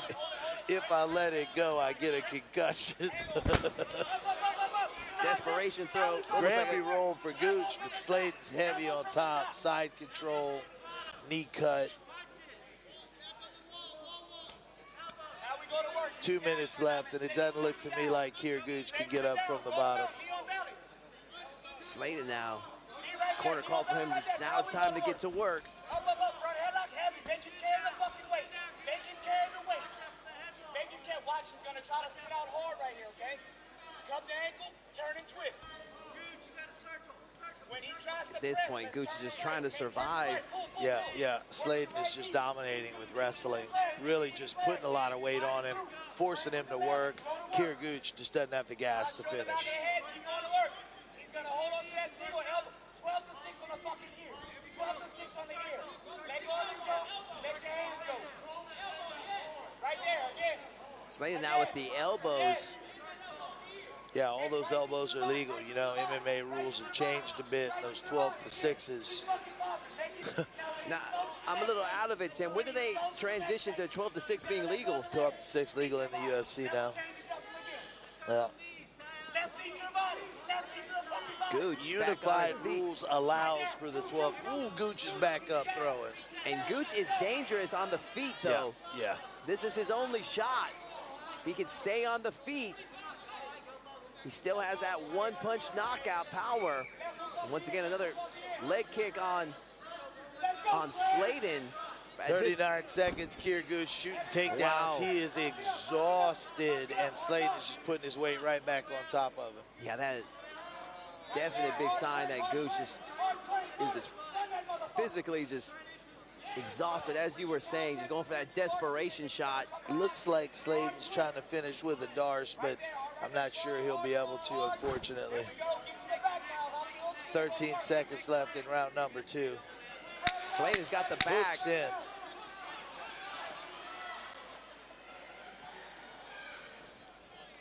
Gooch will We're survive going to a this third. second. Yeah, we're going to a third. And man, I know Gooch is feeling miserable going into this third round. And you know, we've all been there during some heavy training sessions. Yeah. Keir Gooch is hoping baby Jesus comes back right now. Man. That is every fighter's worst fear, is just coming into a fight totally exhausted. For sure. Did Keir take this fight on short notice, Tim? No. No, he had about 2.5 months. Here we see Slayton. Slayton looks pretty tired himself.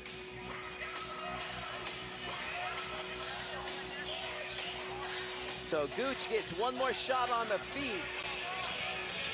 He's dangerous on his feet. And man, it's been a long time since I've seen a fighter that exhausted. It's going to be interesting to see. He's just going to be fighting off a pure heart right now.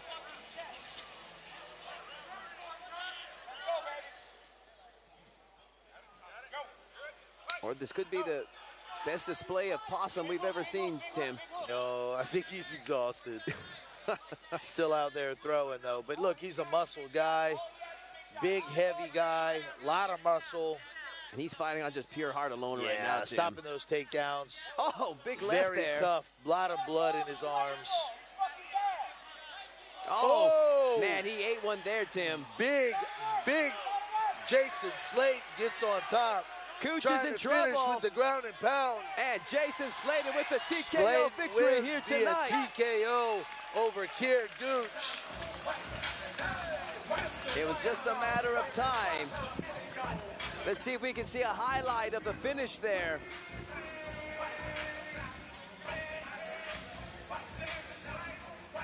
Jason Slayton coming on strong. That big 1-2 there. And snapped the head back of Gooch.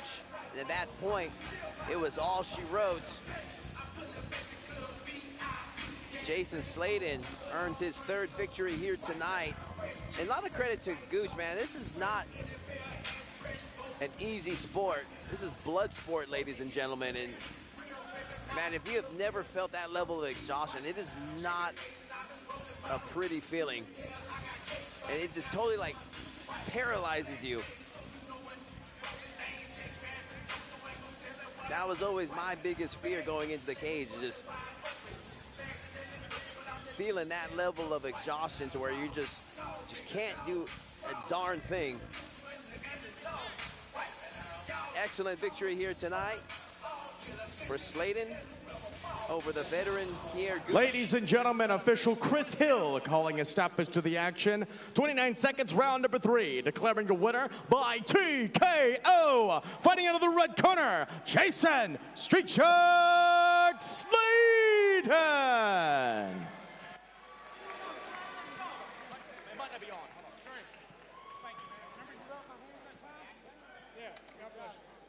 I'm here with your winner, Jason, the Street Shark Slayton. That was a hell of a performance, man. I mean, you hit him with some hard rights in the first. You got your level changing better in the second, got your takedowns.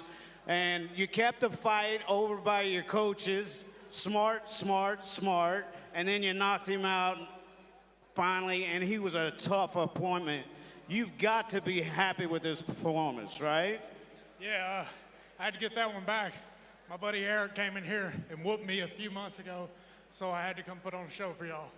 Well, you damn sure did. And let's hear it for your winner, Jason Street Star Sladen. Oh, I love you, Lafayette. Even though y'all boo me most of the time, I love y'all.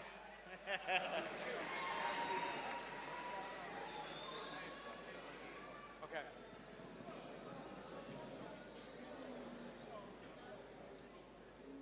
Calendars, ladies and gentlemen, March 28th, the next Ragin Fighting Championship, number 5, coming to the Youngsville Sports Complex. Scan the QR code there, and we will see you then.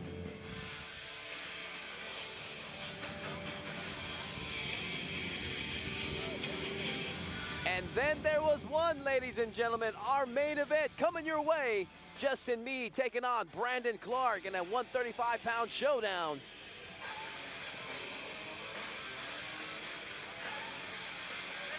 Let's call out the fighters. Well, ladies and gentlemen, we've had a great night here tonight in Lafayette. Folks, we got one fight left. It's our main event. You're not going to believe it. It's going to be amazing. But, folks, before we go any further, we're going to give out some awards. Ladies and gentlemen, we are fighters first here at RFC. And our first award we're giving out is a Performance of the Night award. We've got 4 Performance of the Night award recipients. Our first Performance of the Night award recipient, ladies and gentlemen, history was made. The first ever women's fight and promotion history. Your first Performance of the Night award winner, Zella Gayart.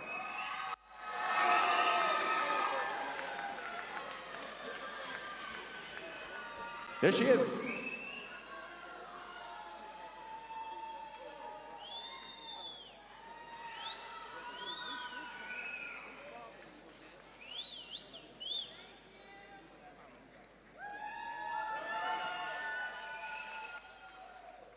Your next award recipient, the Knockout of the Night award. Knockout of the Night award goes to Ruben the Wolf Alanise.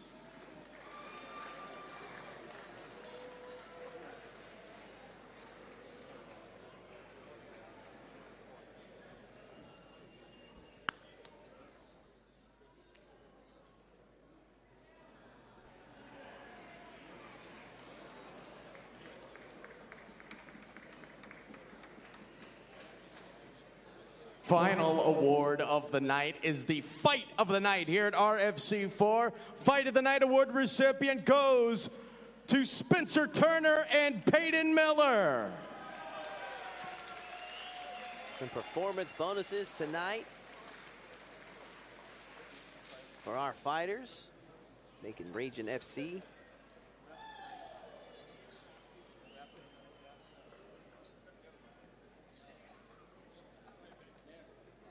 one of the best promotions here in this region. Well, I don't know where the other half is of this bout, but ladies and gentlemen, what a great fight that was. It went the distance, ladies and gentlemen. Spencer Turner and Peyton Miller.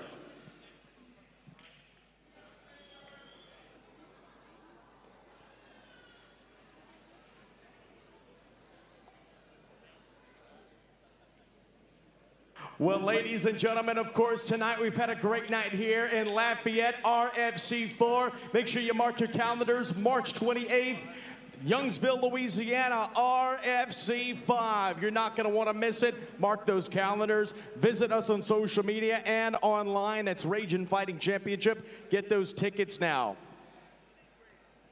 One final time, ladies and gentlemen, tonight RFC4 was presented to you by our friends at the Apothecary Shop, ESPN 103.7, Chapin's AC and Heating, Graphics Plus, Brandt and Sherman Personal Injury Attorneys, Cardinal Services, Miller's Formals, Next Plumbing, Glotto Construction, Planet Radio 106.7, Barek Spine and Joint, Pete's, the Gulf of America Outfitters, Small Sliders in Lafayette, and the Laser's Edge. Thank you to all of our great partners and sponsors here at RFC4. And ladies and gentlemen, without further ado, we've got one final question to ask you.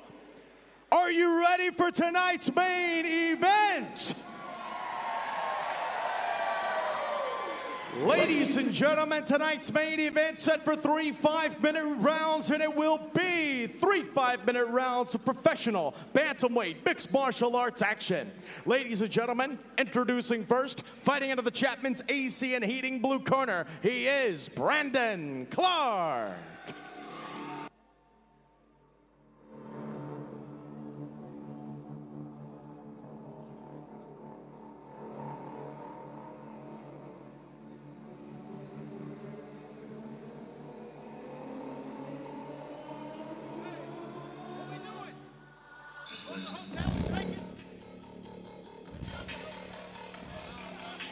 Brandon Clark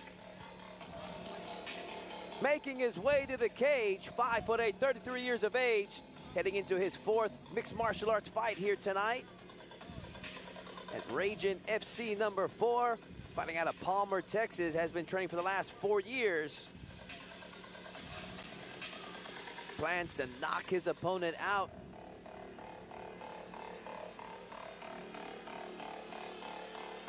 It's been a great night of action here tonight at Ragin FC number 4. We appreciate everyone that has been watching from our live stream on Clear Life Media. Yeah, great fights all night. Don't forget to mark your calendars, March 28th.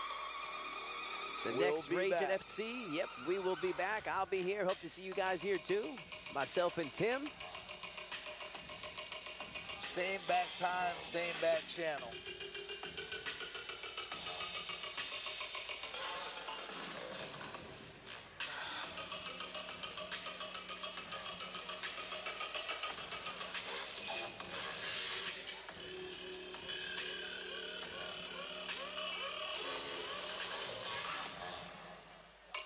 Final touches for Brandon Clark as he prepares for battle against Justin Meade.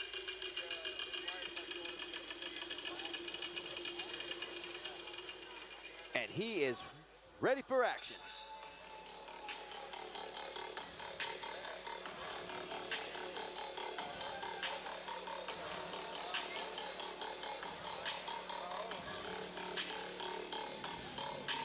And his opponent across the cage, fighting out of the Barek Spine and Joint red corner, he is Justin the Lionheart Meade.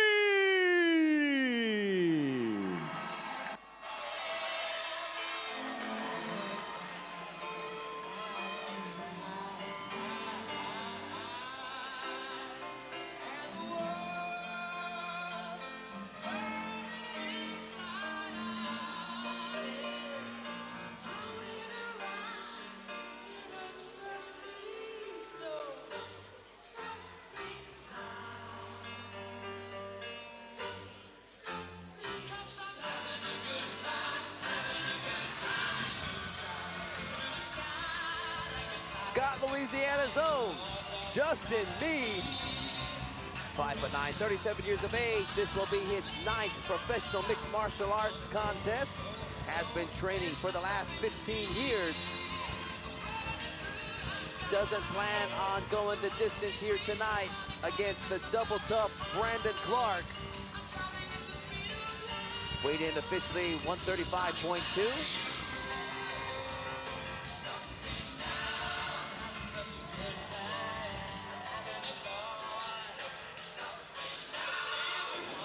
Fighting in the main event, you got to be the utmost of pros to handle the pressure.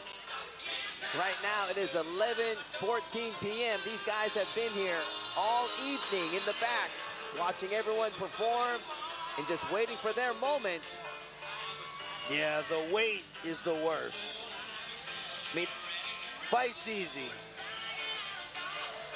The wait for the fight is what's real tough. Who do you got, ladies and gentlemen? Justin Meade or Brandon Clark? That you see on our screen. We want to see comments below. Who you got, Justin Meade or Brandon Clark out of Strike Kings in Temple, Texas? Justin Meade, ready for action. Take a look at our tail of the tape in our main event matchup.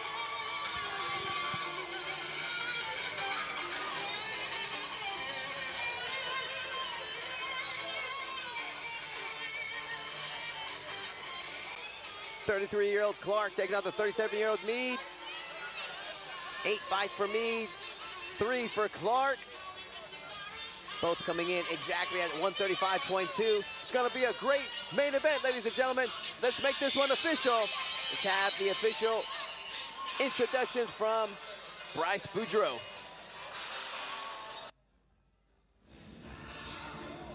Ladies and gentlemen, tonight's main event here at RFC 4 will be 3 5-minute rounds of professional bantamweight mixed martial arts action. When this bout begins, the man in charge, Mr. Chris Hill.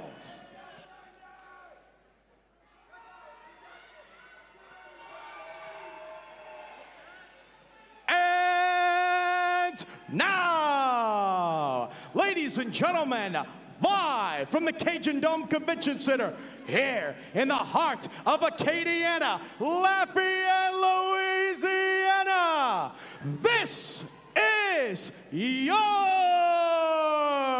RFC 4 main event of the evening.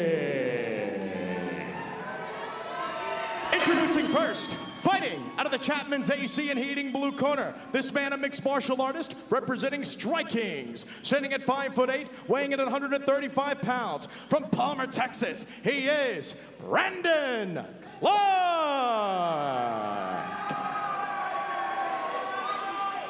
And his opponent across the cage and fighting out of the Barek Spine and Joint red corner, this man a jiu-jitsu practitioner and a boxer representing Acadiana Jiu-Jitsu, standing at 5'9", weighing in at 135 pounds. From Scott, Louisiana, he is Justin the Lion Heart.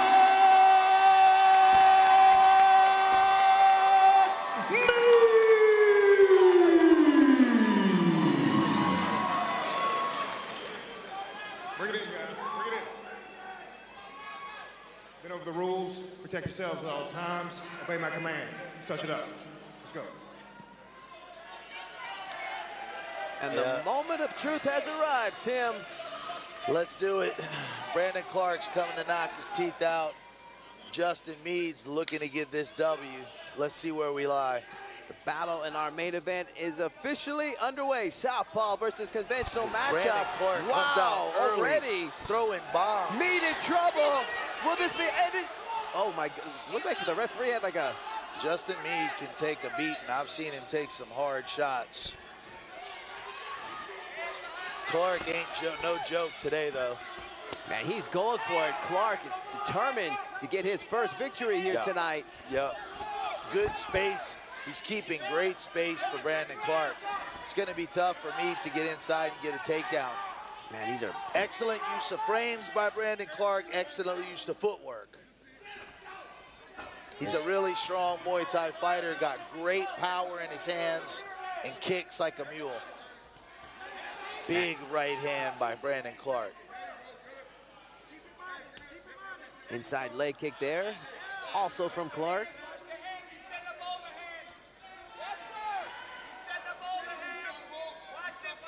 Briefly switched stance.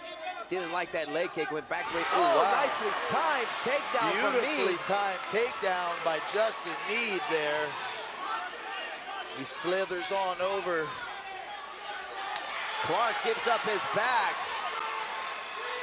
Now we have a turn of events. Meade was in trouble early, but now he's looking in position to possibly stop this fight. That was a beautiful takedown for Justin Meade. Things were looking tough for him. It looked like he was the less athletic of the two fighters, but man, used great martial arts technique, got a beautiful takedown. Now he's on the back looking for a choke. 3 minutes left. He's got a lot of time to work, and they're dry. Drape that forearm across the face of Clark. Yeah, Clark's doing a good job of defending that choke, but Meade is relentless in that attack. Meade having a hard time breaking the base of Clark. He's going to need to soften him up if he's going to get this submission. He's going to need to hit him. He's going to need to soften him up. He's going to need to make him move his chin. He's not going to get it free and clear. These are pro fighters. It's a lot more difficult than that. Meade transitioned to a power rear naked. as you were saying, still Clark doing everything he can to make it difficult for Meade to finish this. Yeah, I think Meade needs to go to the triangle on the back to maintain this position and a little bit exhaust Brandon Clark, just like that. Man, he heard you, Tim. Man, this is going to be tough for Clark to get out of. From here, what I would do if I was Meade is I'd put him on his belly right here, hip into that back, and really start looking to lay down some ground and pound, get his chin to pop up and find the choke. I mean, he's got plenty of time to do so as well. Man, I've seen guys pop ribs, blow backs out. Being stuck in this triangle, body triangle, Tim, is not a comfortable position. Yeah, Meade needs to switch the sides now. There you go. Great job by Brandon Clark in a bad position. He was looking really strong early, but he looks definitely competent with his back taken right here. Yeah, and he's about to escape right now, Tim. Definitely escape. Meade looking for a triangle or an arm bar here on the bottom. Brandon Clark banging on him, though. Nicely done from Clark. Back Big to his left feet. hand by Brandon Clark. Meade looks a little wobbly. And that Head was blocked. kick. Caught the glove. But, man, we can hear the smack of that all the way throughout this arena. Oh, wow. Oblique kick by Meade looked to land fresh. Yeah, and that wobbled Clark a bit. Meade needs to get his hands up, or we're going to see a tough knockout. He's got to keep those hands up. Big right hand there from Clark. Meade ate that one. Oh, wow. And now Meade he's just in a bad gave spot. that, laid down, unfortunately. And it's giving him time to recover, Tim. Yeah. 1 minute left. Man, what an opening round in our main event, ladies and gentlemen. Yeah, but Justin Meade got to keep his hands up because Brandon Clark's throwing real power here.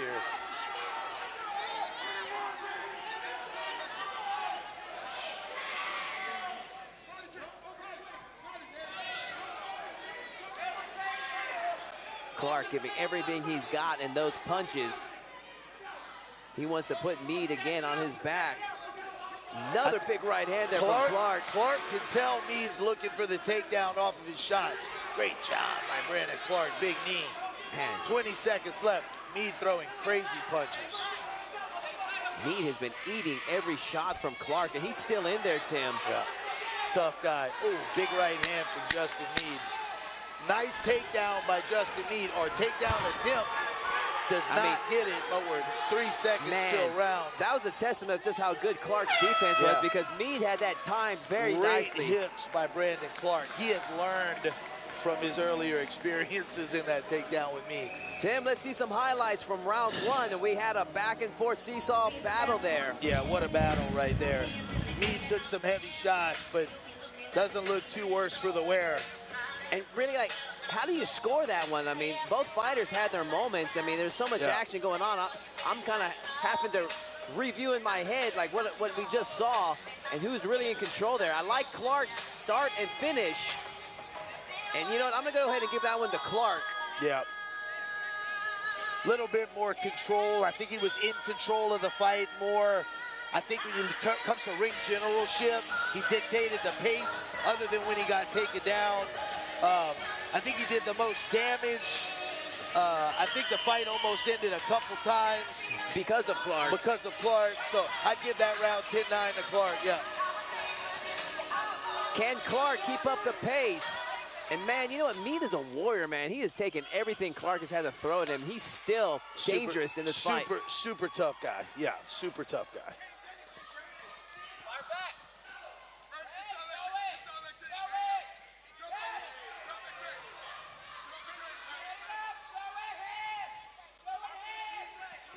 Big right hand there from Clark. He ate that right hand for sure.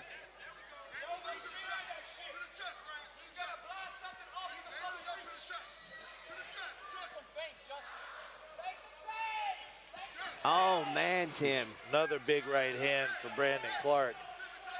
Meade's eating them like Tic Tacs, but big left jab for Meade. It's only a matter of time. Yeah. Meade cannot eat those all night long. No. And those are hard shots with little gloves. Spinning back kick attempt from Meade. Almost gave up his back there.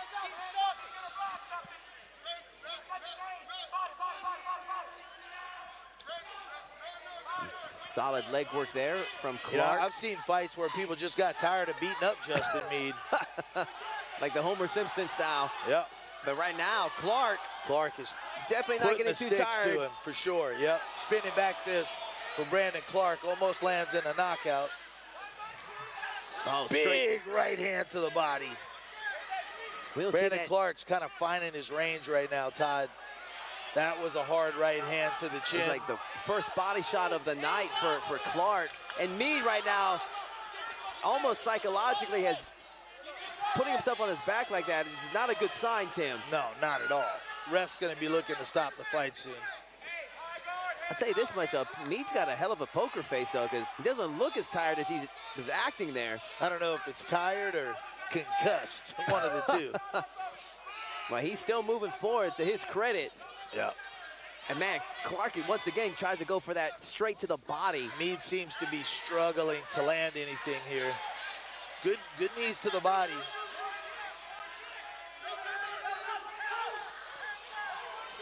Half-hearted step back. Oh, then Clark shows him how it's done. Spinning back fist by Clark landed clean. He's doing it again. Spinning elbow. Oh, that uppercut, that's going to do it, Tim. And that's a strap. Brandon Clark, excellent your winner here tonight. By Brandon Clark. Wow. Unbelievable. Great job by Brandon Clark. Man, what a performance, Tim. My goodness. Brandon Clark, your winner here tonight in the main event. Let's see some highlights that earned him that victory here.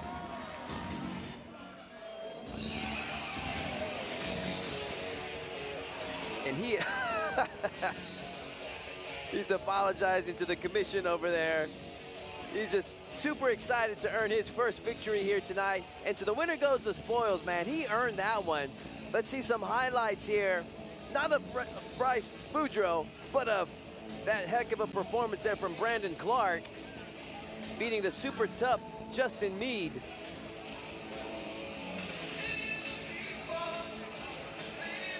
The performance of his career here in tonight's main event. Brandon Clark, you earned it, sir.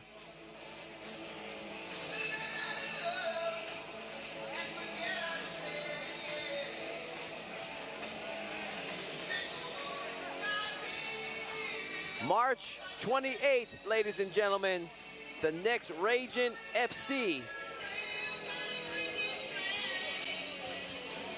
They are attending to Justin Meade.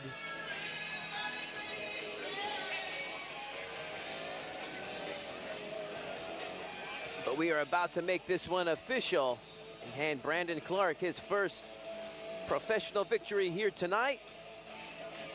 And as Tim was saying, he's seen steady improvement from Clark throughout his career. And what you see right now is the big payoff from all that work.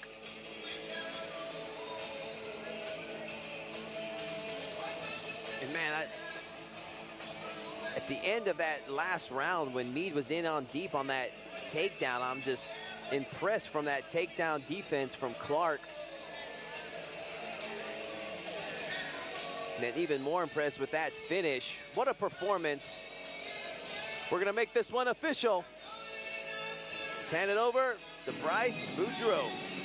Ladies and gentlemen, official Chris Hill calling a stoppage to the action. 2 minutes, 29 seconds, round number 2. Declaring your winner by knockout! Fighting out of the blue corner, Brandon Clark. Let's hear from our winner, Brandon Clark.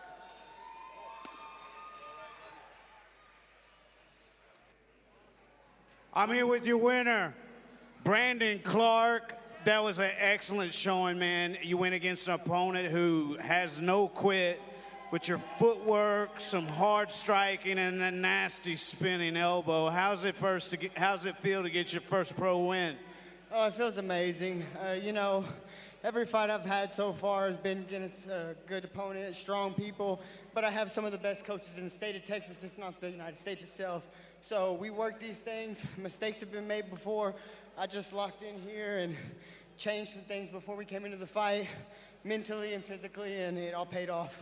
Well, it did pay off because you look fantastic. Seriously, your footwork is amazing. And that spinning elbow, buddy, that's a highlight. I was envisioning that in my mind in the back. I told my coach here, Krukasib, I'm going to land it with the step. I went over it. When I saw him back up against the cage, I knew he was loading up. I saw the opportunity, and I went for it. Once I felt it land, I knew I had him from there. Great job. Let's hear it for your winner, Brandon Clark. Congratulations once again. I don't care. I'm to our breaking main the event rules. winner, Brandon I'm here Clark. with Justin. And we're gonna hear from Justin Meade real quick as well. You were on his back. You look like you're going to pull it out. You came back for some hard hits like you always do. I know your emotions are probably up and down, but how does it feel to be able to have your home crowd here watching you do what you love to do? Man, Kyle, I've been doing this so long, and it feels so good for all the love that everybody showed me. And I'm so grateful for all of you. And I've had a fun career. Thank you, Lafayette. Thank you, everybody here. Thank you, Kyle. Thank you, Tim. Thank you, everybody who's been a part of this journey. Man, you always bring the fight. You got the heart, and I'm telling you right now, I think you're going to have a jiu-jitsu career, bud. Yeah, maybe. I mean, you know, I love the sport. I've been doing this for so long, and I'm ready to pass the torch to the next generation, and I really wanted to bring this home right here in Lafayette for all of you guys. But man, win or lose, I'm grateful for all of you guys. You brought the fight. We're proud of you. We love you. Justin Lionheart, me. What a great night of action for Ragin FC. Credits to producer Kurt Casper, director Jake Bearden, production assistant David Martinez, and Gardy Garcia from Clear Life Media Productions. I am Todd Moore, wishing you all good fight, good night.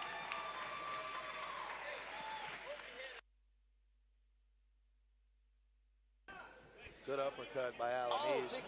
Ladies and gentlemen, one more time, Justin Lyon.